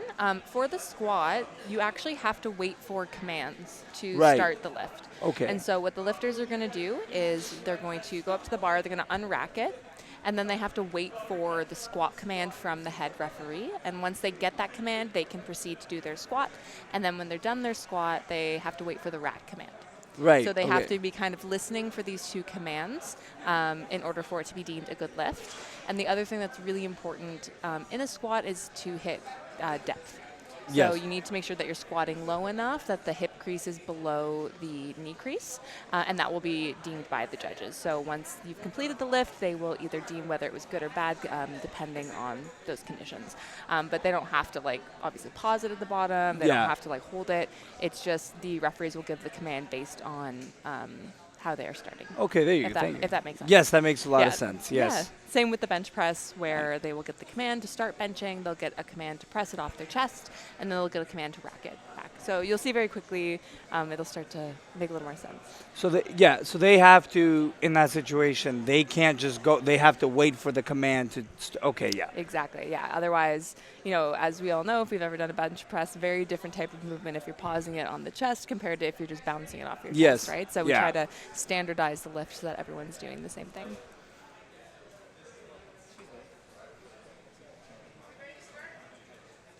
All right, welcome back to our afternoon session. We got Rachel Katz on the mic. I don't know if there's anything else to say. The bar is loaded. We're ready to get started. John is our first lifter. We've got 85 kilos on the bar. Let's give him a warm welcome to the platform, please, ladies and gentlemen. All right, I think we are starting. So this is our first lifter of the afternoon, John.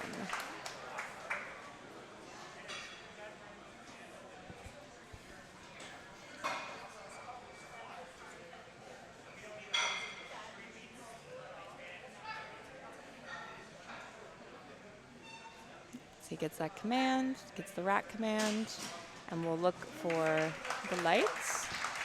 2 white lights, so it is a good lift. So that is a 2 to 1 good lift for John. All right, up next we got Philippe, probably Philippe, 117 and a half kilos. So John's done his first lift now, so he's going to go to his coach, or his handler, and they'll say, do we go up 5, do we go up 10, 15, based on how that opener moved, and make that call. And do the judges like score his lift? Like, do they score the squat? Do they score anything, or is it just he It's did just a good? yes or no. So Okay. they deem whether it's a good lift or a bad lift. If it's a good lift, that will go towards his total. So Oh, okay. And then I and- see. Yeah, so the number that they squat will go, the best squat that he'll hit will go towards his total. All right, we got Philippe here. Gets that command, sinks it pretty deep, and gets the rack command. And that is a good lift for Philippe. You can also see the lights will appear here Yeah. if it's hard to see.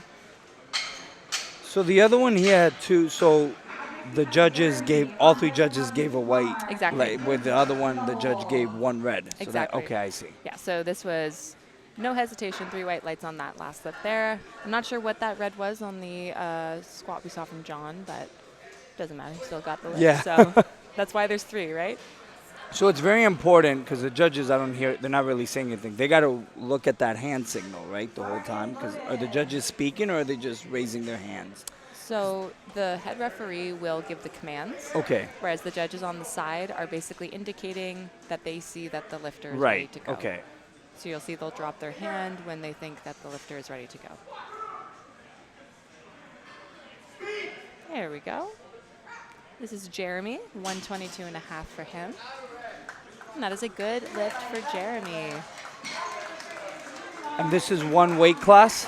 This is the first I weight think class, or are we've they got just going? a mix here. So we have some 105, 66, 83. So this flight is pretty mixed in terms of Right, weight okay. classes. Depending on the level of competition, sometimes you'll have one weight class as one group. Sometimes it'll be a mix. Totally depends on who's signing up. All right, we've got Muthu Kumar. He's coming out for 172 and a half kilos on the bar.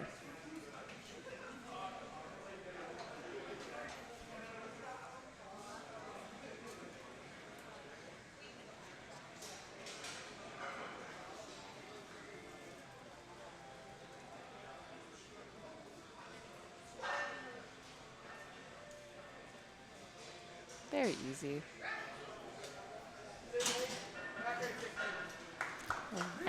3 white lights. Good opener. So what did these like? What is their pre-warm up for these? Like, what do they do? Because obviously they're not going to be lifting super heavy before. Like, what is their warm up before they go into the weight? Like, is it like a heavy warm up? Is it a short warm up? Like, I know for myself, like when in the combat sports, like before a fight or competition, we do at least like a 20-minute warm up. What is their warm up here? So that's totally dependent on the lifter. You know, I know people who want to take a solid 20, 30, 40 minutes warming up before they even are under the barbell. I know lifters who don't warm up at all.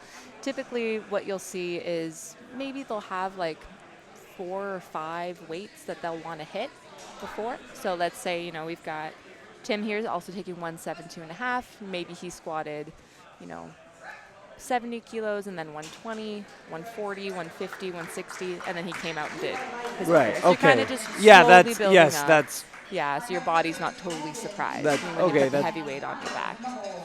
So in that one, it doesn't really matter how long he goes after they give the command, because he waited a little bit longer there, or does it matter?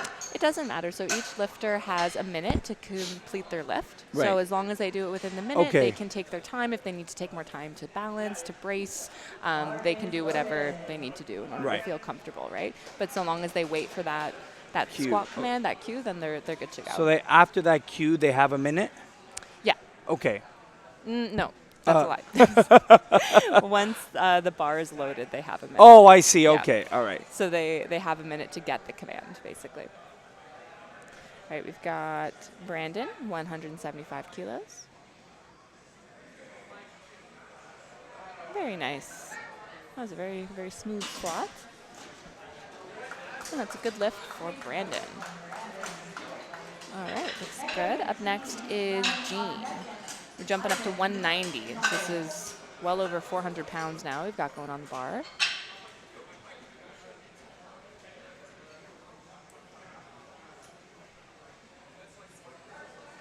Bar is loaded. So you'll hear the announcer say bar is loaded. So from there they have a minute. To Right. lift. Yeah.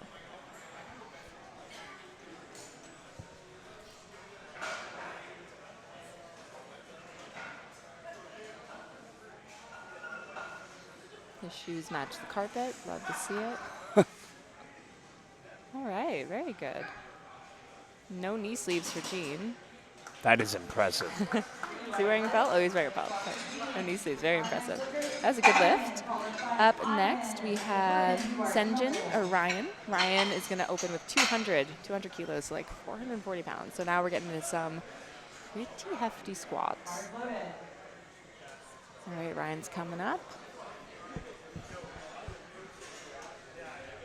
Do you squat much in your style of training? I do. I've been trying to get into weights a bit more. I've always had an issue doing them. I've always needed someone to just tell me to do something with them, but I've been trying it. So, but these guys are this is very impressive. Yeah, powerlifting gets quite ridiculous when you start to see some of the people doing what they're doing, and it's crazy to think that they do it all the time. Yeah, this is insane. My knees are just like, wow. Yeah, it's amazing what you can condition your body to put up with, I guess. All right, that was good lift for Ryan.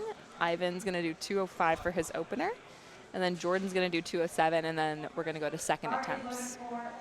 So what would I don't know if the word camp would be, what would a thing would be to get ready for a meet? What would they be practicing for? Oh, yeah, that's a great question. So totally depends on the style of training that the lifter does. Like, I can speak for me personally. I do like to compete a couple times a year, so I'm always kind of focusing my training on just improving my general squat, bench, and deadlift strength.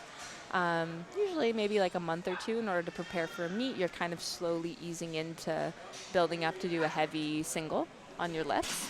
So sometimes that's over 4 weeks. You know, you hit a single at the end of each week, see how you're feeling. But everyone kind of has a total different methodology to what they prefer to do.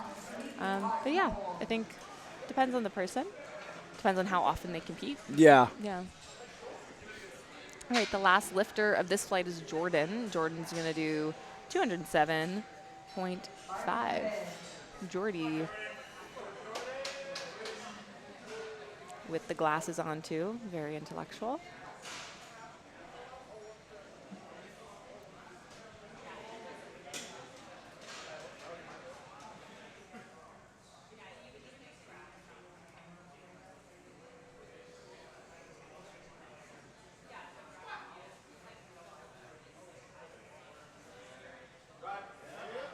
That looks very smooth.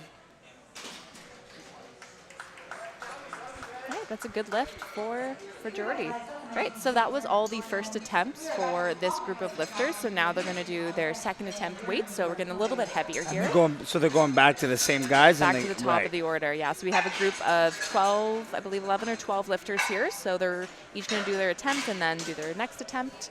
And then we'll have a second kind of cohort of lifters, and they're going to do all their squats as well. So, well, you know, after all these guys do their squats, they'll have a bit of a break before they go on to do their bench press. Do they look at when they're squatting that if their knees kind of like cave in a bit, would that be considered not that good of a squat, if you know what I mean? I mean, that knee cave is so natural to the movement. Like, it's going to happen, you know, depend on how you're built and how you squat. You're going to have variability with that. I mean, in my opinion, I don't think there's anything inherently wrong with it. As long as the lift is good and it's... Yeah, as long as the lift is good and you're able to maintain balance and control, I think that's... Some people just move in different ways. Yeah, and I understand that. Even in combat sports, you get guys that move in different ways, that it's just not, like, they're not all going to look the same. Yeah, totally. Yeah, some of the heaviest squats in the world have, I've seen the knees are coming in. And obviously they're going to a little bit no matter what, but heavyweight is heavyweight. You know, your body's not going to be able to stay perfect the whole time. All right, Philippe. 125 kilos. So Philippe is in the sub-junior age division in the 66 kilo weight class. So in powerlifting, you know, obviously we have weight classes. It's a weight class sport, but we also divide based on age group. So sub-junior would be, I believe, 14 to 19. Oh, wow. All right, how do you do? Right, that's a good lift for Philippe. Had to make sure. All right, Jeremy with 130 kilos.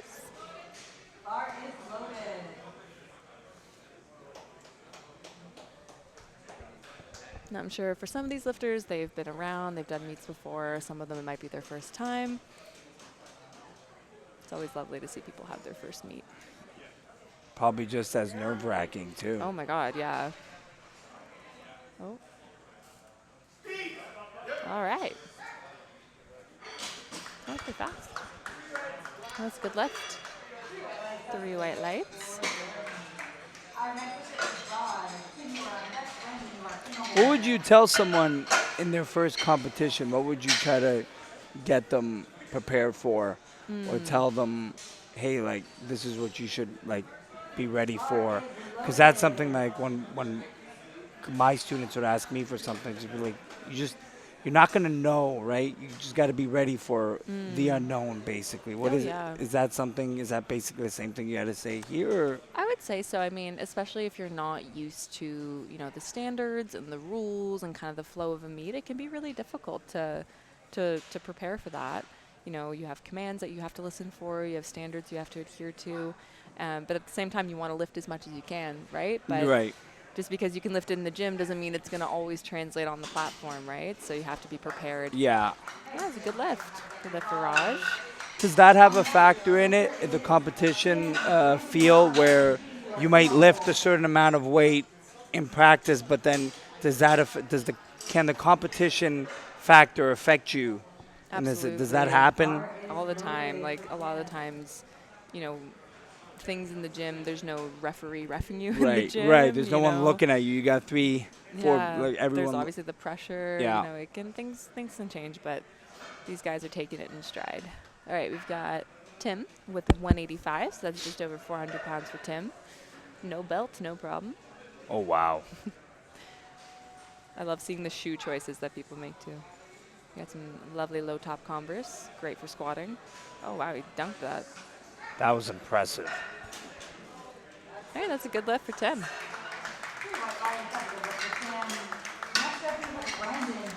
Brandon, 187.5.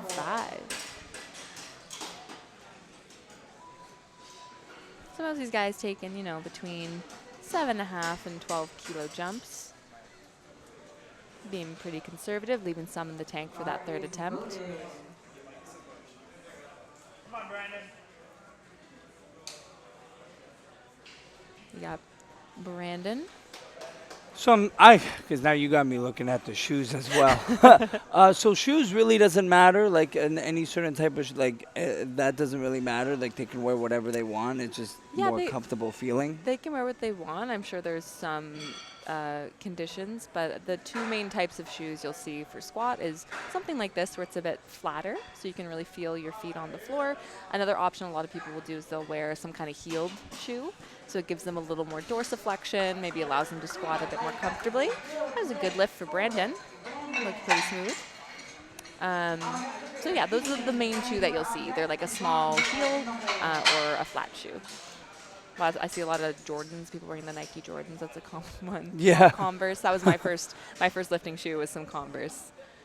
That was the original. Up next we got Jean. Jean's gonna take 200.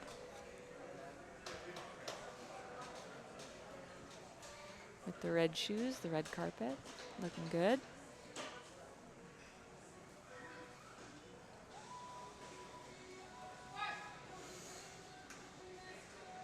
All right, come on, Jean.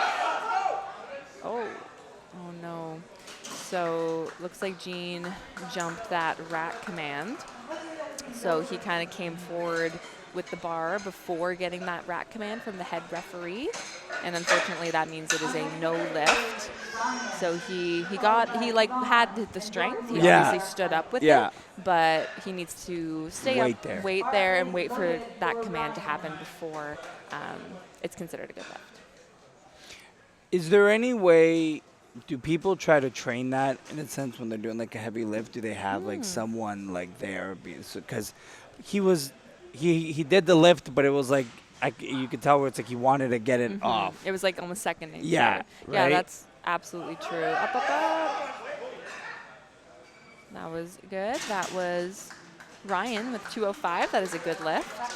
So that's definitely something that I try to do, especially with the bench press, because that's a bit trickier to kind of master those commands, is having someone that I train with or my coach kind of like, help me practice with the commands, definitely. Or even just, before you squat, just practice a couple seconds standing there, and then when you're done, practice, before re-racking it. But I think it's also the kind of thing where the more competitions you do, the more conditioned you get to it. All right, we got Ivan with 220. He's hyping himself up here. I mean, it's a lot of weight. Yeah. So that makes sense. All right, let's see it, Ivan, 220. He's got a heel on, so he's using that dorsiflexion. Oh.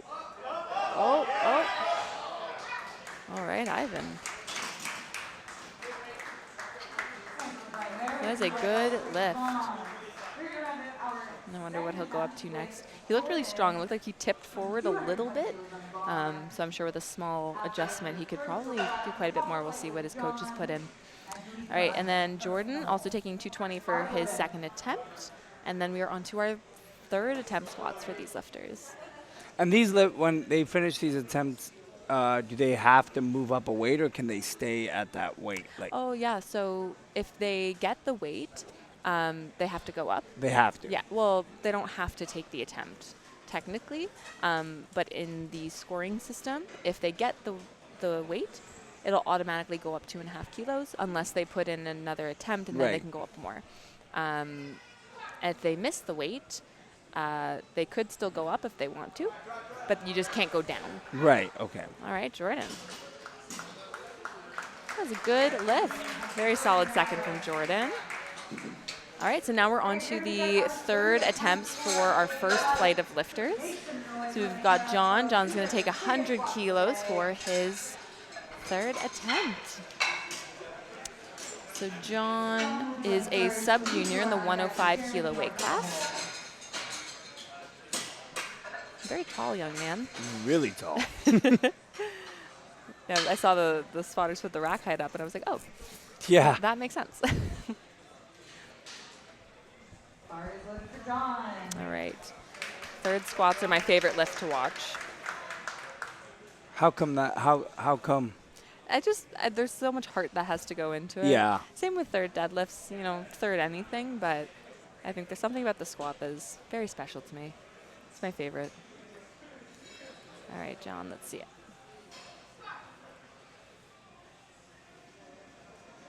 All right. Let's see what our referees say. And that is a good lift for John. All right, so he got his 100 kilos on the board. Up next is Philippe with 132 and a half. Philippe also a sub-junior, but in the 66 kilo weight class. So yeah, with the age divisions, you've got the sub-juniors, which is like 14 to 19, Yeah. I believe. And then junior, which is 19 to 23. And then the open is 23 to 40. And then we have masters categories. So for people over 40, there are different masters categories. But anyone can, I don't think sub-juniors can compete in the open, but I think juniors can if they want to. So they just put everyone in one thing here. They don't like put the juniors together, and they don't put they just do it like this, and then afterwards they'll tally up their totals. Exactly, yeah. Oh, come on, come on, come on. Oh, so close. A little bit too much. Good catch by our spotters and loaders, though. Yeah, but basically you want to group everyone together, and then it just goes by ascending order of weight. And then at the end, kind of when we go over awards and who won each weight class, then we say, oh, this is how they did in each weight class. But there's no need to divide it up, really. No. Yeah. All right, next we have Jeremy. Jeremy's taking 135.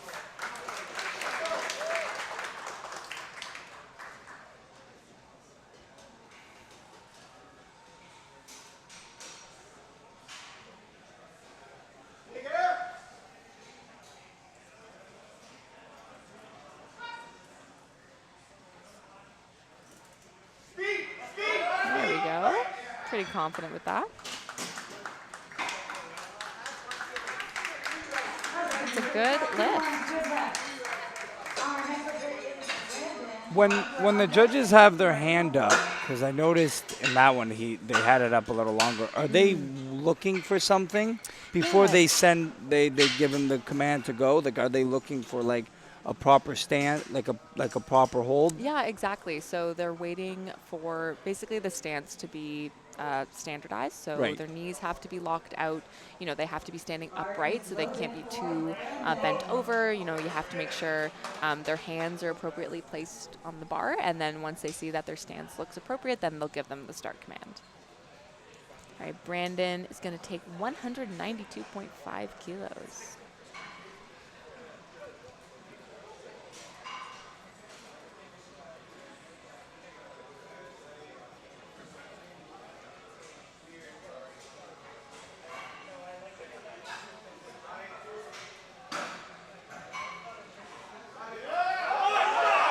Nice. He had complete control over that. That's a good lift. So you can see under the red, there's like different colors. Yeah. So that one was blue. So basically, depending on what the referee is calling for, it'll be a different color of a card. So similar to like, I don't know, a red card or yellow card in soccer or whatever. Yeah. So depending on what the infraction is, it'll show a different color. So what was the blue? What's the blue for then? Do you know? The blue could be a couple of things. I'm honestly not sure what it was. Right. I need to brush up on my IPF rule book. But it can be either lockout insufficient. It could be a down-up motion. It could be something that you could call for, obviously, depth if they don't go deep enough. So does that affect your points? It doesn't affect the points because he got the lift. Right, okay. So it doesn't matter. We've got Raj. That's pretty fast, wow. That's a good lift for Raj. Then we got Tim, 192.5 as well. This is very fast round of squatters. This is going by very smoothly. Very, very smooth. Yeah, everyone's got a squat on the board, which we love to see. All right, Tim, the beltless wonder. The beltless Converse wonder. I feel like if I had to give up either my sleeves or my belt, I'd probably give up my belt. Really? Yeah, I love my knee sleeves. Is that just a preference for people at that? Like, does it? Yeah, some people they like squatting without a belt or deadlifting without a belt. They just find it makes more sense. Or yeah, that was a great squat. How much kilos was that? That was 192 and a half. That's like what, like 420? Oh my. 420 pounds? I'm very bad at pounds. You'll have to excuse me. I've not thought about pounds in a long time. My boyfriend, though, he can like convert in like seconds. Like you give him kilos, and he's like, "Oh yeah, that's." I need to do that with a calculator, I but I've done can't it. do it. I've done it many times, The but I need. 2.2. Yeah, I need the calculator as well. All right, we got Gene. Gene's gonna take 205. So he missed his second on the rack man. So that's a quick fix. So I understand going up in weight a little bit, try to maximize the total.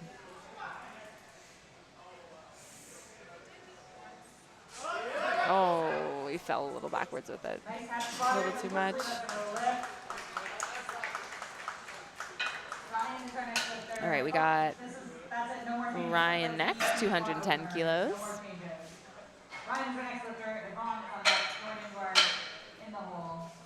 What weight class is this one? So we've got Ryan. Ryan's going to be in the 83 kilo open weight class.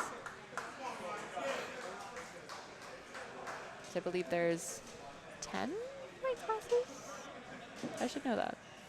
For the men, you've got for the men in the open, you've got 59, 66, 74, 83, 93, 105, 120, 120 plus.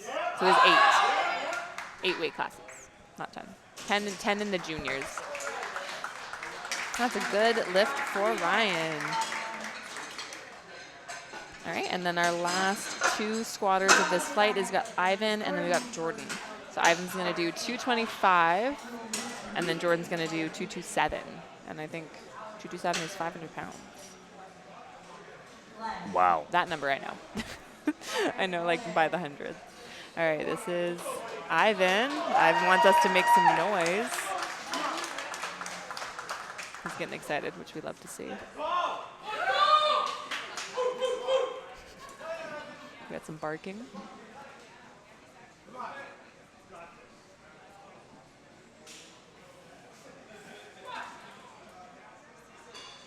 Come on, Ivan. Oh, a little too much. But he had heart. He gave it his all. All right, and then Jordan's our last squatter for this flight, 227.5 kilos. And then right after Jordan, we're going to go into the next flight of lifters. So still more squats to come. And then after that, they take a little break for the next. I see. Okay. So then we take like a 10-ish minute break, and then we start the bench press. Right. So this is just like the squat event. Yeah. Yeah, and we Yeah. have 2 groups going for the squat event, and then we'll have 2 groups for the bench event, and so on. All right, let's see it, Jordan.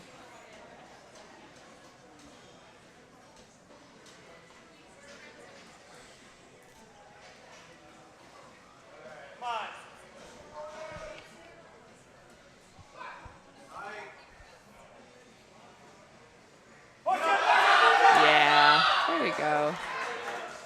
Love to see the smile at the end there. Yeah. That's a good lift. Good work, Jordan.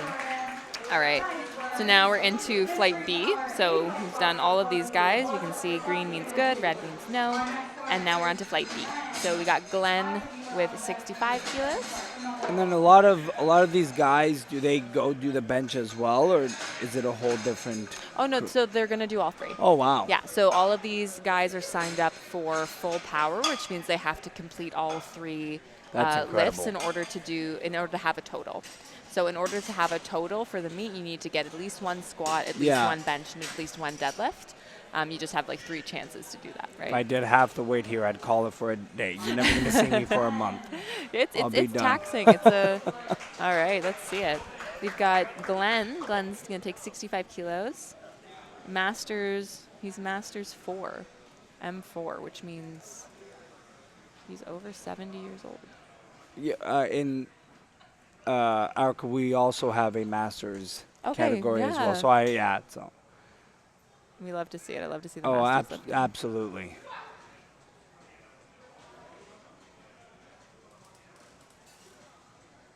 There we go.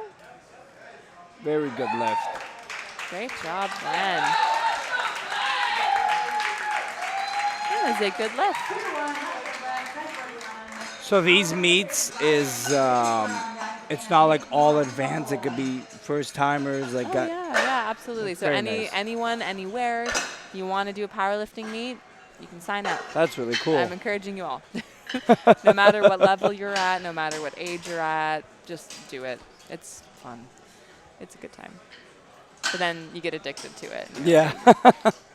And then you can't stop. All right, up next, we got Rylan doing 180. Rylan's going to do 180 kilos. Rylan or Ryland? Rylan. Yeah, Rylan.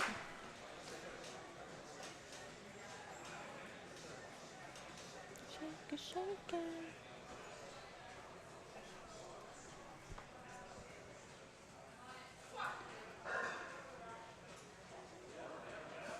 Dunked that.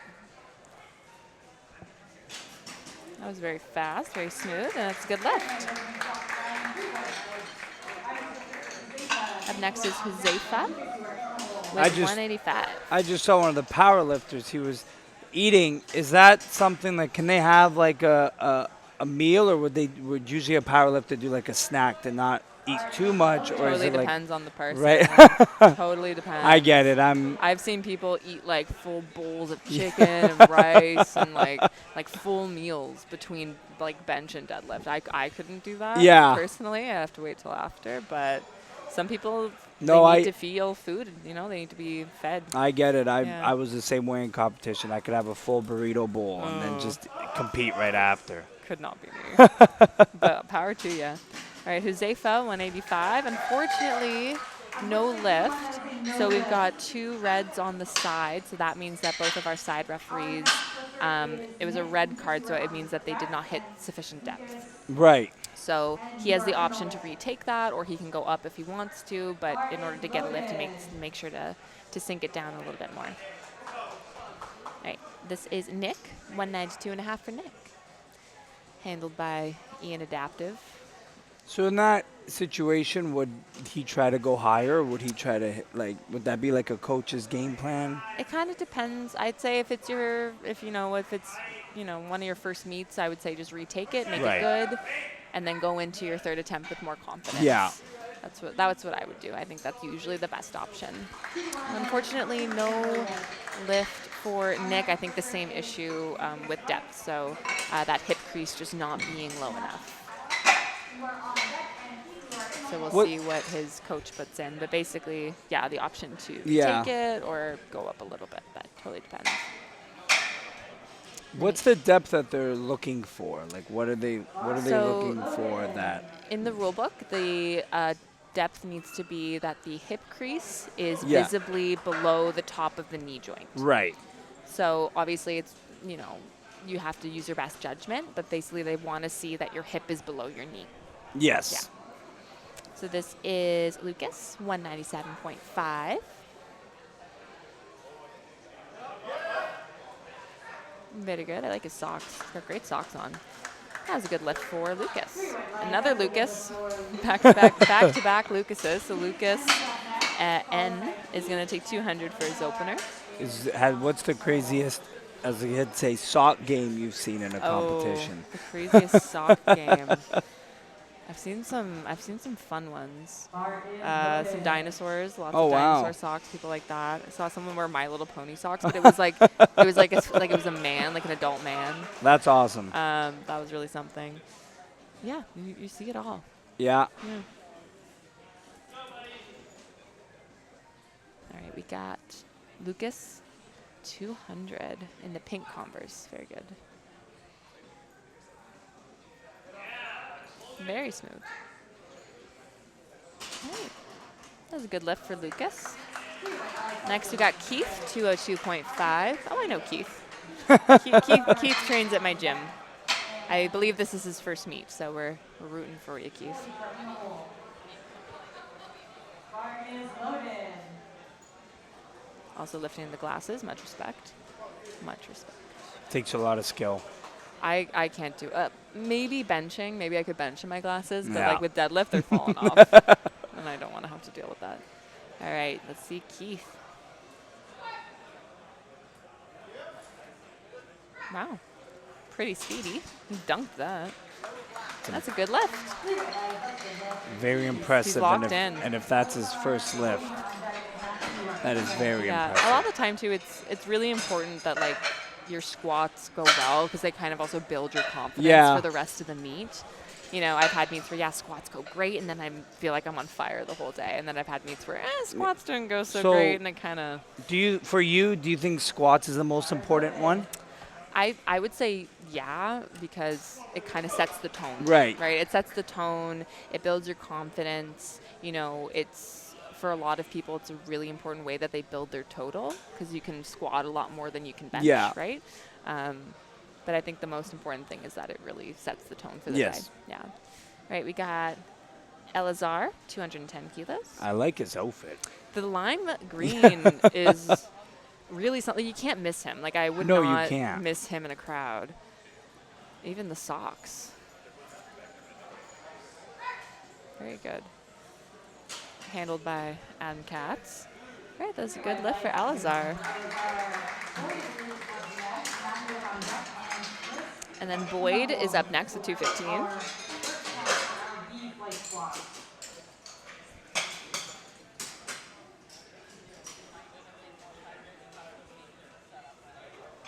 So do these powerlifters have a certain do they try to put their max weight, their goal weight as their third set, so they try to warm it up and then go to that? That's the kind third of the attempt? idea. Yeah, obviously it depends on the type of meet you want to have and how Right. experienced you are. In general, I think it's good to have an idea of like what to shoot for, and if things feel good, you can pace so that you can get every kilo that you can, right? All right, let's see Boyd.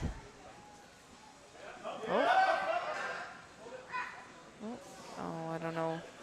He seemed to tumble forward a bit. I don't know if that was after the yeah, unfortunately, no lift. I think he needs to hit a bit deeper on the squat there. So probably best to, retake it, really sink it, be confident with it on the second attempt. All right, next we got Matthew, 222.5 kilos for Matthew.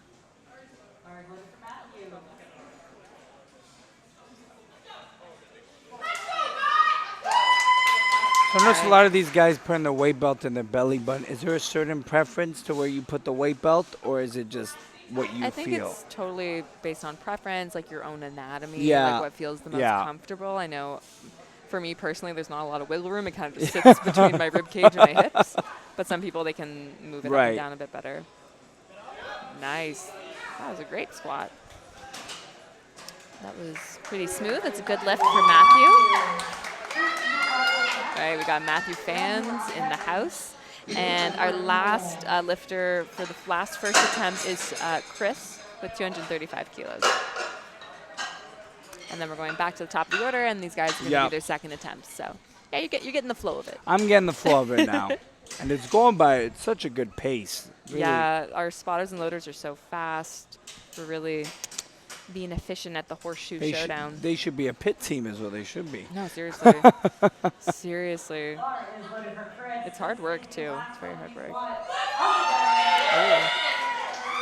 Lots of Chris fans. Lots of Chris fans in the house. We love to see it.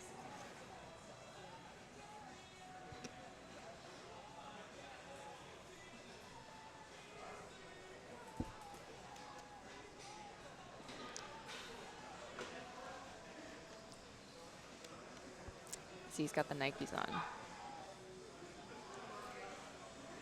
Wow. That was impressive. That looked like a warm-up to me. Yeah. Oh, but unfortunately not deep enough. So he's going to have to sink it. Looked really light, though. So in that situation, would you If you were, would you tell him to go heavier because that looked like an easier lift, but obviously he didn't go down enough. Yeah, like if it were me, I would just retake it. I think it Right. depends, right? Like depends on what your goal for the Yeah, day is, and like yeah. for me personally, I like to just feel confidence, Right, right. you know, and it can be tricky, but we'll see what he puts in. Definitely has the strength, definitely has a lot of kilos. You just gotta sink it down a little deeper. All right, we're back up to Glenn. Glenn's gonna do 67.5. Let's go, Glenn. Our only M4 of the session.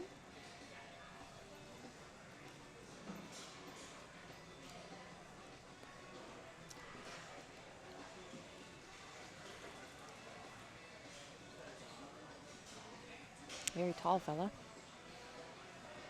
Very tall.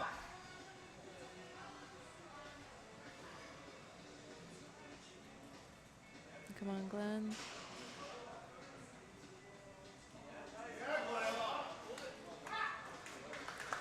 He got it down there. Let's see what our referees say. That's a good lift. Good for Glenn. Damn. He's got mouth and thank you. All right, next we got I Nick. think he was looking over this way too. Yeah, thank you, referees. Appreciate you. Okay, next is Nick with 200 kilos. So Nick, I believe missed his opener on depth, opted to go up 7.5. So we're gonna do 200 kilos, which it looked real easy that opener. So I think this is a good call. He's just gonna sink it a bit deeper and get this second attempt. So he missed his first attempt, right? Yes. And he's going higher. Yeah. All right, let's see it, Nick.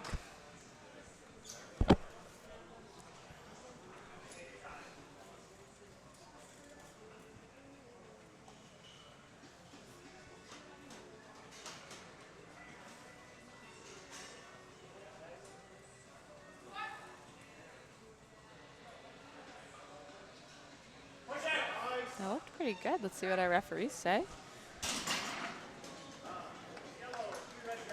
It's a good lift. That's what I thought. He sunk it, gave it confidently. And up next we have Huzaifa taking 205 kilos. So 20, went up 20 kilos. So let's see. I believe he also missed his opener on depth. And we're going up quite a bit. So he must be feeling strong. Let's see this.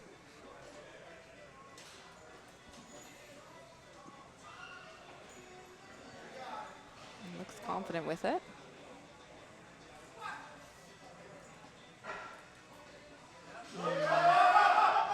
Unfortunately, a little too. Oh. Uh-oh. You're not allowed to swear. That's common in all sports. Yes. But it's the passion. It's upsetting. I get Yeah. it, but you gotta save it for when you leave the venue. Yep. scream it into the ether. You know. Yep. Yeah. Well, we'll see what he can still come back for it if he wants to. All right. Up next we got Lucas. Lucas Wright. 207.5. So that was a very big jump. Would you naturally, if you were, would you advise that kind of a big jump? Because he went from, I think it was 185 to 205. I would not advise that personally. 20 kilos is quite a lot, to be honest. Nice. Very good squat from Lucas. That's a good lift. Very solid second attempt there. All right, you got Keith. Keith's going to take 210, taking a 7.5 kilo jump from his opener, which from the looks of his opener looks very, very doable for him.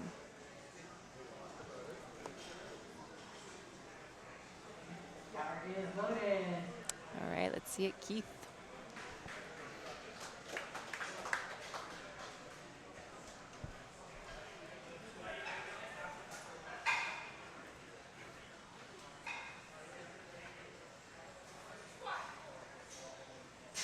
Wow. Very They good kind of lift. look the same as his opener. I'm Yeah. not going to lie. pretty strong. Are 210. you sure this is only his first competition? I believe so. I believe so. I think he's just a strong fella. All right, next we got Lucas N, 210. So he took a 10-kilo jump here. Pretty conservative. Gonna make this fly. What would you consider a good jump from your previous weight? That's a good question. I think it depends on, honestly, the amount of weight that you're lifting. Yeah. So usually for these guys, when they're lifting, most of them are lifting between, 200, 225. I'd say, yeah, between like 10, 15 kilos, even 7.5 and 15. Yeah. But that's also personal preference. Some Right. people like taking bigger jumps. They Right. just like the way it feels. That was a good lift. But if you're squatting, less, if you're squatting like 100, 120 kilos, sometimes it's better to take those smaller jumps. Right. Yeah. Do you notice in like bigger meets or bigger tournaments, people take more bigger jumps, or do they play it a little bit more like methodical and less risky? I think it depends. I think usually if at like a higher level, like usually at like a provincial, national level, I see people try, be conservative and try Yeah. to just get every kilo that they can. They're not Right. doing too risky maneuvers, but sometimes if you feel strong, Yeah. go for it, But also depends on the person. Like some people they're like, yeah, 20 kilos is fine. Right. Like they have no issue. Yeah. All right, so Boyd is going to take 215. So he's retaking this weight. This was his opening weight, which I think is a good call here. He's just got to sink it. Come on, Boyd. All right, let's see what our referees say here. It's a good lift. So he got that lift there. He got the 215. So now he can go up a little bit, add a couple more kilos there. Next, we've got Elazar with 220 kilos for his second attempt. So he's taking a 10-kilo jump. So they just need 2 of the 3 judges for it to be a good lift? Exactly. Yeah. And the bar is loaded. All right, up next, we got the Green Machine. Ah, yes. The Green Machine, Elazar. It's a great name, too. So then as soon as the announcer says the bar is loaded, that's when the 1-minute time starts, Yeah, right? exactly. So they have a whole minute to set up, get comfortable, make sure that the bar is in the position it needs to be in and that they walk it out comfortably as well. Do you feel like a minute's the right amount of time? Yes, I think anything more than that and you're just wasting Yeah. time. And honestly, like most people don't even take like half a minute Yeah. to be on, because you Yeah. don't need it. Like some people do, and that's fine, but most people can set up relatively efficiently. Oh, a little sticky, but he fought through it. That's a good lift, a very strong second attempt for Elazar. Probably go up a couple of kilos there. All right, next we got Matthew, 227.5, and then Chris. And then third attempt squats after that. It was flying. It was Yeah, so it's going quickly. really quickly. Do they, for the first meet, guys, the guys that have doing the meets for the first time or the first couple times, does the coach ever do like a minute stopwatch to kind of get them that feel, or then is that not really a thing? I don't think I've ever seen that. I Yeah. think like maybe if they go do their opener and they can see the time is Right, running down, right, it's like, hey, right. maybe speed it up a little bit. But all right, we got Matthew here, 227.5, 5-kilo jump.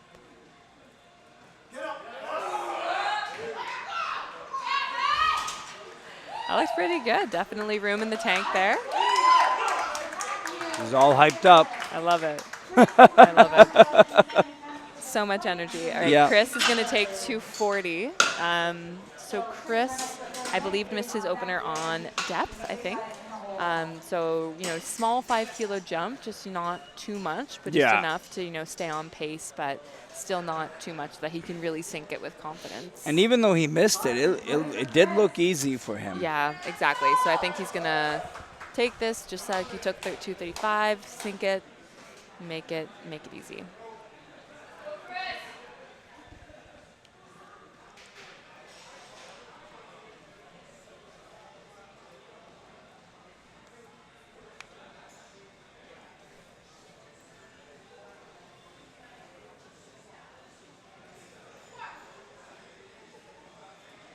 Oh, yeah. That looked good to me. Let's see what the refs say. Yeah, it's a good lift. Good lift for Chris. So he got a squat on the board, which is awesome. He can go up a little with some confidence. All right, so now we're on to the third and final squats of the day, which is crazy. It's going by real quick. Yeah. So these guys are going to come out and take their third attempt. So heaviest squats that they'll be doing. Hopefully we'll see some good grinders. It's always my favorite. All right, Gene went up 5 kilos, 72 and a half for his third attempt. And then we have Huzaifa put in 205 again, so we'll see. All right, let's see it, Glenn. I thought he can't put anything lower than 205 because No, yeah. So you're not allowed to go down. Yeah. You can do the same weight or you can go up.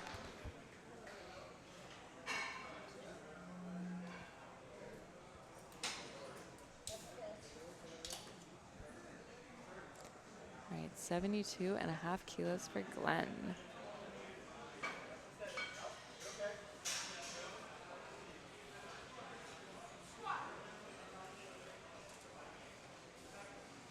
Let's go, Glenn.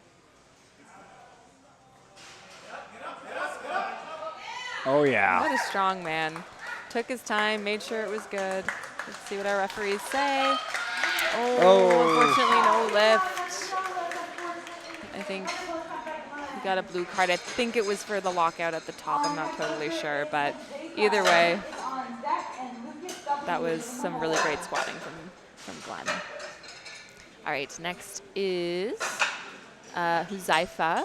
So I see him there. So he's going to retake 205 kilos.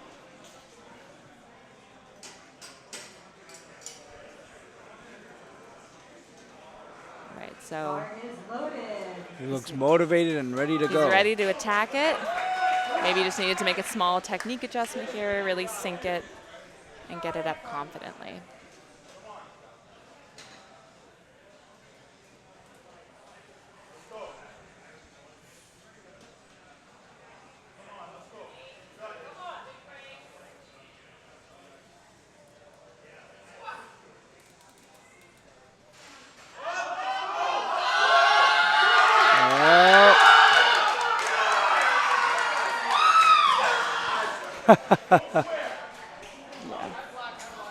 Fortunately, not deep enough. Yellow from the sides. But I think that's a moral victory for him. Yeah. So what are the bars on the bottom then? So those are indicating the card. So depending on the infraction that the Right. referee saw, they give a different color card. Right, So okay. there's a I see. blue, Yeah. a yellow, and a okay, red. that's the colors. Okay. Yeah, so that's what the colors at the bottom are. All right, next is Nick, 210 kilos. The bar was so small, I didn't see it. I know, yeah, it's hard to catch. All right, so Nick coming out for 210. His 200 looked really confident, so I think this will be pretty simple for him.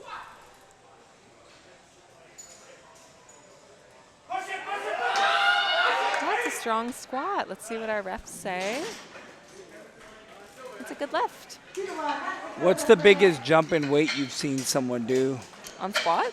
on squat or on any exercise on the bench? Or I mean, on deadlift, I've seen people jump like 40, 50 kilos. is it more common to jump on the deadlift than Yeah, it is? Yeah. yeah. I like, some people really like taking big jumps. Yeah, I've seen Right. people like jump like 40, 50 kilos on deadlift, which like, that I don't understand, but But you wouldn't really see that in a squat or in a bench? yeah, maybe. I mean, if you're squatting like a lot of weight, like I feel like Right. if you're squatting like 280 plus, I've seen it a couple times, but.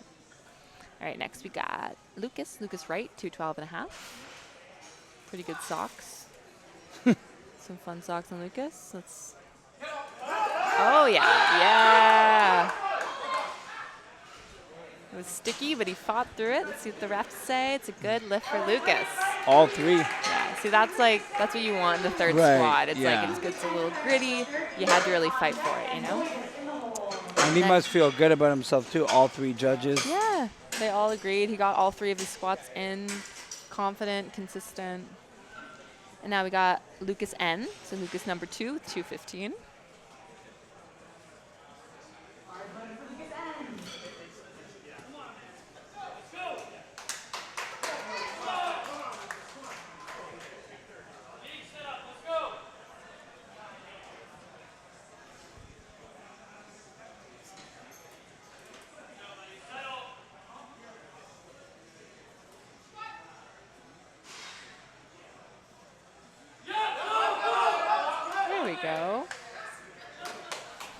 is a good-looking squat. What did our ref say? It's a good lift.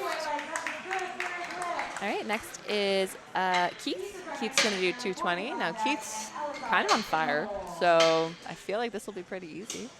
He's been doing really well. Yeah, he looks confident. He looks locked in, which is important. His glasses are still on. I could not say the same for myself in that situation. All right, Keith, let's see it. 220 kilos for his third attempt. I like how he bows in, too. Yeah, it's like thank you. Thank you. Thank you, squat. All right.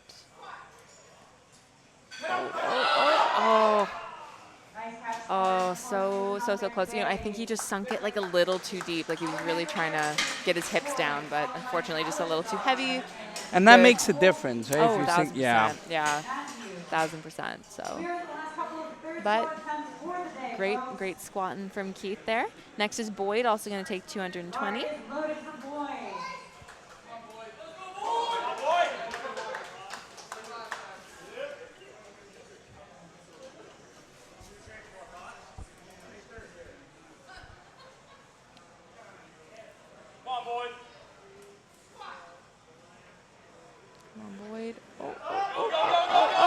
Yeah. All right, fought through it. Let's see what our referees say. Well, unfortunately, no lift, just not deep enough. But again, moral victory. He fought through that. And then we've got Elazar, 227.5 for his third attempt. 3 more squats to go, and then we'll take a quick break before bench press.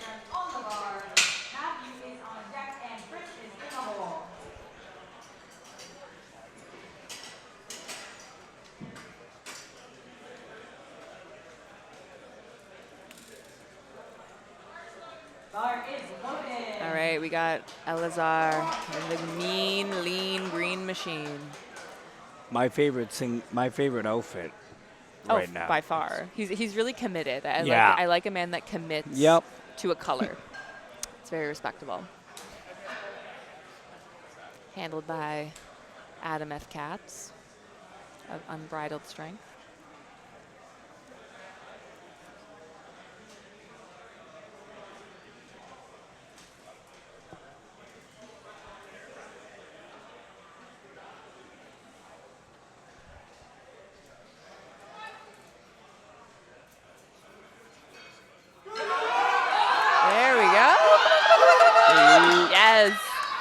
A little bit of a sticking point, but it looked pretty good to me. Let's see what our refs say. It's a good lift. That was a good lift. That was exciting. He got every last kilo there out of the squat, which is awesome to see. That right, must Matthew, it must feel good. That must feel so rewarding. Yeah. Especially a battle like that. Yeah. No, good victory for Elazar. All right, 2 more squats. We got Matthew with 232.5, and then Chris with 250 for the third.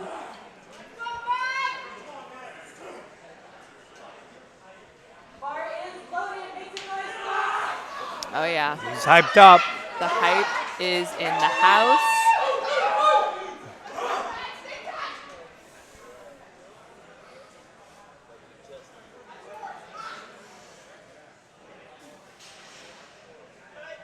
Looks confident with it.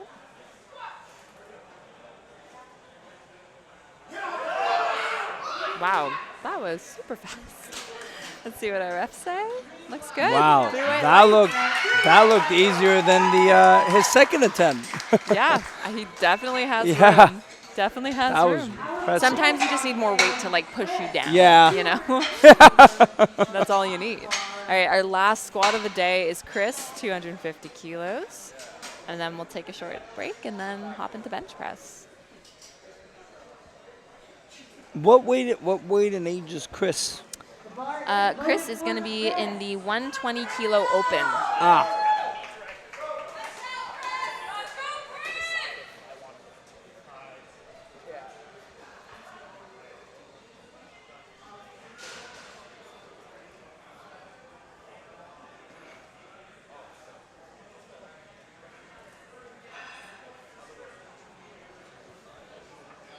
All right, Chris, let's see it. Final squat of the day. Wow. That see what our refs say. It's a good look. Wow. Very impressive. Honestly, like, that kind of looked like an opener. Yeah. Like I said, same with Chris. He made the last one look a lot easier than the second one. Yeah, yeah. That was an absolutely excellent squat session. So we're going to take a 10-ish minute break, and then we'll see you back here for bench press. All right, we'll see you in a bit.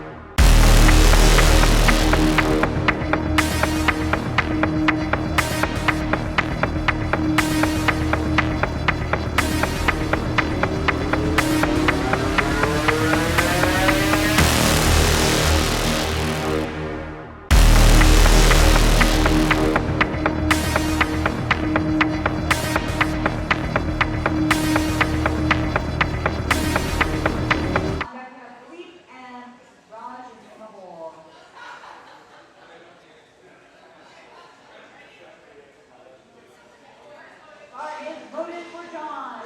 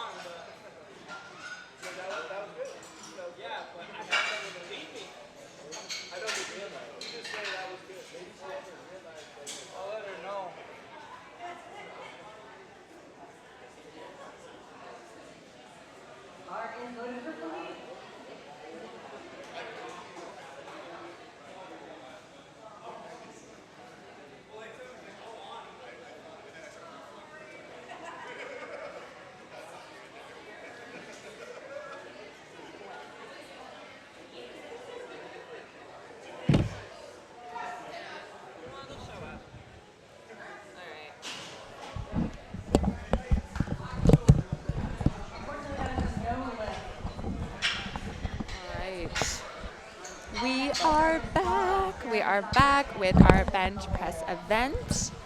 Sorry, I'm walking in a couple lifters late here. All right.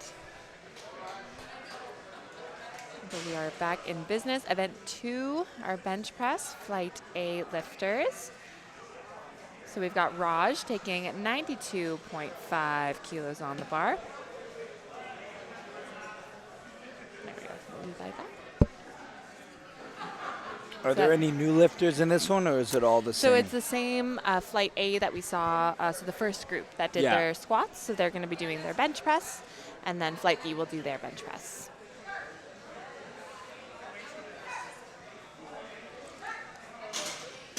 Looked pretty clean, and that's 3 white lights.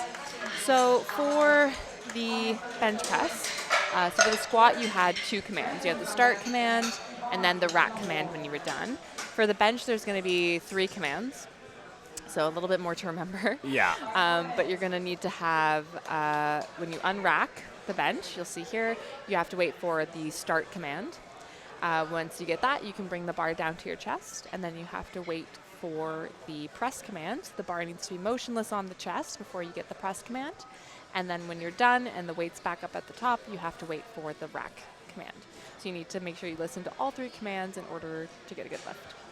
Is the bench the hardest one of the 3, or is it just a preference at that It's a preference. People Yeah. have different strengths. It's probably my second favorite lift. Maybe, I don't know. I go back and forth, but you know, people have different different preferences. I guess it's definitely like, obviously it's a totally different movement. You're not really utilizing your legs, so it's a little bit. You can lift a little bit less, I guess. Yeah. All right, next we've got Brandon, 107.5 kilos for his opener.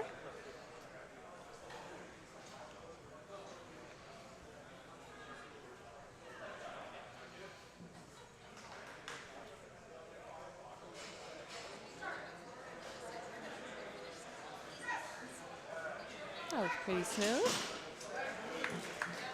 And that's a good lift.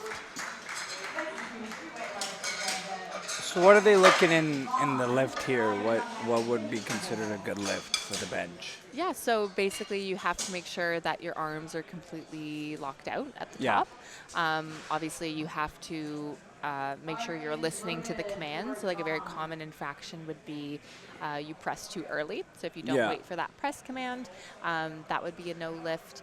And then another couple things we could look for is the butt coming off from the bench. So if you're, pushing and the butt moves up a little bit, that would also be a no lift. Movement of the feet could also be a no lift. Movement of the head off of the bench. Right. Also, you can't lift your head, or you can't move your feet. Yeah, so your Right. body just basically needs to be in the same position the whole time. Yeah. Yeah. That was a good lift. Next is Ryan with 120 for his opener.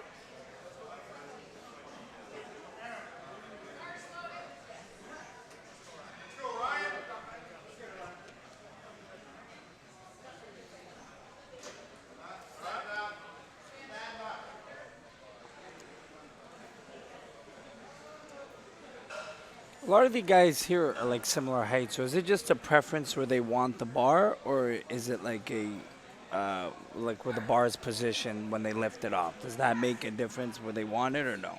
Yeah, so your rack height, I guess, will mainly Yeah. depend on how wide your grip is, Right. and then obviously how long your arms are. So yeah, depends. I think some people like having it a little bit lower. Some people, Right. yeah. But the main thing is your leverages, so Right. how long your arms are and stuff like that.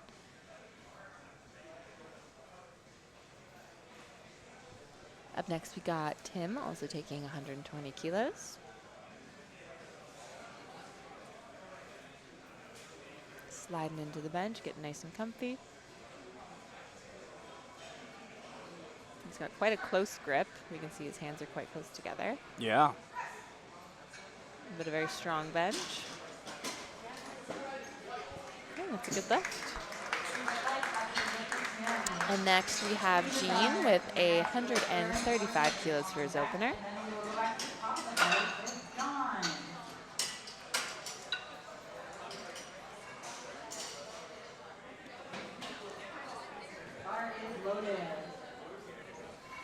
I do like Gene's shoes. I appreciate the red. They really blend in with the floor. Yeah. Love to see that.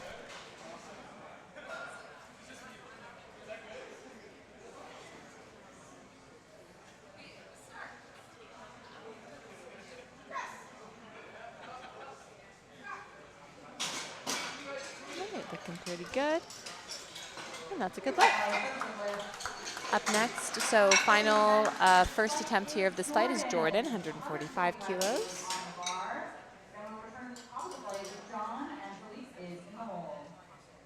Bar is loaded for Jordan.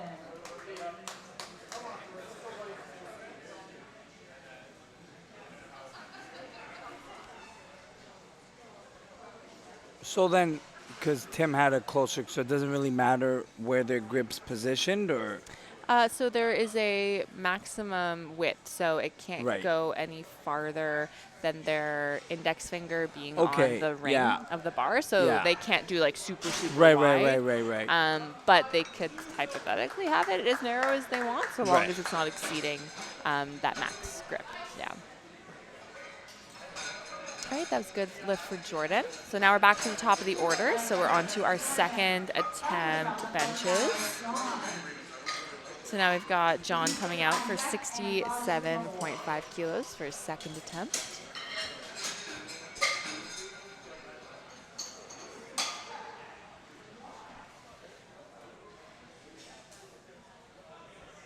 Bar is loaded.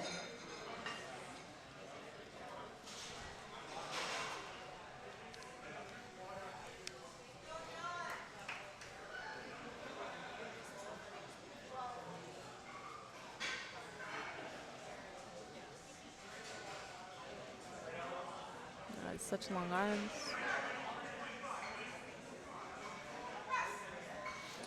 Is that a bit of an issue for taller guys, or does it not It- really matter? I mean, I'd say it's definitely not an advantage to Yeah. have very, very long arms. Not for bench press. It is an advantage for deadlift. Yeah. The longer your arms are, obviously the lower your lockout is going to be off the floor. So Right. people with long arms tend to have a better deadlift. Yeah.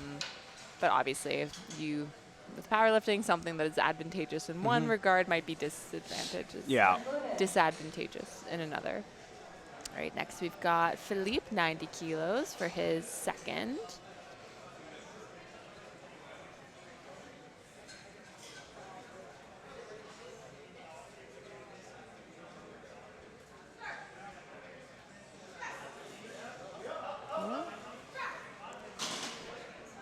Looked good to me. Let's see. Oh, unfortunately, no lift.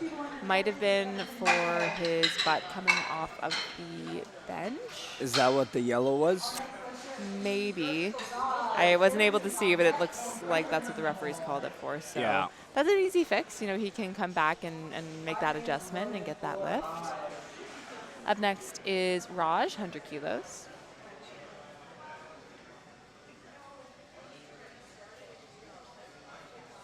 In that situation, would you tell him to go higher in weight, or would you tell him to keep the same weight? It depends. Preference, right? Yeah, I feel like that's kind of my answer to Yeah, every question. no, I get it. But I don't know. If it were me, I'd probably just repeat it. Because if your butt's coming off the bench, that's a good lift. That's an indication that the weight's getting heavy enough that your Yeah. form is starting to break down, right? So probably it could be worth it to retake. But Is it also a situation type, like if this was like a nationals, would it be more like, okay, I'm gonna take that, I'm gonna kind of go a little bit higher, where it's like it's a meet? yeah, if there's like stuff on the line, right? Yeah. Like let's say you're, battling for a podium spot, or Right. if you're in contention to win.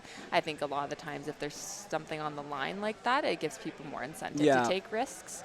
But it totally depends on why you're competing. If you're competing for a competitive reason, to take someone down, that might be incentive for you. But I think, at least my preference, powerlifting is all about competing against yourself, Yeah, right? yeah. That looks pretty smooth. Let's see what our refs say. That's a good lift. All right, up next we got Brandon with 115 kilos.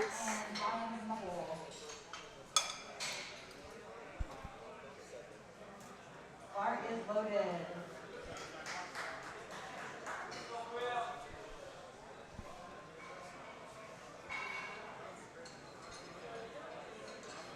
I feel like the bench press is the lift I think is most relatable for everybody. Yeah. Like when I talk to people about powerlifting, they're like, "Oh, I could bench 400 pounds when I was that age." I'm like, "Oh yeah, you could. Okay, I'm sure you could." Very smooth. That's a good lift. Up next is Ivan, 122.5 kilos.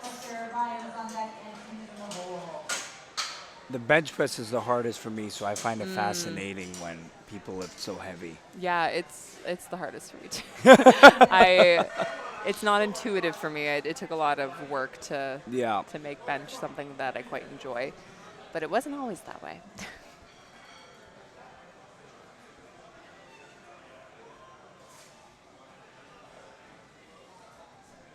All right, 122.5 kilos.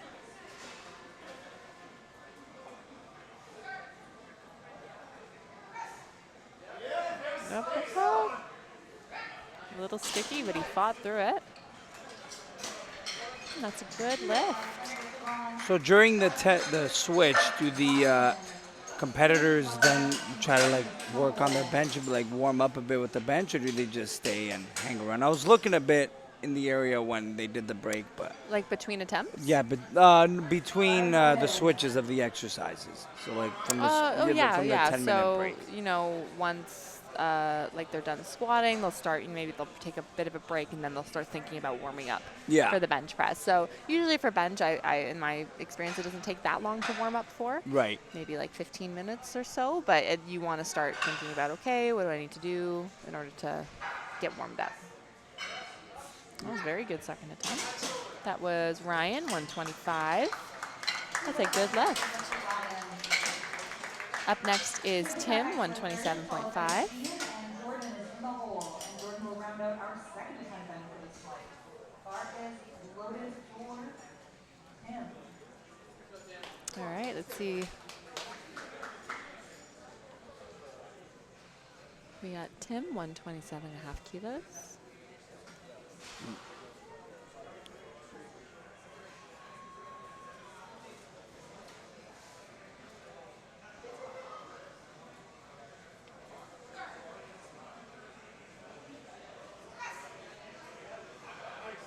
His grip is so close. It's like all tricep bench. Yeah.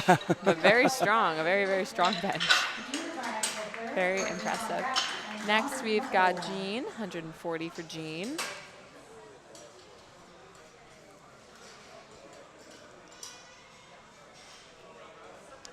Bar is loaded.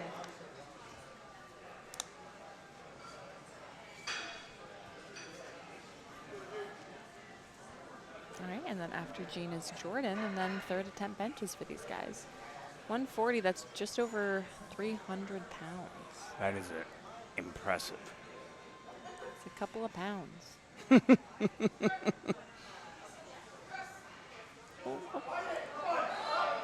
There we go. Let's see what our refs say. It's a good lift. Up next, we've got Jordan. So Jordan's going to take 152.5 for his third attempt, or for his second attempt, and then we're on to third attempts. Bar is loaded.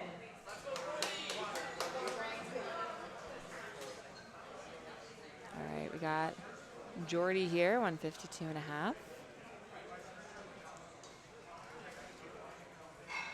Oh, adjusted his glasses. So he can see the bar, right? Yep. You know?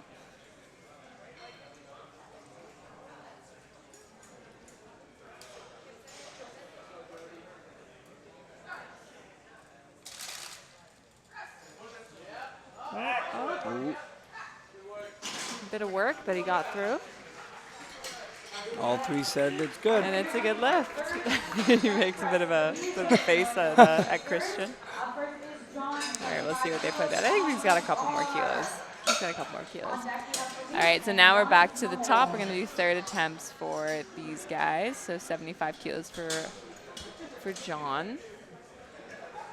Bar is loaded. Let's go, John. This is going by so quick. I know. The crew are so impressive, I switching know. everything up, and Very, very impressive stuff.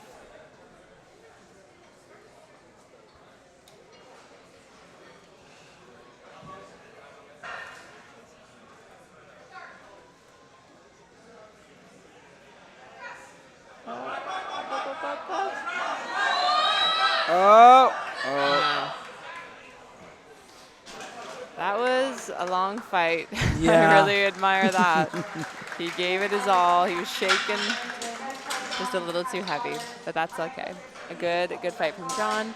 Up next is Philippe. He's gonna retake 90 kilos. So again, Philippe, I believe missed a second on some butt lift on the bench. So he's gonna make that small adjustment. And I thought he got his first. It says he missed his first as well.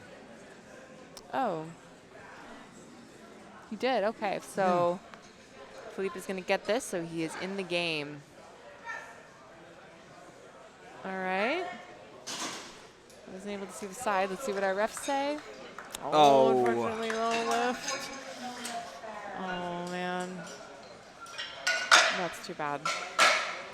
Had the strength, he just needed to make Yeah. those small technical adjustments. All right, up next, we've got Raj, 107.5 kilos.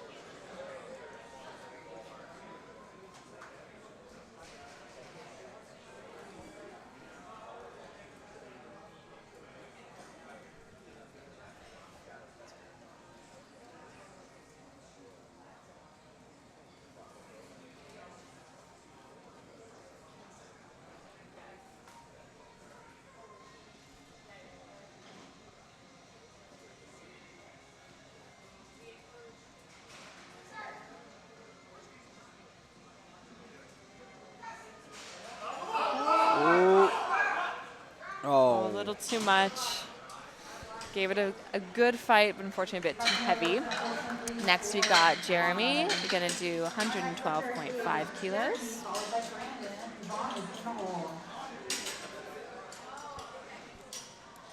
Bar is loaded. Getting a good back smack there. what's with the chalk on the back? Why do they have that? Oh yeah, so some lifters, they find they're able to set up more comfortably on the bench if there's a bit of like resistance. So Right. the chalk just kind of helps get, you know, a little tighter Right. into Oh, I position. never Yeah. know. Yeah, for squat, sometimes you'll see it too because it just means the bar is not sliding Yeah. around on your shirt Yeah. as much, which is nice.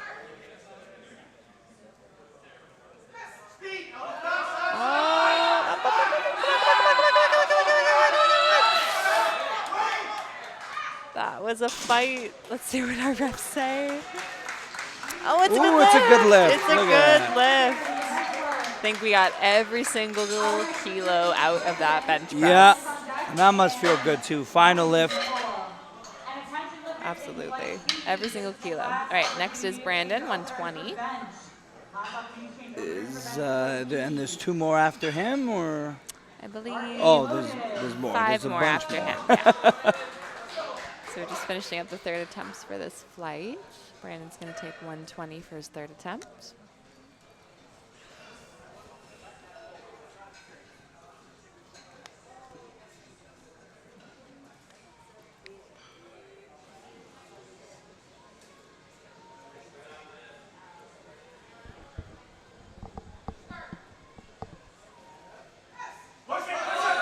Oh, Nice.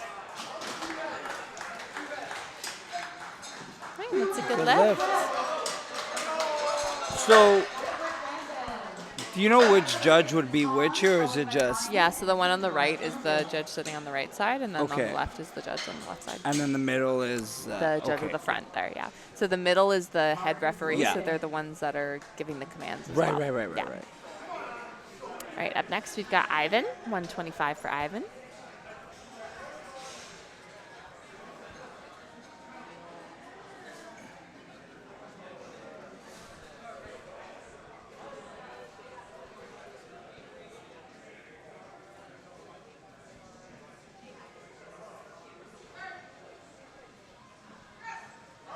Oh, come on, Ivan. Come on, Ivan. It's there. Oh. Oh. Started to dip down a little, just a bit too much, But a good fight. Can't be mad about that. No, not Right. at all. Up next is Ryan, 132.5 for Ryan.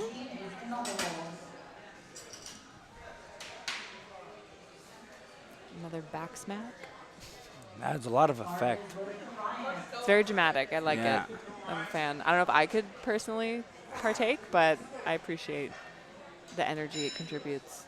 I remember one time my coach slapped me right in the chest. Never again. I did not like it. That's a little too like Yeah, that's a little too guttural, you know. Right. The back is a little more like, oh, okay. I got the back as well. It was not fun. Oh, come on, Ryan. That was good. That was pretty smooth. That's a good lift. Made it look easy.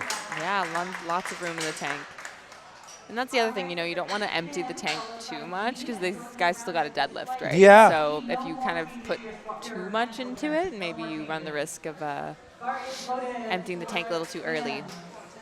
Right, up next is Tim, 132.5. So that could be a big factor, can't it? If you're, Oh, yeah. for sure, yeah. Like you want to kind of leave enough room Right. that you can pace yourself so that you're able to do your best for the whole meet.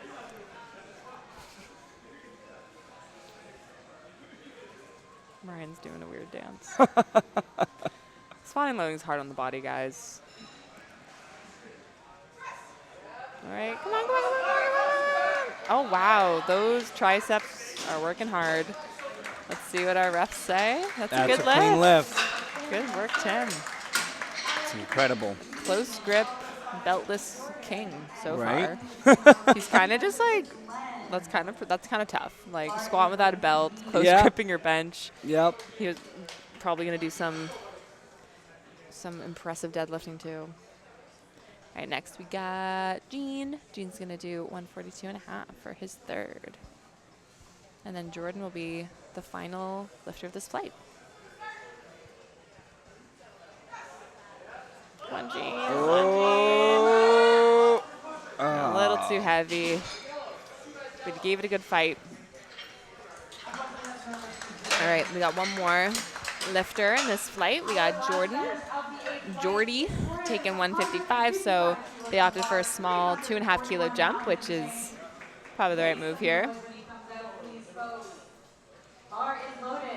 Let's go, Jordy.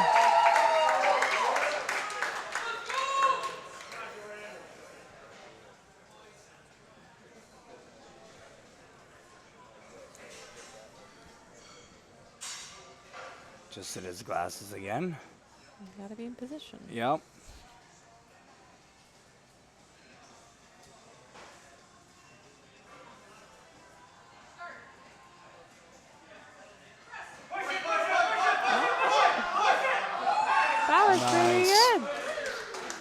a good call. That's a good lift. Unanimous on the board.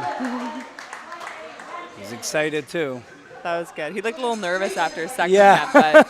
but sometimes you just need to add a little more weight. Yep. All right, so we're going to jump into flight B for the bench press. So Glenn's starting us off with 55 kilos.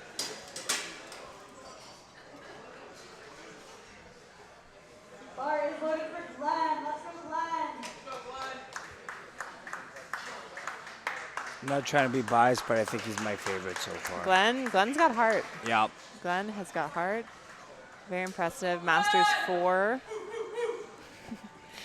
He's got love in the crowd, which Yep. is good. I think Glenn's got a little close too.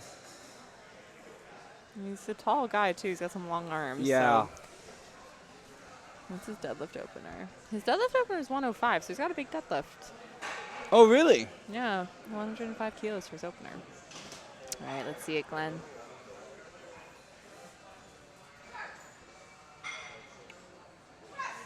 Come on, Glenn. Oh, that was easy. Made that look easy. That's a good lift for Glenn. Glenn. Our next lifter is Huzaifa. Boyd is on deck, and Eleanor is on the hole. All right, up next we got Huzaifa. Gonna take 105 for his opener. Let's see. Yep, I see him there.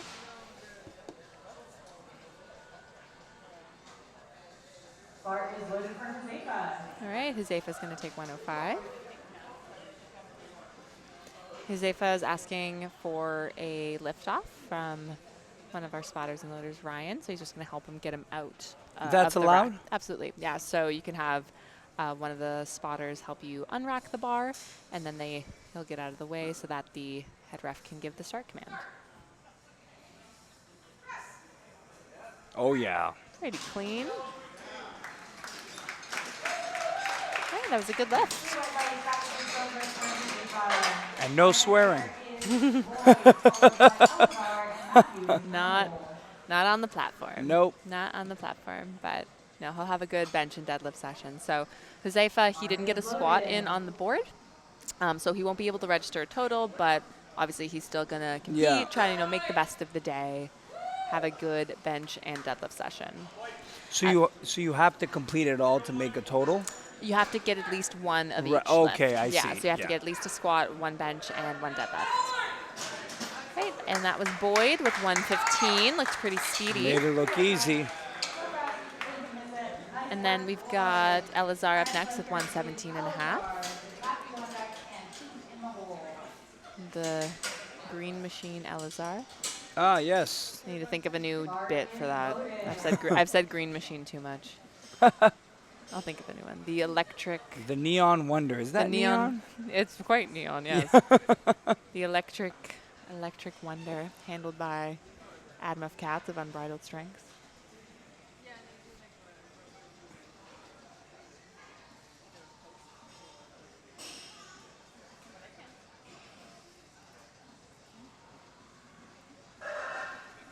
Taking his time, setting up.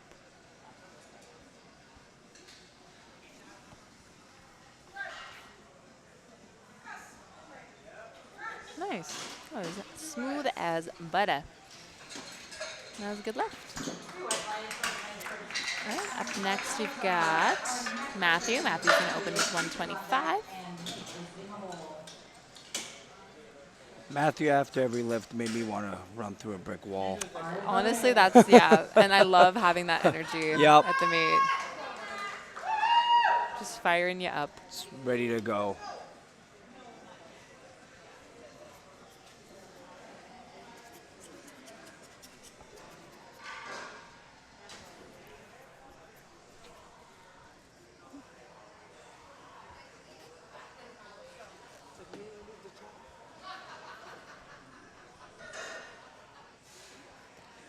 All right, we got Matthew here, 125. Oh, replace. All right, so he's being told he just needs to make sure his elbows are fully locked out before he gets the start command.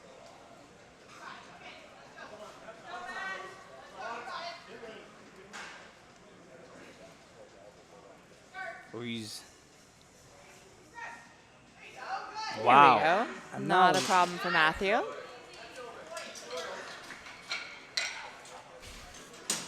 That was light work. Next we got Keith. Keith's gonna open 127.5. And he made, and because he lifted it and they had to tell him to bring it right back down. Yeah. That, So you won't get the start command until the Right. referees deem that your elbows are fully locked out. So they'll sometimes tell you to replace the bar and to restart if they don't think your elbows are locked out. you said you train with Keith. What's his favorite one? Do you know? Oh, I don't. That's a good question. I haven't asked him that yet. He's a very good squatter. Is he? Yeah, Well, he's we good. saw it. We He's- saw it. He's a good bencher. I don't know. I don't think I've seen him deadlift. So that'll be a surprise for me too. That was clean. 127.5. Wow. Giving a little bow. I like the bow. It's very gentlemanly. Yeah. Very gentlemanly.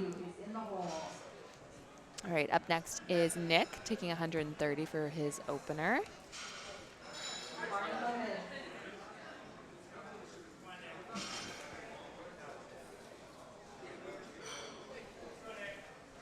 See, that's why it confused me a bit. They switched the order up. Because Chris, I think, went last on the squat, so I Yeah. got confused. Yeah, it's because it's by ascending Right. weight. Oh, so okay. if just because someone has the biggest squat, maybe their bench Yes, is yes, the biggest, yes, right? yes, yes, Yeah. yes. Nice. That's good. All right, and then Chris is also going to take 130 kilos.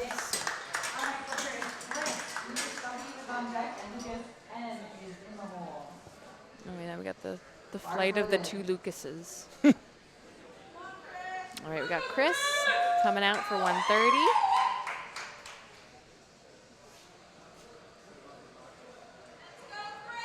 You're saying he made his squat look easy. I overheard a conversation. It was not his personal best. It was like 15 pounds unders. Oh, okay, so he was being very conservative. He said, I think I overheard, if he didn't miss the first one, he would have. Yeah, yeah, and I think So.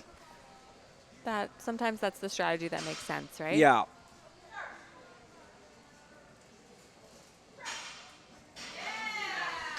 Bench looking equally as speedy. Like butter. That's a good lift. All right, next we got Lucas Wright, also taking 130 today. And in the hole. Bar loaded.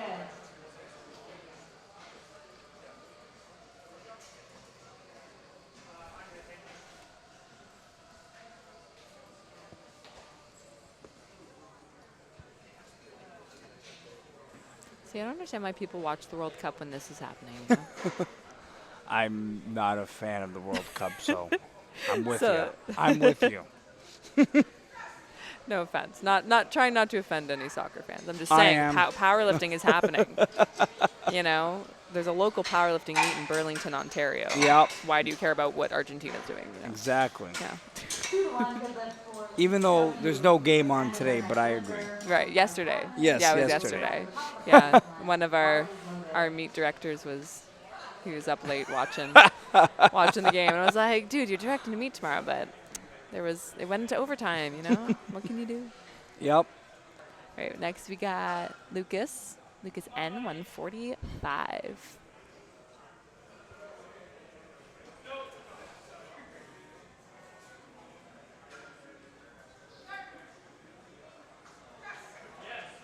That looked good. Very easy. He made that look too easy. And then we got Rylan next with 162 and a half. 162 and a half for Rylan. So Rylan, he squatted 180 and he didn't opt to take a second or a third. So I'm wondering if he's dealing with an injury. He's got a huge bench, so maybe he came to bench. Sometimes that's what it is. Yeah. All right, he's coming up to the rack here. 162 and a half. Rylan's in the open 93 kilo class. Oh, shoot. So it looks like the safeties were too high. So his bar did hit the safeties a little bit, which is unfortunate.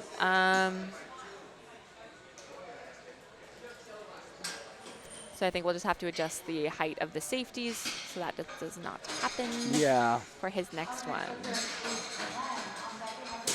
Yeah, so that's why it's really important when, before you start warming up, that you make sure you check Yeah. your rack heights, because obviously every rack is going to be a little bit different, and you need to make sure that you're comfortable in the rack at the height that you've set it to. So before do they send what the rack height they want to the? So the lifters will come up to the rack and they'll, Right. check. They'll sit on the bench, they'll lie down, they'll check what racks heights make the most sense, and then they'll pass that information on to the score table. But it looks like the safeties were just a little bit too high there. What's usually, because some people come in, what's usually a good time for these lifters? When do they usually come in before a meet? Like an hour before? So their 2 weigh-ins hours are before? 2 hours before the Oh, start okay. time, so they Yeah. have to be here to weigh in 2 hours before. Right. And then once they've weighed in, then they, will start Right. changing, have food, and get their rack heights and all that. Check their equipment, make sure their equipment's all good. All right, now we are on to our second attempt already. My goodness. Glenn with 60 kilos. Let's go, Glenn.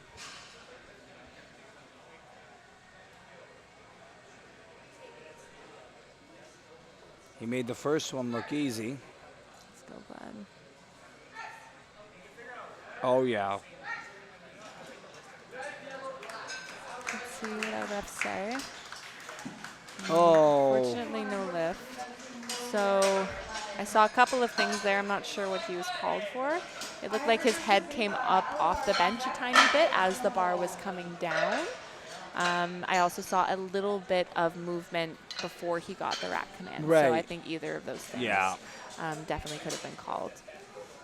But looks smooth, so hopefully he'll come back for that so he can In get that 60 on the situation, board. do you think he's going to go, would you suggest he goes for 60 again, or do you think he should go? I think going for 60 again is Yeah. probably the right call, but obviously we'll see what he puts in, see how he's feeling. Mm-hmm. All right, now we got Hazaifa, 110 kilos, so took a 5-kilo jump here for his second attempt.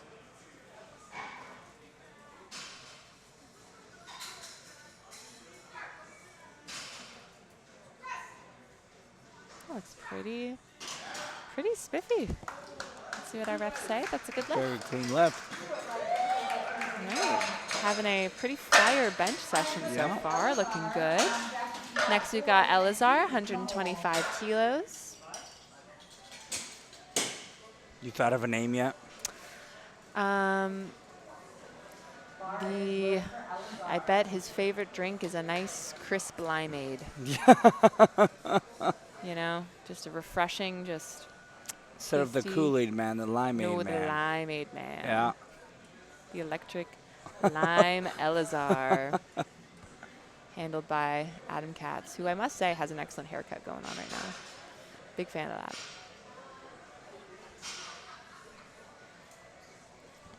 $125 kilos.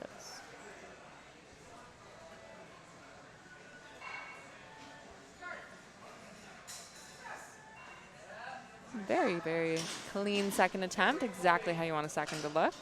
That's a good lift. All right, next we've got Boyd. Boyd's coming out also for 125. Bar is loaded. All right, let's see it. Boyd got a 10-kilo jump, so pretty chunky jump on his bench here. 115 to 125. Had a good lift in his first lift, too. Very speedy.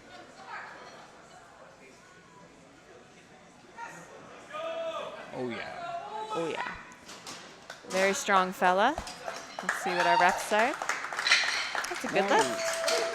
Definitely a little more room in the tank. Yeah. Up next, we got Keith. Keith's going to take 132 and a half, so opting for a 5-kilo jump. I find it interesting because I'm only looking at them lifting, but then you were like, oh, yeah, I can see his head not being there. And I find that so interesting, that just pinpointing, you can see, you know what I mean? Well, I think I've watched enough powerlifting at this point to pick up on things. Yeah. Let's go, Keith. Oh, yeah. Definitely at least 5 more kilos there. He's looking very strong today.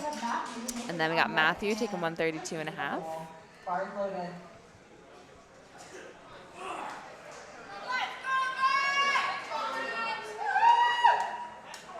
He's got a lot of fans in the house. He does. You have a lot of Matthew fans.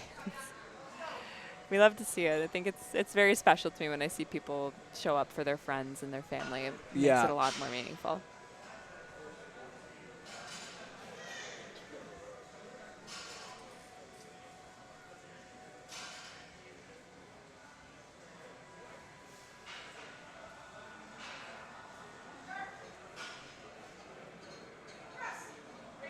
Oh yeah, Ooh. all day. That was smooth and easy, and it is a good lift.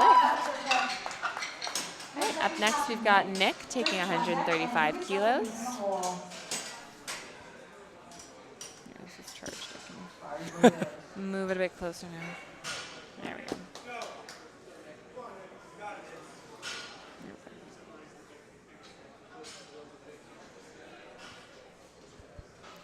And then we are almost done with our second attempt benches. This is whizzing by. Right, so Nick taking 135.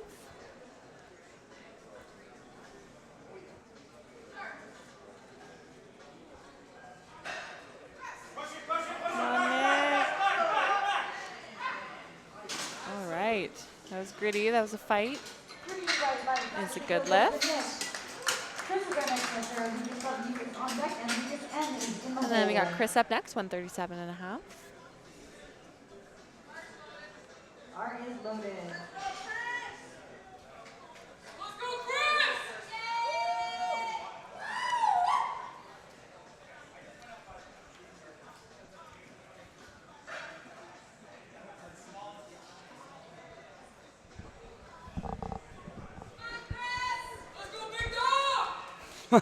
Big dog.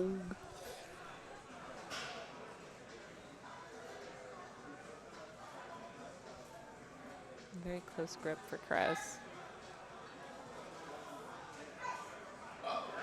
Nice.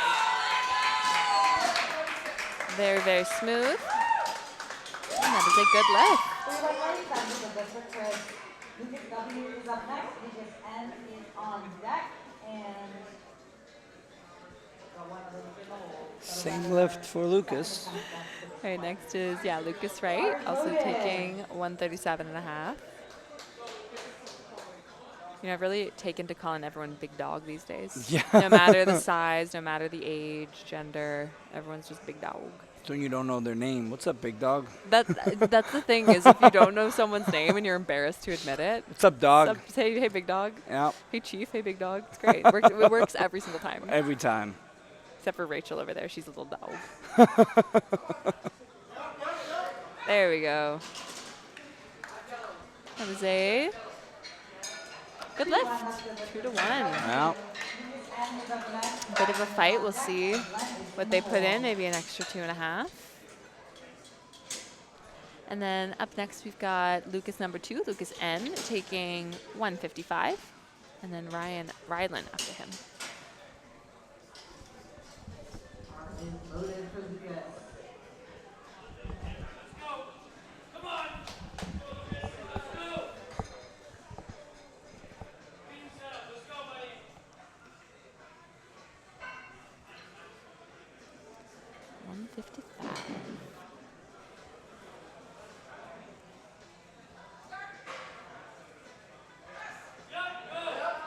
Nice.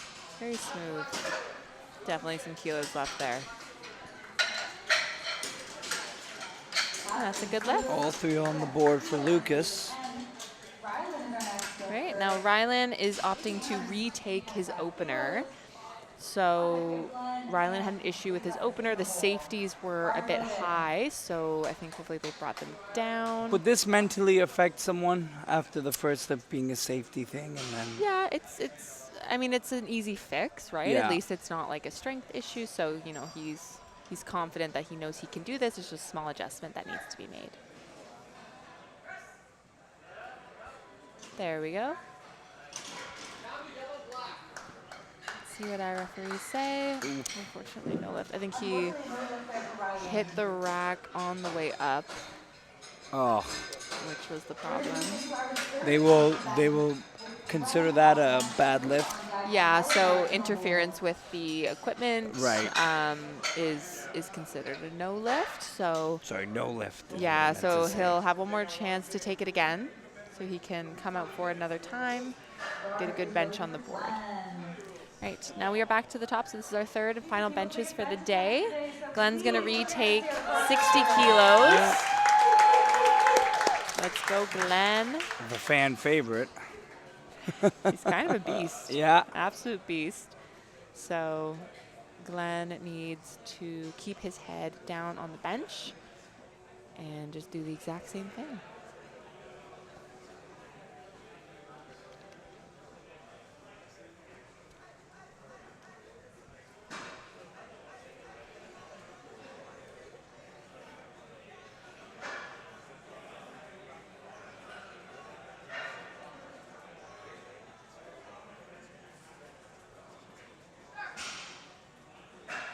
No. Oh no, yeah. Fortunately not happening. I think he just couldn't really find his setup there. Yeah. But a very good try for Glenn. All right, up next we've got Huzaifa, 117.5, so 7.5 kilo jump. So he must be feeling pretty confident. It's a pretty big jump, but he looked strong. The second looked smooth. Both his last lifts looked smooth, so. All right, 117.5.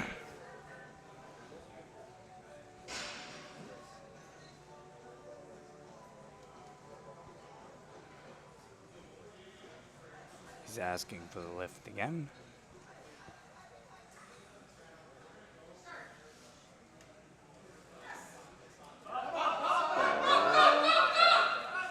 No, just a little too much. A little too much, but gave it his all. Wanted to go for it. Yeah. Thumbs up to the camera.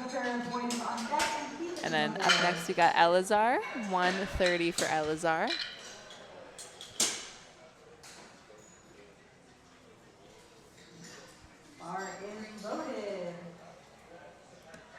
Well, he took his headband off. Good observation. Yeah. Maybe he was getting a little too sweaty, Yeah. you know. The sweatband fulfilled its purpose and was no longer needed. Who knows? I'm just disappointed he didn't have like a neon colored headband. You should tell him that after. Yeah. Just go up to him and be like, man, great performance. But like if your headband just matched, it would have been a lot better. Because everything else does. Everything else so cohesive. All right, let's see it. 130 for Elazar.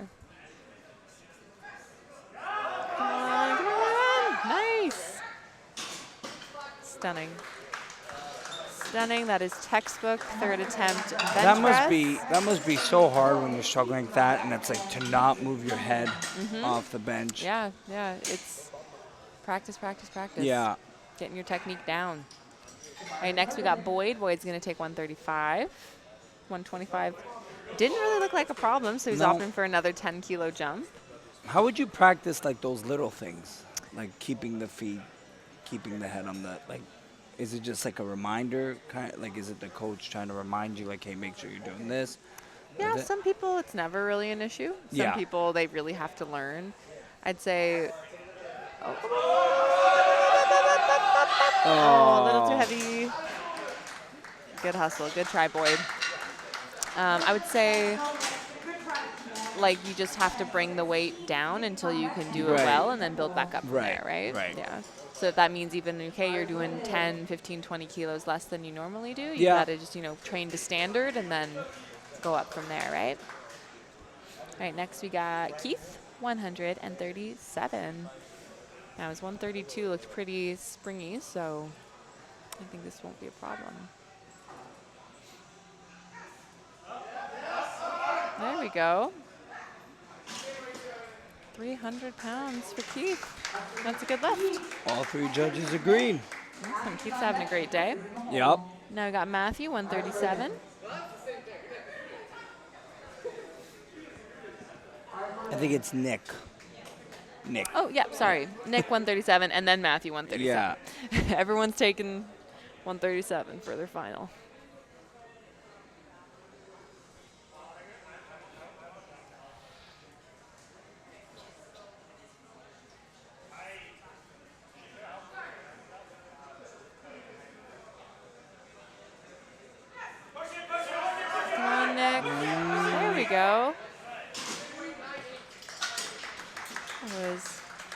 Excellent bench. All That's a three good lift. judges agreed. Matthew's our next lifter. Chris is on deck, and Lucas All right, now we got Matthew up next. Same weight, 137.5. Ooh. Getting amped up, Let's ready go. to go.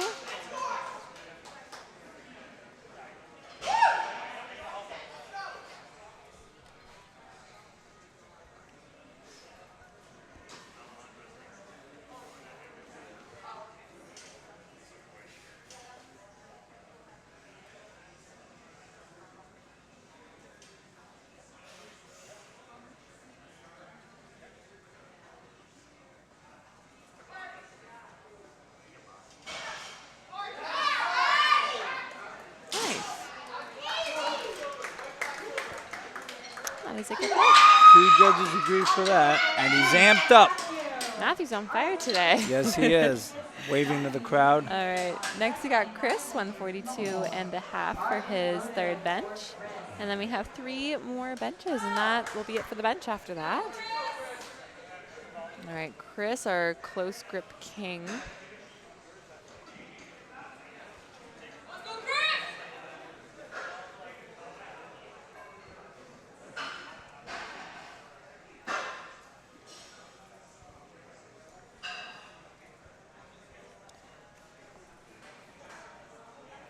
So far, what are you preferring, bench or squat?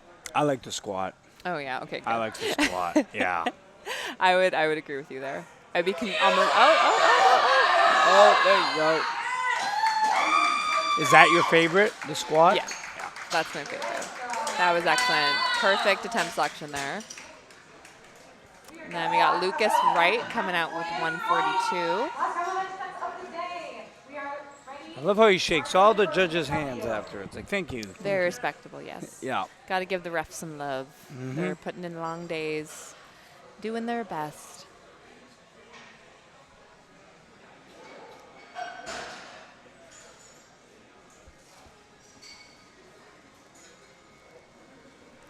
Lucas, 142.5.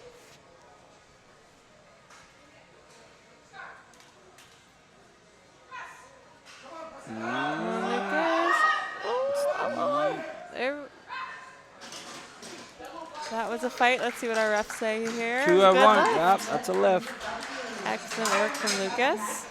Fought tooth and nail for that one. And he gets it. Yeah. I see his parents in the crowd. Give him the thumbs up. All right, and last 2 benches here, we got Rylan.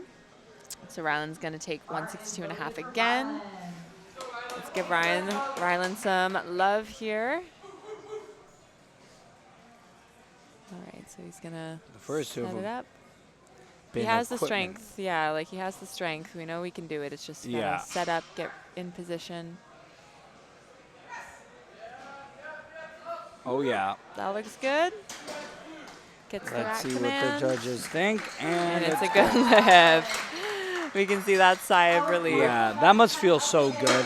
Not what he planned for, but it is Yeah. relieving to know. get that bench on the board. And then we are onto our final bencher. So this is Lucas with 165. 165. It's a big bench. How much is that in weight, in pounds? Or, That 360 oh, it says it over there. something? 365, I think? Oh, there you go. Yeah, 365, I think. So quite heavy. Yes, very. Quite a heavy thing to be bringing down to your chest and then back up. Oh. A little too much, but he gave it a good fight. All right, folks, that's it for bench press. So we are going to take another quick break, and then we are going to jump into the final event, which is our deadlift event. So we'll see you in 10-ish minutes.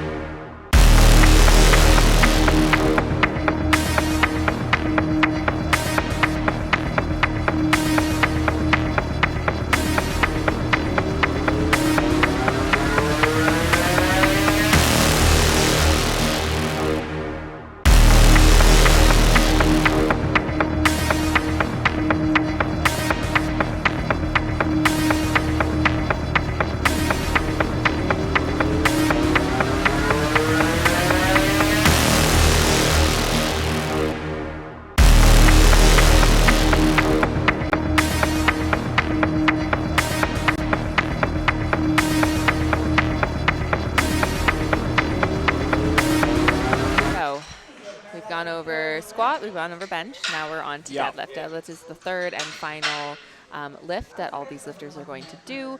I think for a lot of people, it's their favorite. Has a lot of adrenaline behind it. Now for deadlift, the lifters can come up onto the platform when the bar is loaded and pick it up. There's no start command. Oh, really? But they will receive a down command. Right. So they can pick it up whenever they feel ready.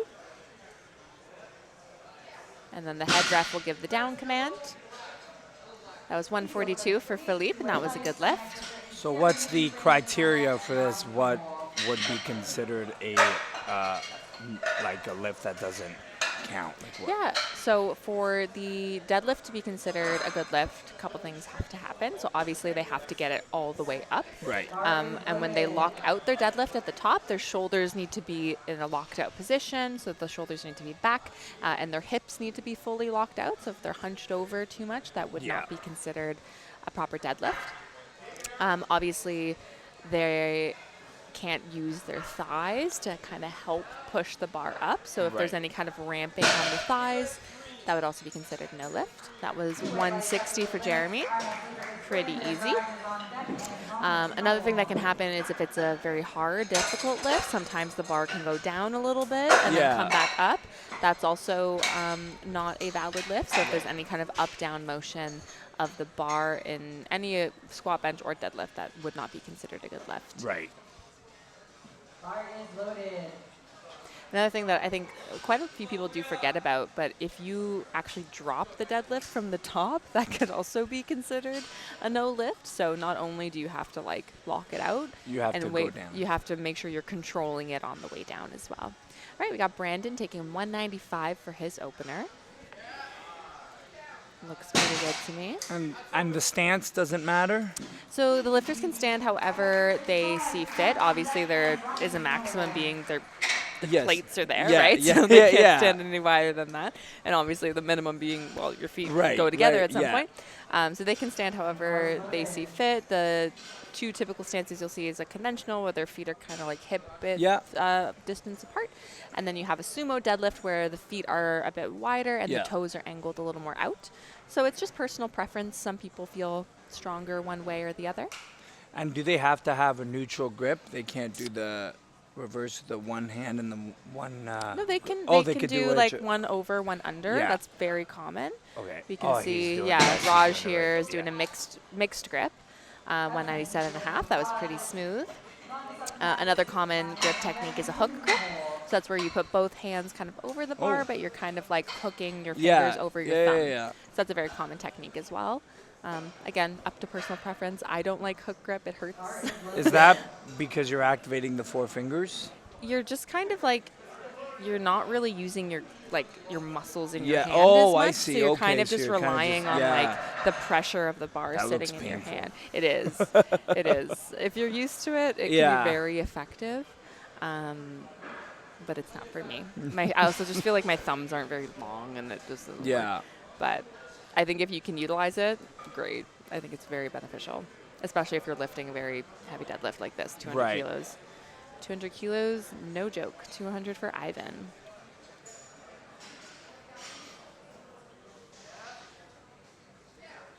Looking good. Good lift. That was a good lift. Next lifter is Ryan, who is on deck, and Sam is in the hole. Usually deadlifts are the quickest. There's only one command, so it doesn't take as long. Right. Well, this whole thing has been flying. So. Yeah, very fast.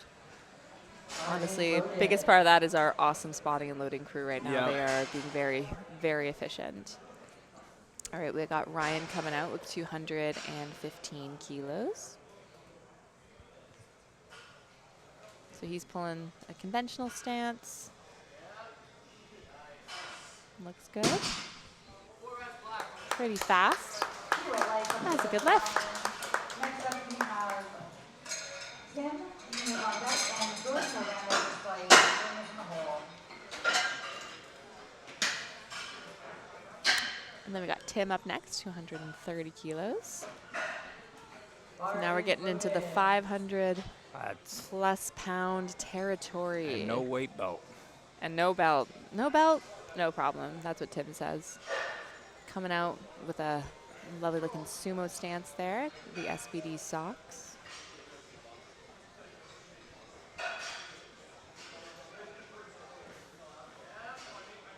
Oh, yeah. Very nice.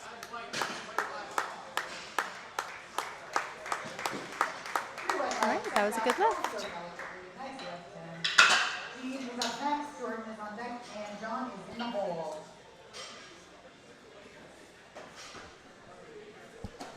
Bar is loaded for Dean.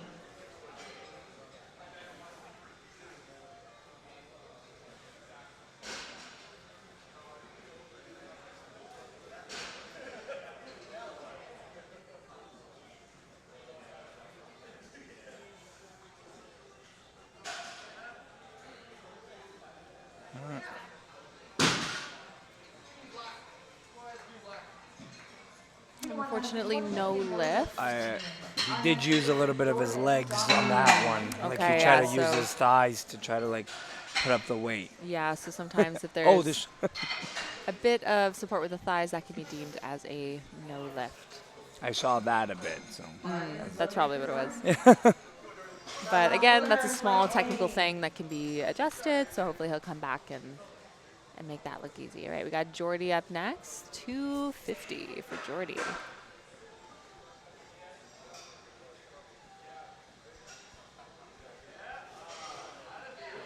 Easy work.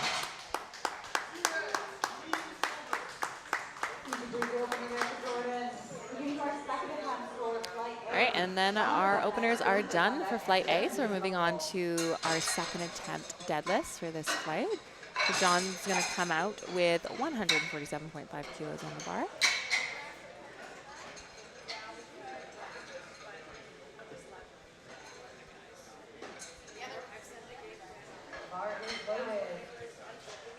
All right. 147 for John.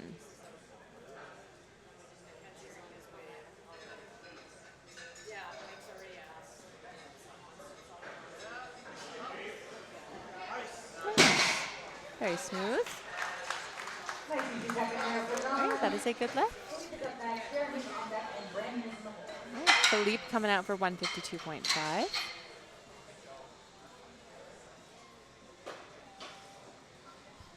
And the bar is loaded for the lead.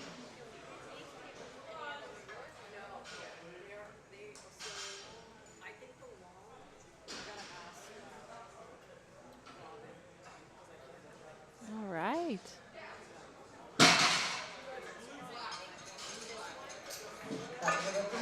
Okay, that is a good Clean lift.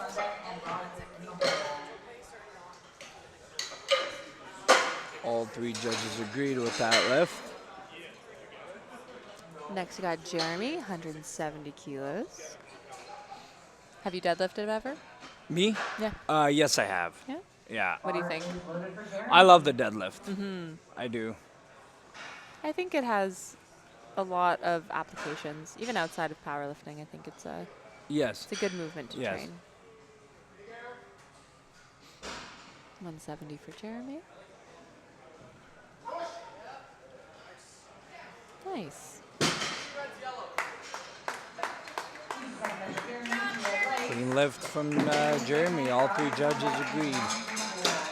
Okay, we got Brandon coming out with 205 for his opener.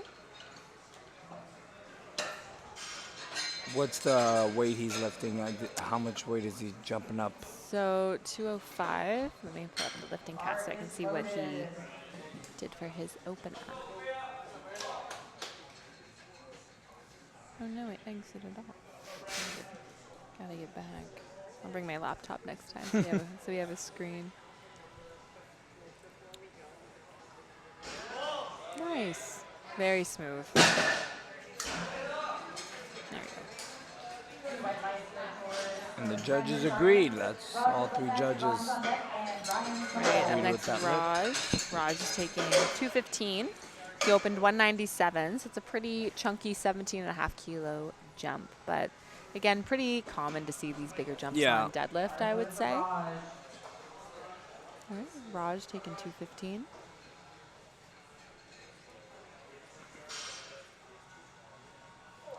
The power lifters sometimes go a little bit lighter for the deadlift just to see where they're at and then do that big jump, or is it just like a preference thing at that point? I think it's good to have an opener be light, in my opinion. And if you want to take a bigger jump, you can. Some people are more comfortable with it than others, Right. but I think with deadlift especially when you're deadlifting like really big weight, there's only so many big deadlifts you can do. Yeah. And so once you're over a certain weight threshold, it's like, well, I can only do that once. Right. Yeah. So doing like, Right. taking that and then doing a smaller jump after that, it's like, oh, okay, what's the point? But I think it's, again, like everything, just down to what's Right. comfortable for the lifter and what they're used to doing in training, right? This being the last set, do the competitors go higher, like start off at a higher weight? Like you said, like with the bench and the squat, they might be reserving a bit. Are they like unloading the tank a bit more? Yeah, in the I'd say last set? for like the third deadlift in particular, there's nothing to do after the third Yeah. deadlift. So if So- you tuck yourself out, it doesn't really matter. Right. You've got some time to recover. But I think a deadlift opener, it's better to Right. feel Yeah, it yeah. out, see how it goes, and then if you feel confident, take that big jump and Right. and just empty the tank as much as you can. So what you're saying that the third set's going to be the one where they might just go full. Oh yeah, 1,000%. Yeah. At least I hope so, because that makes it fun to watch. Right. All right, we got Ryan, 227.5. So he jumped 12.5 kilos here from his opening attempt. Very nice. Definitely some kilos left there. Good Up next, clean. we've got Tim taking 240.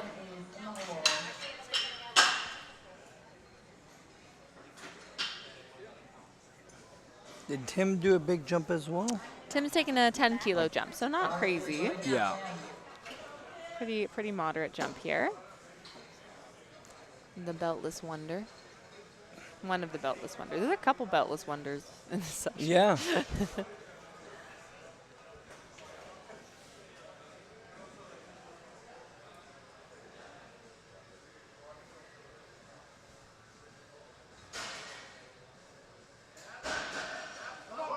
Oh, come on, Tim. Come on, Tim. All right. Let's see what our referees say there. And that's a good Oh, lift. nice. Right, so came off the floor pretty quick, but his lockout was obviously a little bit difficult, so we'll see if he can maybe add a few more kilos to that. Yeah. But it did look pretty hard. Right. All right, next we got Gene with 240. Now Gene missed this for his opener, so he's opting to retake it. So he's going to make it clean and confident.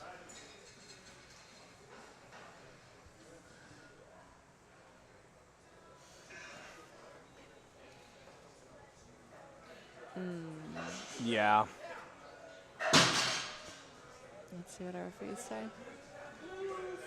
Oh, unfortunately, I think we're having the same problem. Was that the leg situation or was that a shoulder? It was probably his legs. I saw his Yeah. knees kind of locked in and out, so it looked like he was using his thighs a little bit. Right. So he has one more chance. One more chance to take that again. Jordan's up next, 267.5.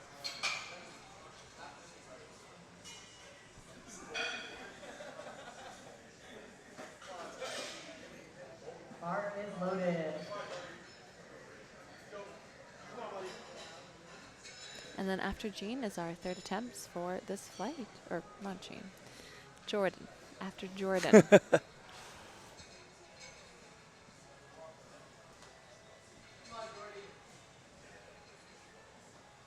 There we go. Very smooth. All right, that is a good lift for Jordy. All right, so now we're going to do third attempts here. So back to the top of the order. John is going to take 160. That's a give my math here. That's a 13.5 kilo jump, so that's Yeah, 12.5 kilos for Or John. 12 and a half, my bad. Oh yeah, another thing I should mention in terms of how much weight they're jumping. So it's all in 2.5 kilo increments. Okay. Yeah, so if the lifter wants to increase, they have to increase by at least 2.5 kilos. Oh, I they see. can't just Okay, go like yeah. 1 or 2, unless they're going for a record. So if they're going for some kind of record, they can increase by half a kilo. Right.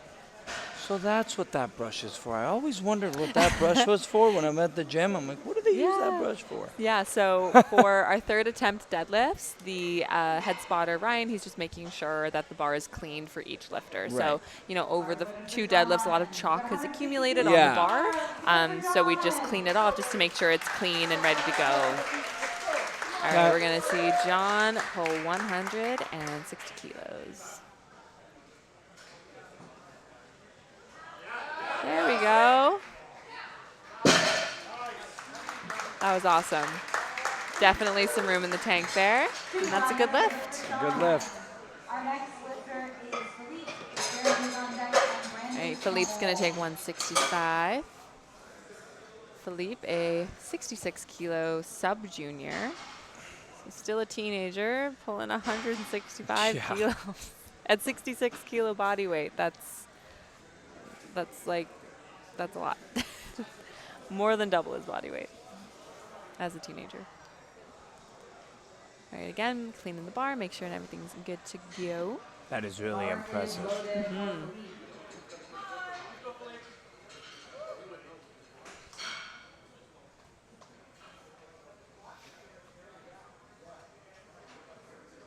Let's go, Philippe.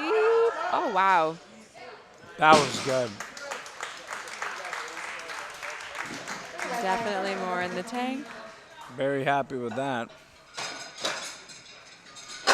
Great day for Philippe. He did really, really well. All right, we got Brandon up next, 175 kilos.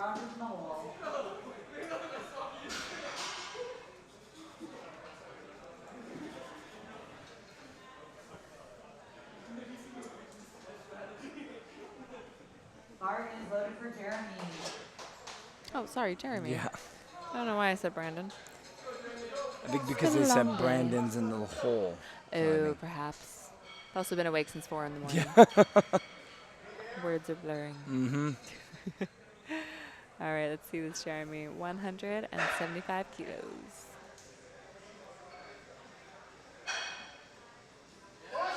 There we go. Night work.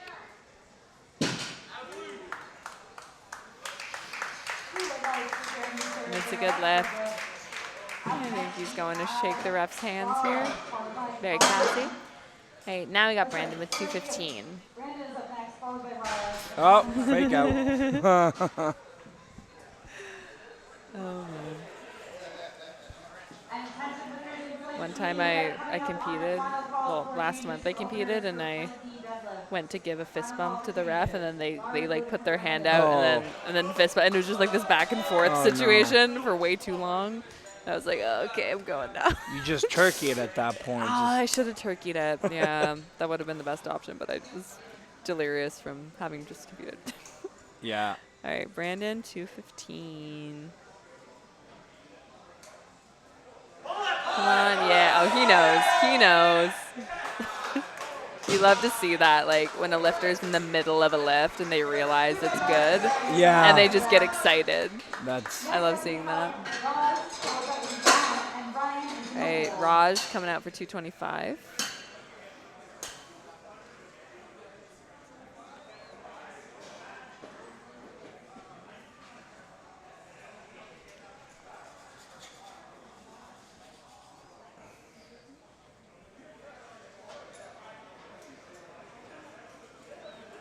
Bar is loaded for Raj.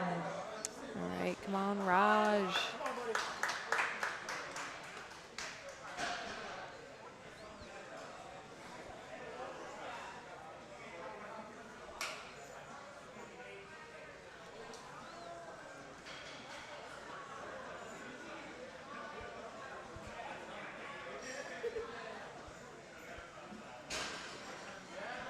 Oh, come on, come on, come on, come on, come on.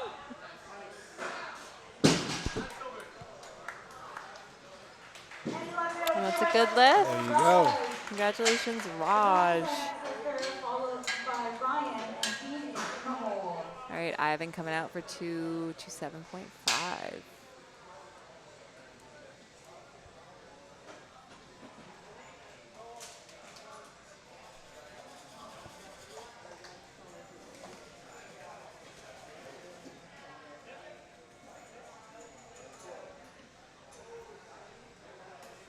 Bar is loaded for Yvonne.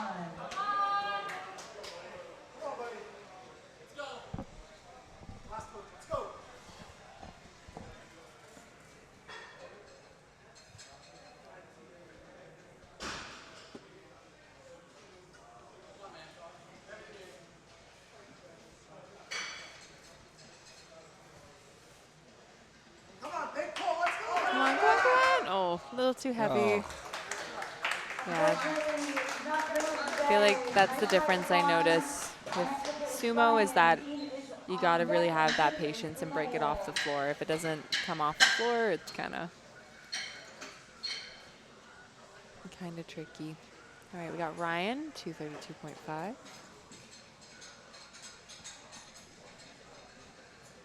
Three more after him. And then we're on to our next flight.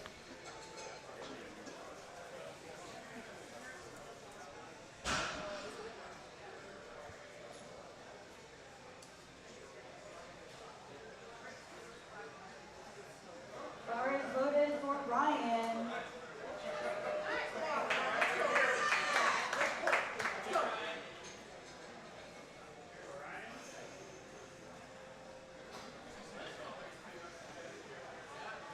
There we go. Nice.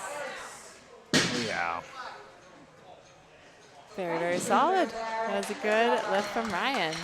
Our next lifter Up next is Jean. Okay, so Jean is going to take 240. has it like the no more changes to openers for deadlift. Is there any way you try to prepare? Because he did two lift to use his legs. Is there anything the coach says to try to get him Yeah, to basically just, go over the hurdle? Yeah, reiterate kind of like the proper technique.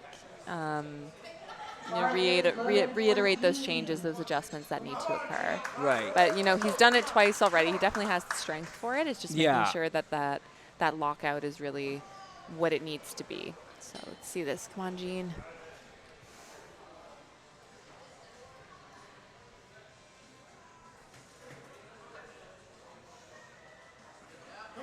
Come on, Jean. Oh.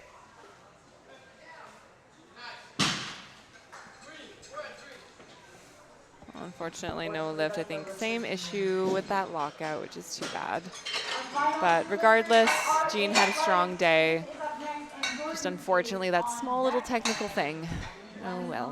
All right, next is Tim with 245 kilos. And then Jordan will end off this flight, and then we'll jump right into our second flight of lifters for the deadlift.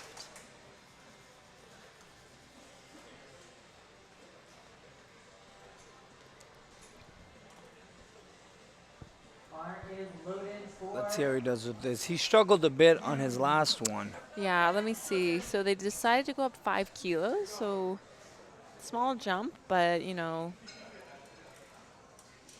let's see. 5 kilos can make a difference. It can. It absolutely can. Let's see. Come on. No. Let's see. I think he emptied the tank on that second, but Yeah. sometimes you have to just try, just in case. He had an impressive day. He really did, actually, yeah. He got all of his other lifts, so that was the only lift he missed. Yeah. Can't really complain about No. that. No, No belt, you no can't. problem. Right? All right, so next we got Jordy, who's going to take 280 for his third attempt, and then we'll jump into our Flight B lifters.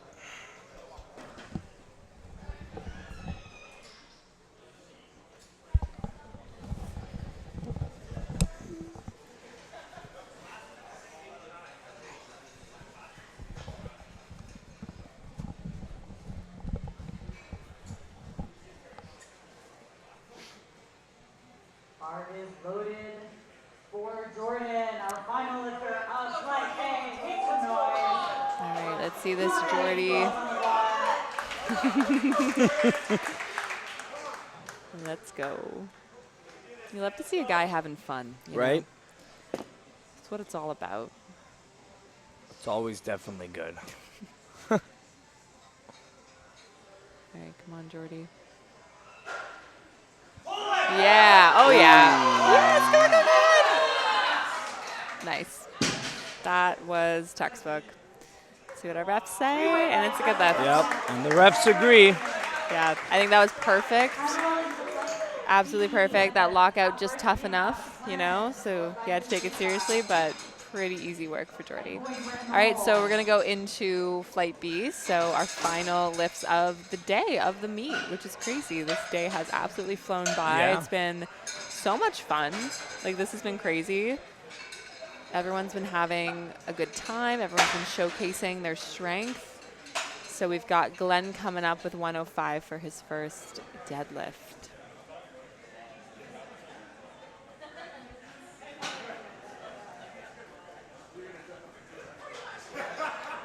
Bars loaded for Glenn. Let's go, Glenn. All right, let's go, Glenn. I had a conversation with Glenn during the break. Oh, yeah? He's in his 70s. I think he said he's 77. Good for him. Wow. And then he said he's been doing this for a year, but he used to do this before when he was younger. Okay. And So then he he took a stopped. break, and now he's coming back. And his son coaches him. Oh, that's awesome. So That's really awesome. We love to see that. yeah, he's hard on himself. I'm like, really good job. He's like, no. And I'm like, no. Like, Wow. Pretty easy 105 there. yeah,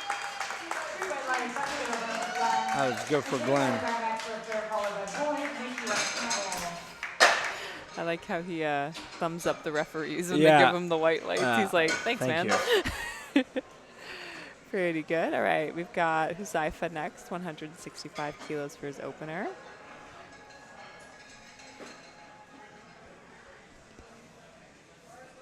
Bar is loaded.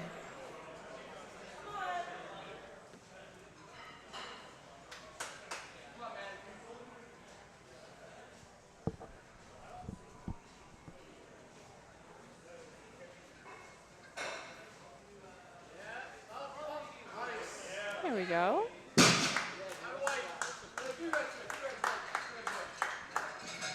Ooh. Unfortunately, the lift. Our next lifter is 4. Mix it on deck, and Lucas W is in the hole. I think was for his walkout, I believe. Maybe soft shoulders or soft hips. Up next, we got Boyd, 185 kilos.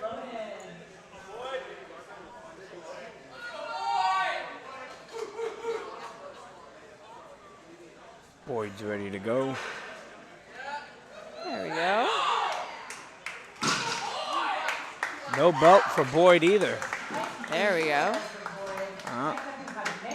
Lucas W is on deck, and Lucas N is in the hole. All right, Nick coming out for 200 kilos.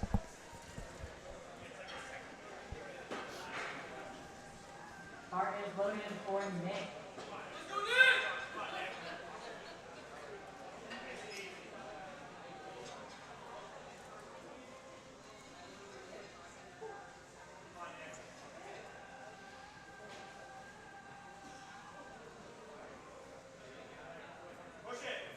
There we go. Very smooth. That was a good lift. Next lifter is Lucas. Lucas W followed by Lucas N. All right, Lucas coming out for 207.5.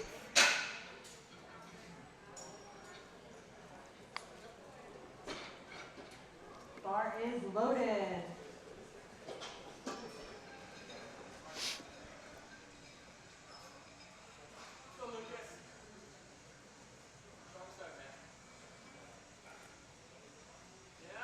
Nice. Very quick, very smooth opener from Lucas. And the judges agree. Next lifter, Rylan is on deck, and Elazar is in the hole.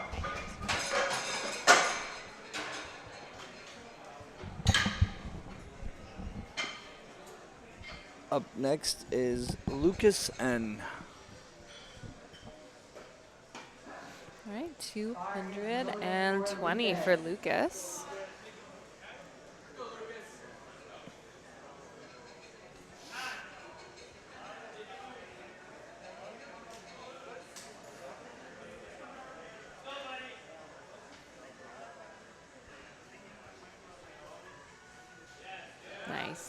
Very smooth.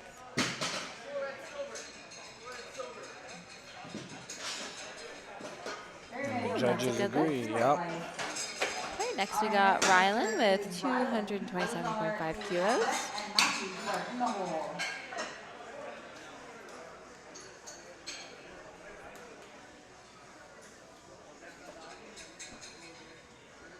Bar is loaded for Rylan.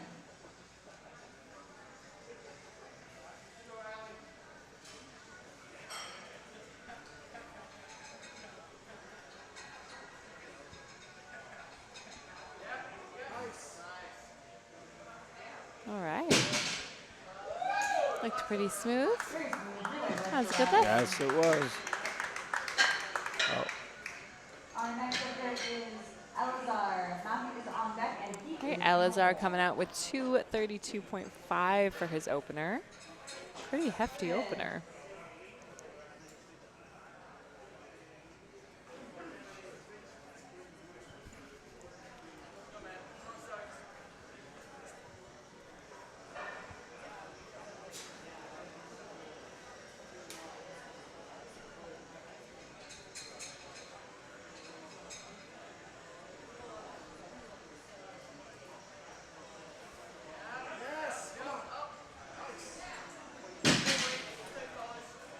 All right, looks pretty good. Made that look easy. See what coach puts in, but he's definitely got some room to go up. Well, Matthew's up next. Matthew Green, the hype machine. I'm always ready to run through a brick wall.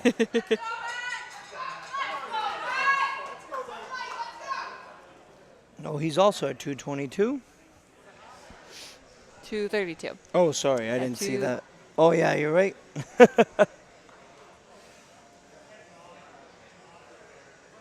Wow. Super smooth. Yep. Lots of room. Yeah, it's a good lift. It's the calmest he has been after a lift. He's reserving it. I'm Yeah. sure the next two might not be so calm. At least I hope not. Got to bring that energy. All right, Keith coming out for 237 for his opener. It's a big deadlift. He gives me like robot, like machine, ready to Oh just yeah, all day. impressive. Yep. Business. Business to attend. Could you deadlift with glasses on? No. I have if I have to. Like there have been days I forget my contacts and I have to do Yeah. it, but it's not, especially in the summer because like my face is sweating. It Yeah. slides right off. All right, Chris with the 255 opener. Let's see it. He's had an impressive day as well. Oh, absolutely. Everything seemed very easy for him. Deadlift's no different.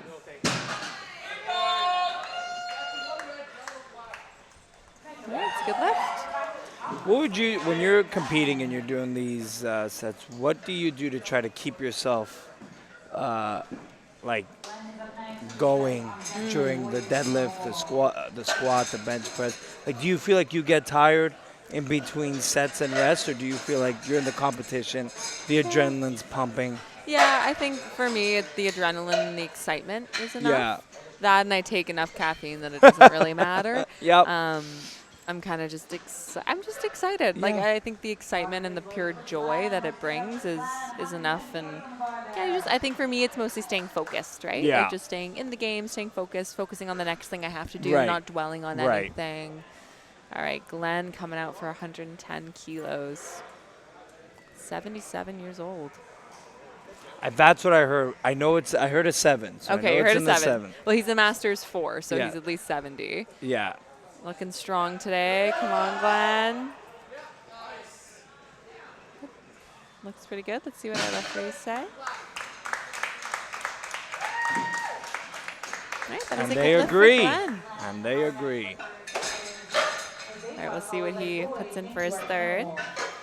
Up next, we got Hazaifa, 170 kilos. He's so hard on himself, Glenn. Yeah, yeah, but you know, You said he's done this before. He's Yeah. been around. Oh, yeah. You know, I get it. I get it. All right, Huzaifa. Now, he did miss his opener, I believe, due to a technicality on his lockout. So that's an easy fix. You just have to clean up that lockout, but it looked very strong. All right. All right. Oh. All right. Let's see what our referees say. All right, that's a good lift. agree. All right, he's got a deadlift there. You can add a couple of kilos to that. Boyd with a big jump from, was it 185 to 210? Yeah, 25 kilos. That is no joke. But that 185 looked fast. And he put his belt on for this one. Just to warm up the last one. Yeah. Maybe. But you know, that's what I was saying. Some people, Yeah. they want to do that. They want their opener to be super easy, and then they want to take that big jump. Do you also see that in like the bigger tournaments, like the nationals, provincials? Oh, yeah. Big dog. A lot of big dogs. This is a day for big dogs, and that's a good lift. And like you said before, he's got room in the tank to do more. So Yeah, I would not be surprised if they put another 10, 15. yeah. All right, next we got Nick with 215 here. Bar is loaded for Nick.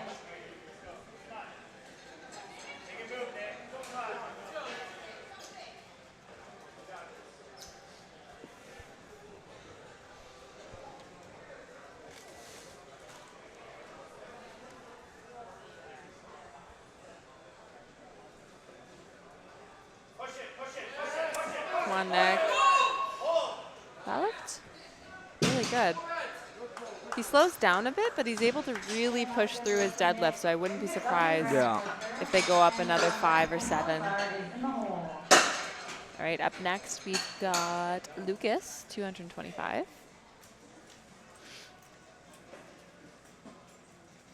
Bar is loaded for Nick. So what has been the most surprising thing you've seen today? I mean, like going in, I expect they're gonna definitely lift a lot, but it's still the amount of weight, and even like the juniors, like you were saying, like the amount of weight they're lifting Yeah. is like very impressive. So I'm very impressed with that. Like just the amount of weight with control too. With control, yeah. Good second for Lucas. Yeah, I think I'm so curious as to, because I started powerlifting, I was an adult, I was 23. Yeah. So I'm so curious as to how the kids get into it. Like, Yeah. do they have like a high school team? Do their parents, like, do they just find it on Instagram? Like, I'm always that very is curious about interesting, that, huh? yeah. Because when I was a kid, I didn't know what a barbell was. All right, we got Lucas coming out with 235. Nice, very smooth. That's good. That's a good lift. 3 white rice for Lucas. Elizar does next. Matthew's on deck, and Keith is in the hole. All right, Elizar coming out for 245 for his second attempt. And we're flying through this. Yep. Bar is loaded for Elizar.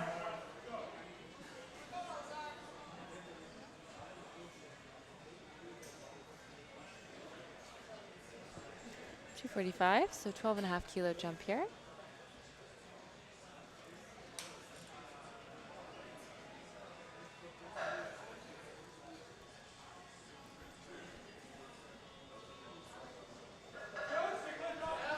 There we go. Controlled that really well. Could definitely see them going up another couple kilos there, maybe 5 or 7. Well, it's a good lift by Alazar. All right, now we got Matthew also taking 245. All right, let's see. Yeah, I can hear Matthew. Oh, now he's going. Yep. All right. There he is. Anytime he walks out, I feel like heavy metal music should be playing as he's walking out. I agree. He does give that aura off. All right, let's see it, Matthew. Oh, wow. That flew. Clean. 3 white legs for Matthew.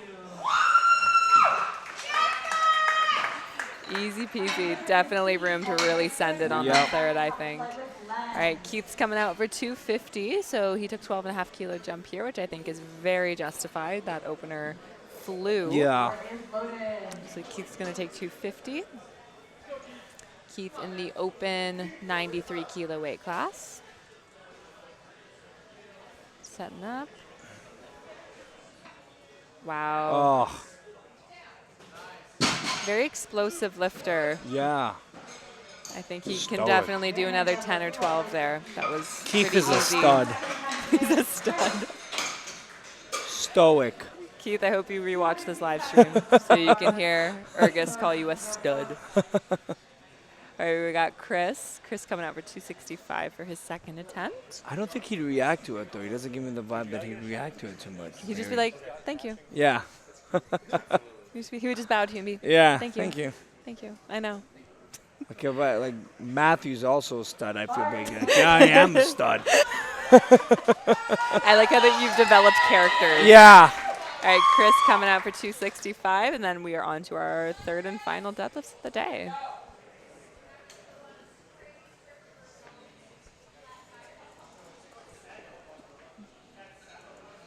Nice.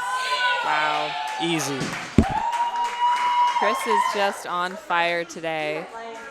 He's on a tear. And the only hiccup was the squat, which wasn't really anything to do with it being too heavy. It Yeah, was just just a technicality. Yeah, so he's been moving and grooving. All right, we are on to our final round of lifts for the day. So this is our third attempt for Flight B. Glenn's coming out for 115. there's my hero. Glenn the goat. Yeah. Glenn Almond.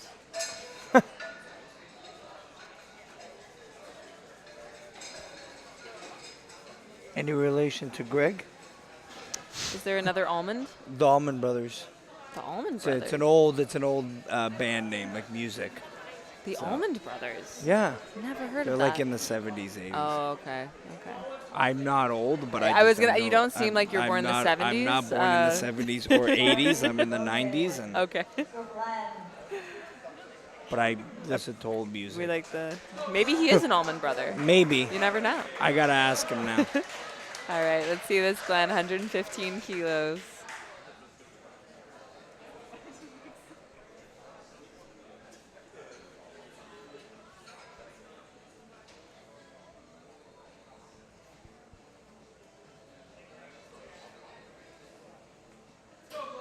Come on, Glenn. Yeah, there we go. There we go. You got it. There we You go. got it. Nice. Looks like a good lift to me. Oh yeah. Bright lights. He did it. Raise your hand up. Raise your hand up. Yeah, he had a great day. Yep. All right, Huzaifa, 175 kilos, so taking a 5 kilo jump here. I know he wasn't happy with his bench, but he should be very happy with his deadlift. No, he's been having a very good bench and deadlift session coming back from that squat session. So we're on to third, so our bar is getting it clean before each attempt.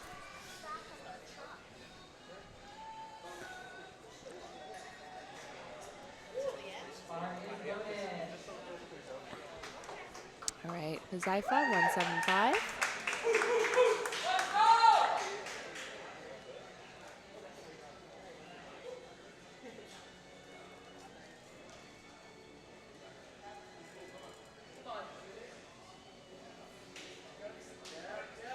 Oh, just a little too much.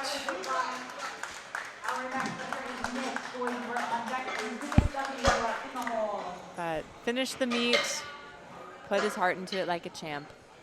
All right, we got Nick coming out for 220.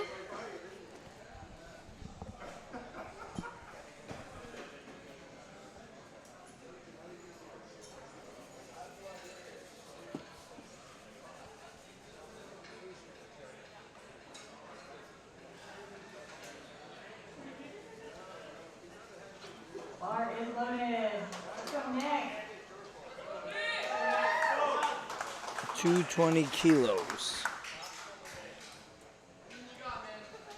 Yeah, took a 5-kilo jump, which I think was a good call.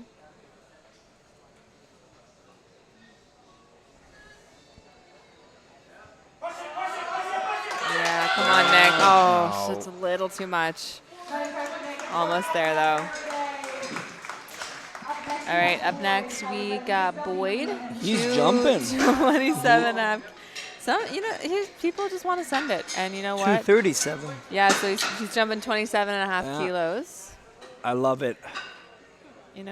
Sometimes you just got to go for it. Go big or go home. big or go home. And you know what? This is the Horseshoe Showdown. Yeah. If there's a place to go big, it's here in our beautiful Burlington Training Center venue on this lovely July day.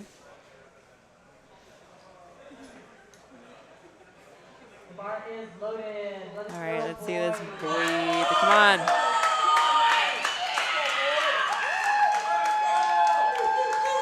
Let's see it. Oh, yeah. Oh, he teased us. Just get the lift. Oh, man, Boyd, what are you doing? He wanted the lift. He wanted that moral victory. Yeah, he wanted the lift. Yeah, but you know what? That was an eventful deadlift. He wanted the lift. He fell back with it. I was scared for a second, but he was okay. All right, up next we've got Lucas, 240 kilos. That's also a pretty decent jump there as well. 15. 15 kilos, yeah.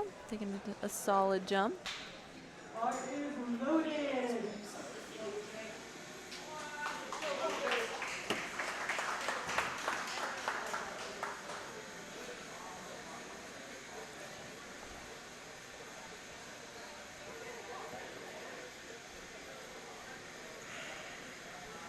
Come on, Lucas. There we go. Oh, yeah. He controlled that amazingly. Oh. Unfortunately, no lift.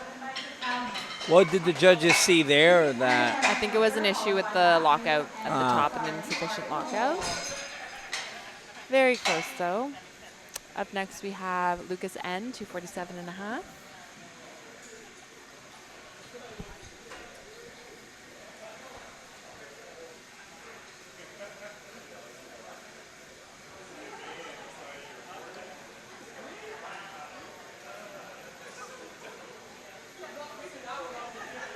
Bar is loaded for Lucas.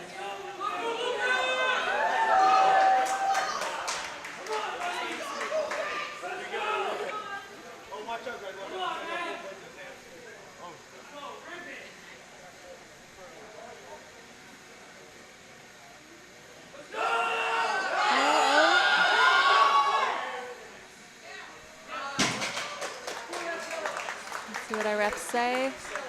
Oh, unfortunately, no lift. I think just not locked out enough. I think needed to get those shoulders back a little bit, but That's what the problem was. His shoulders weren't back Yeah. enough.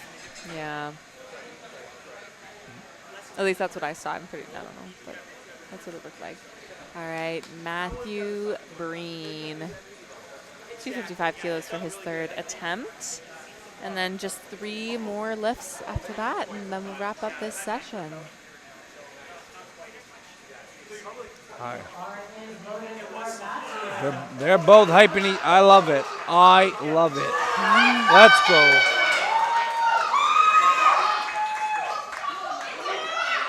I love his coach too. He's just Yeah, Gabby, she's also a competitor.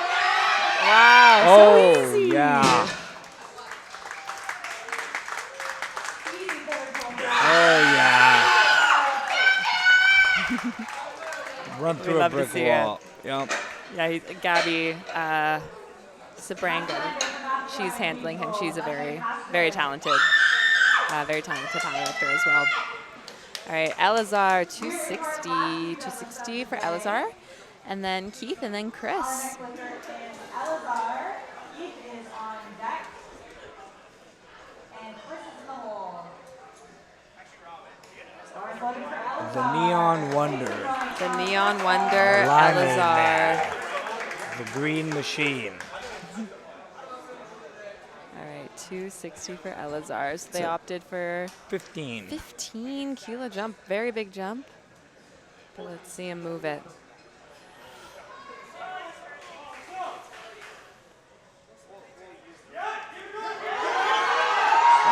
Wow. Yeah. Amazing. And the refs agree. That's 3 for 3. You know, when I saw that jump, I was skeptical, but then I remembered Adam's handling him. I was like, Adam wouldn't do that if he didn't know that he could clutch that up, and he did. All right, Keith, 270 for Keith. Wow, 270, let's go. 20 kilo jump, but you know what? That 250 flew. He's going to give it his all, put everything into this third pull. Let's see it, Keith. There's no way it's his first competition. I think it is. That's from what I heard. From what we've been discussing. 270 for Keith.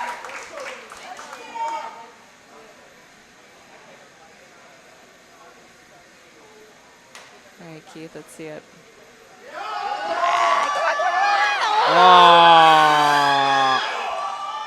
Oh, so close. Oh, so close.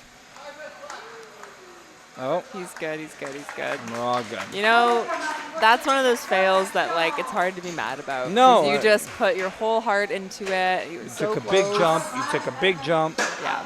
This is a big one. This is 280. 280 for Chris, another 15 kilo jump. But I just think Chris has got this. This is 265. All of his lifts. He have been- hasn't. Yeah, he hasn't. The only, like I said, the only one that he missed was a technical error. I don't think Exactly, he's yeah. missed. Has he missed it? No. No, just his opener on squat, and then Yeah. he came back and has had quite the excellent meet. So he's going to finish us off on the deadlifts here with 280 kilos.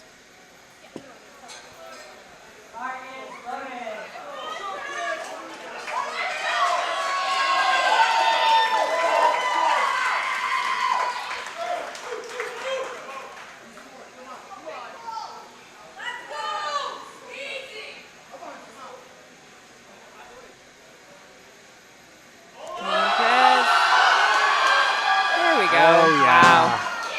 And just as expected. Oh. No. Oh, so close. I think just didn't get those shoulders back enough, that lockout. But Yeah, the ref was such- just saying that. All right, that's it, folks. That is our day. So we are done with our third session of the Horseshoe Showdown. It's been an absolute pleasure. We had some amazing lifting today. Some people's first meets, some people's, I don't know, 10th. But it's been great. I am Izzo. I'm signing off. And I am Ergus, and I'm signing off. All right, have a great night, folks.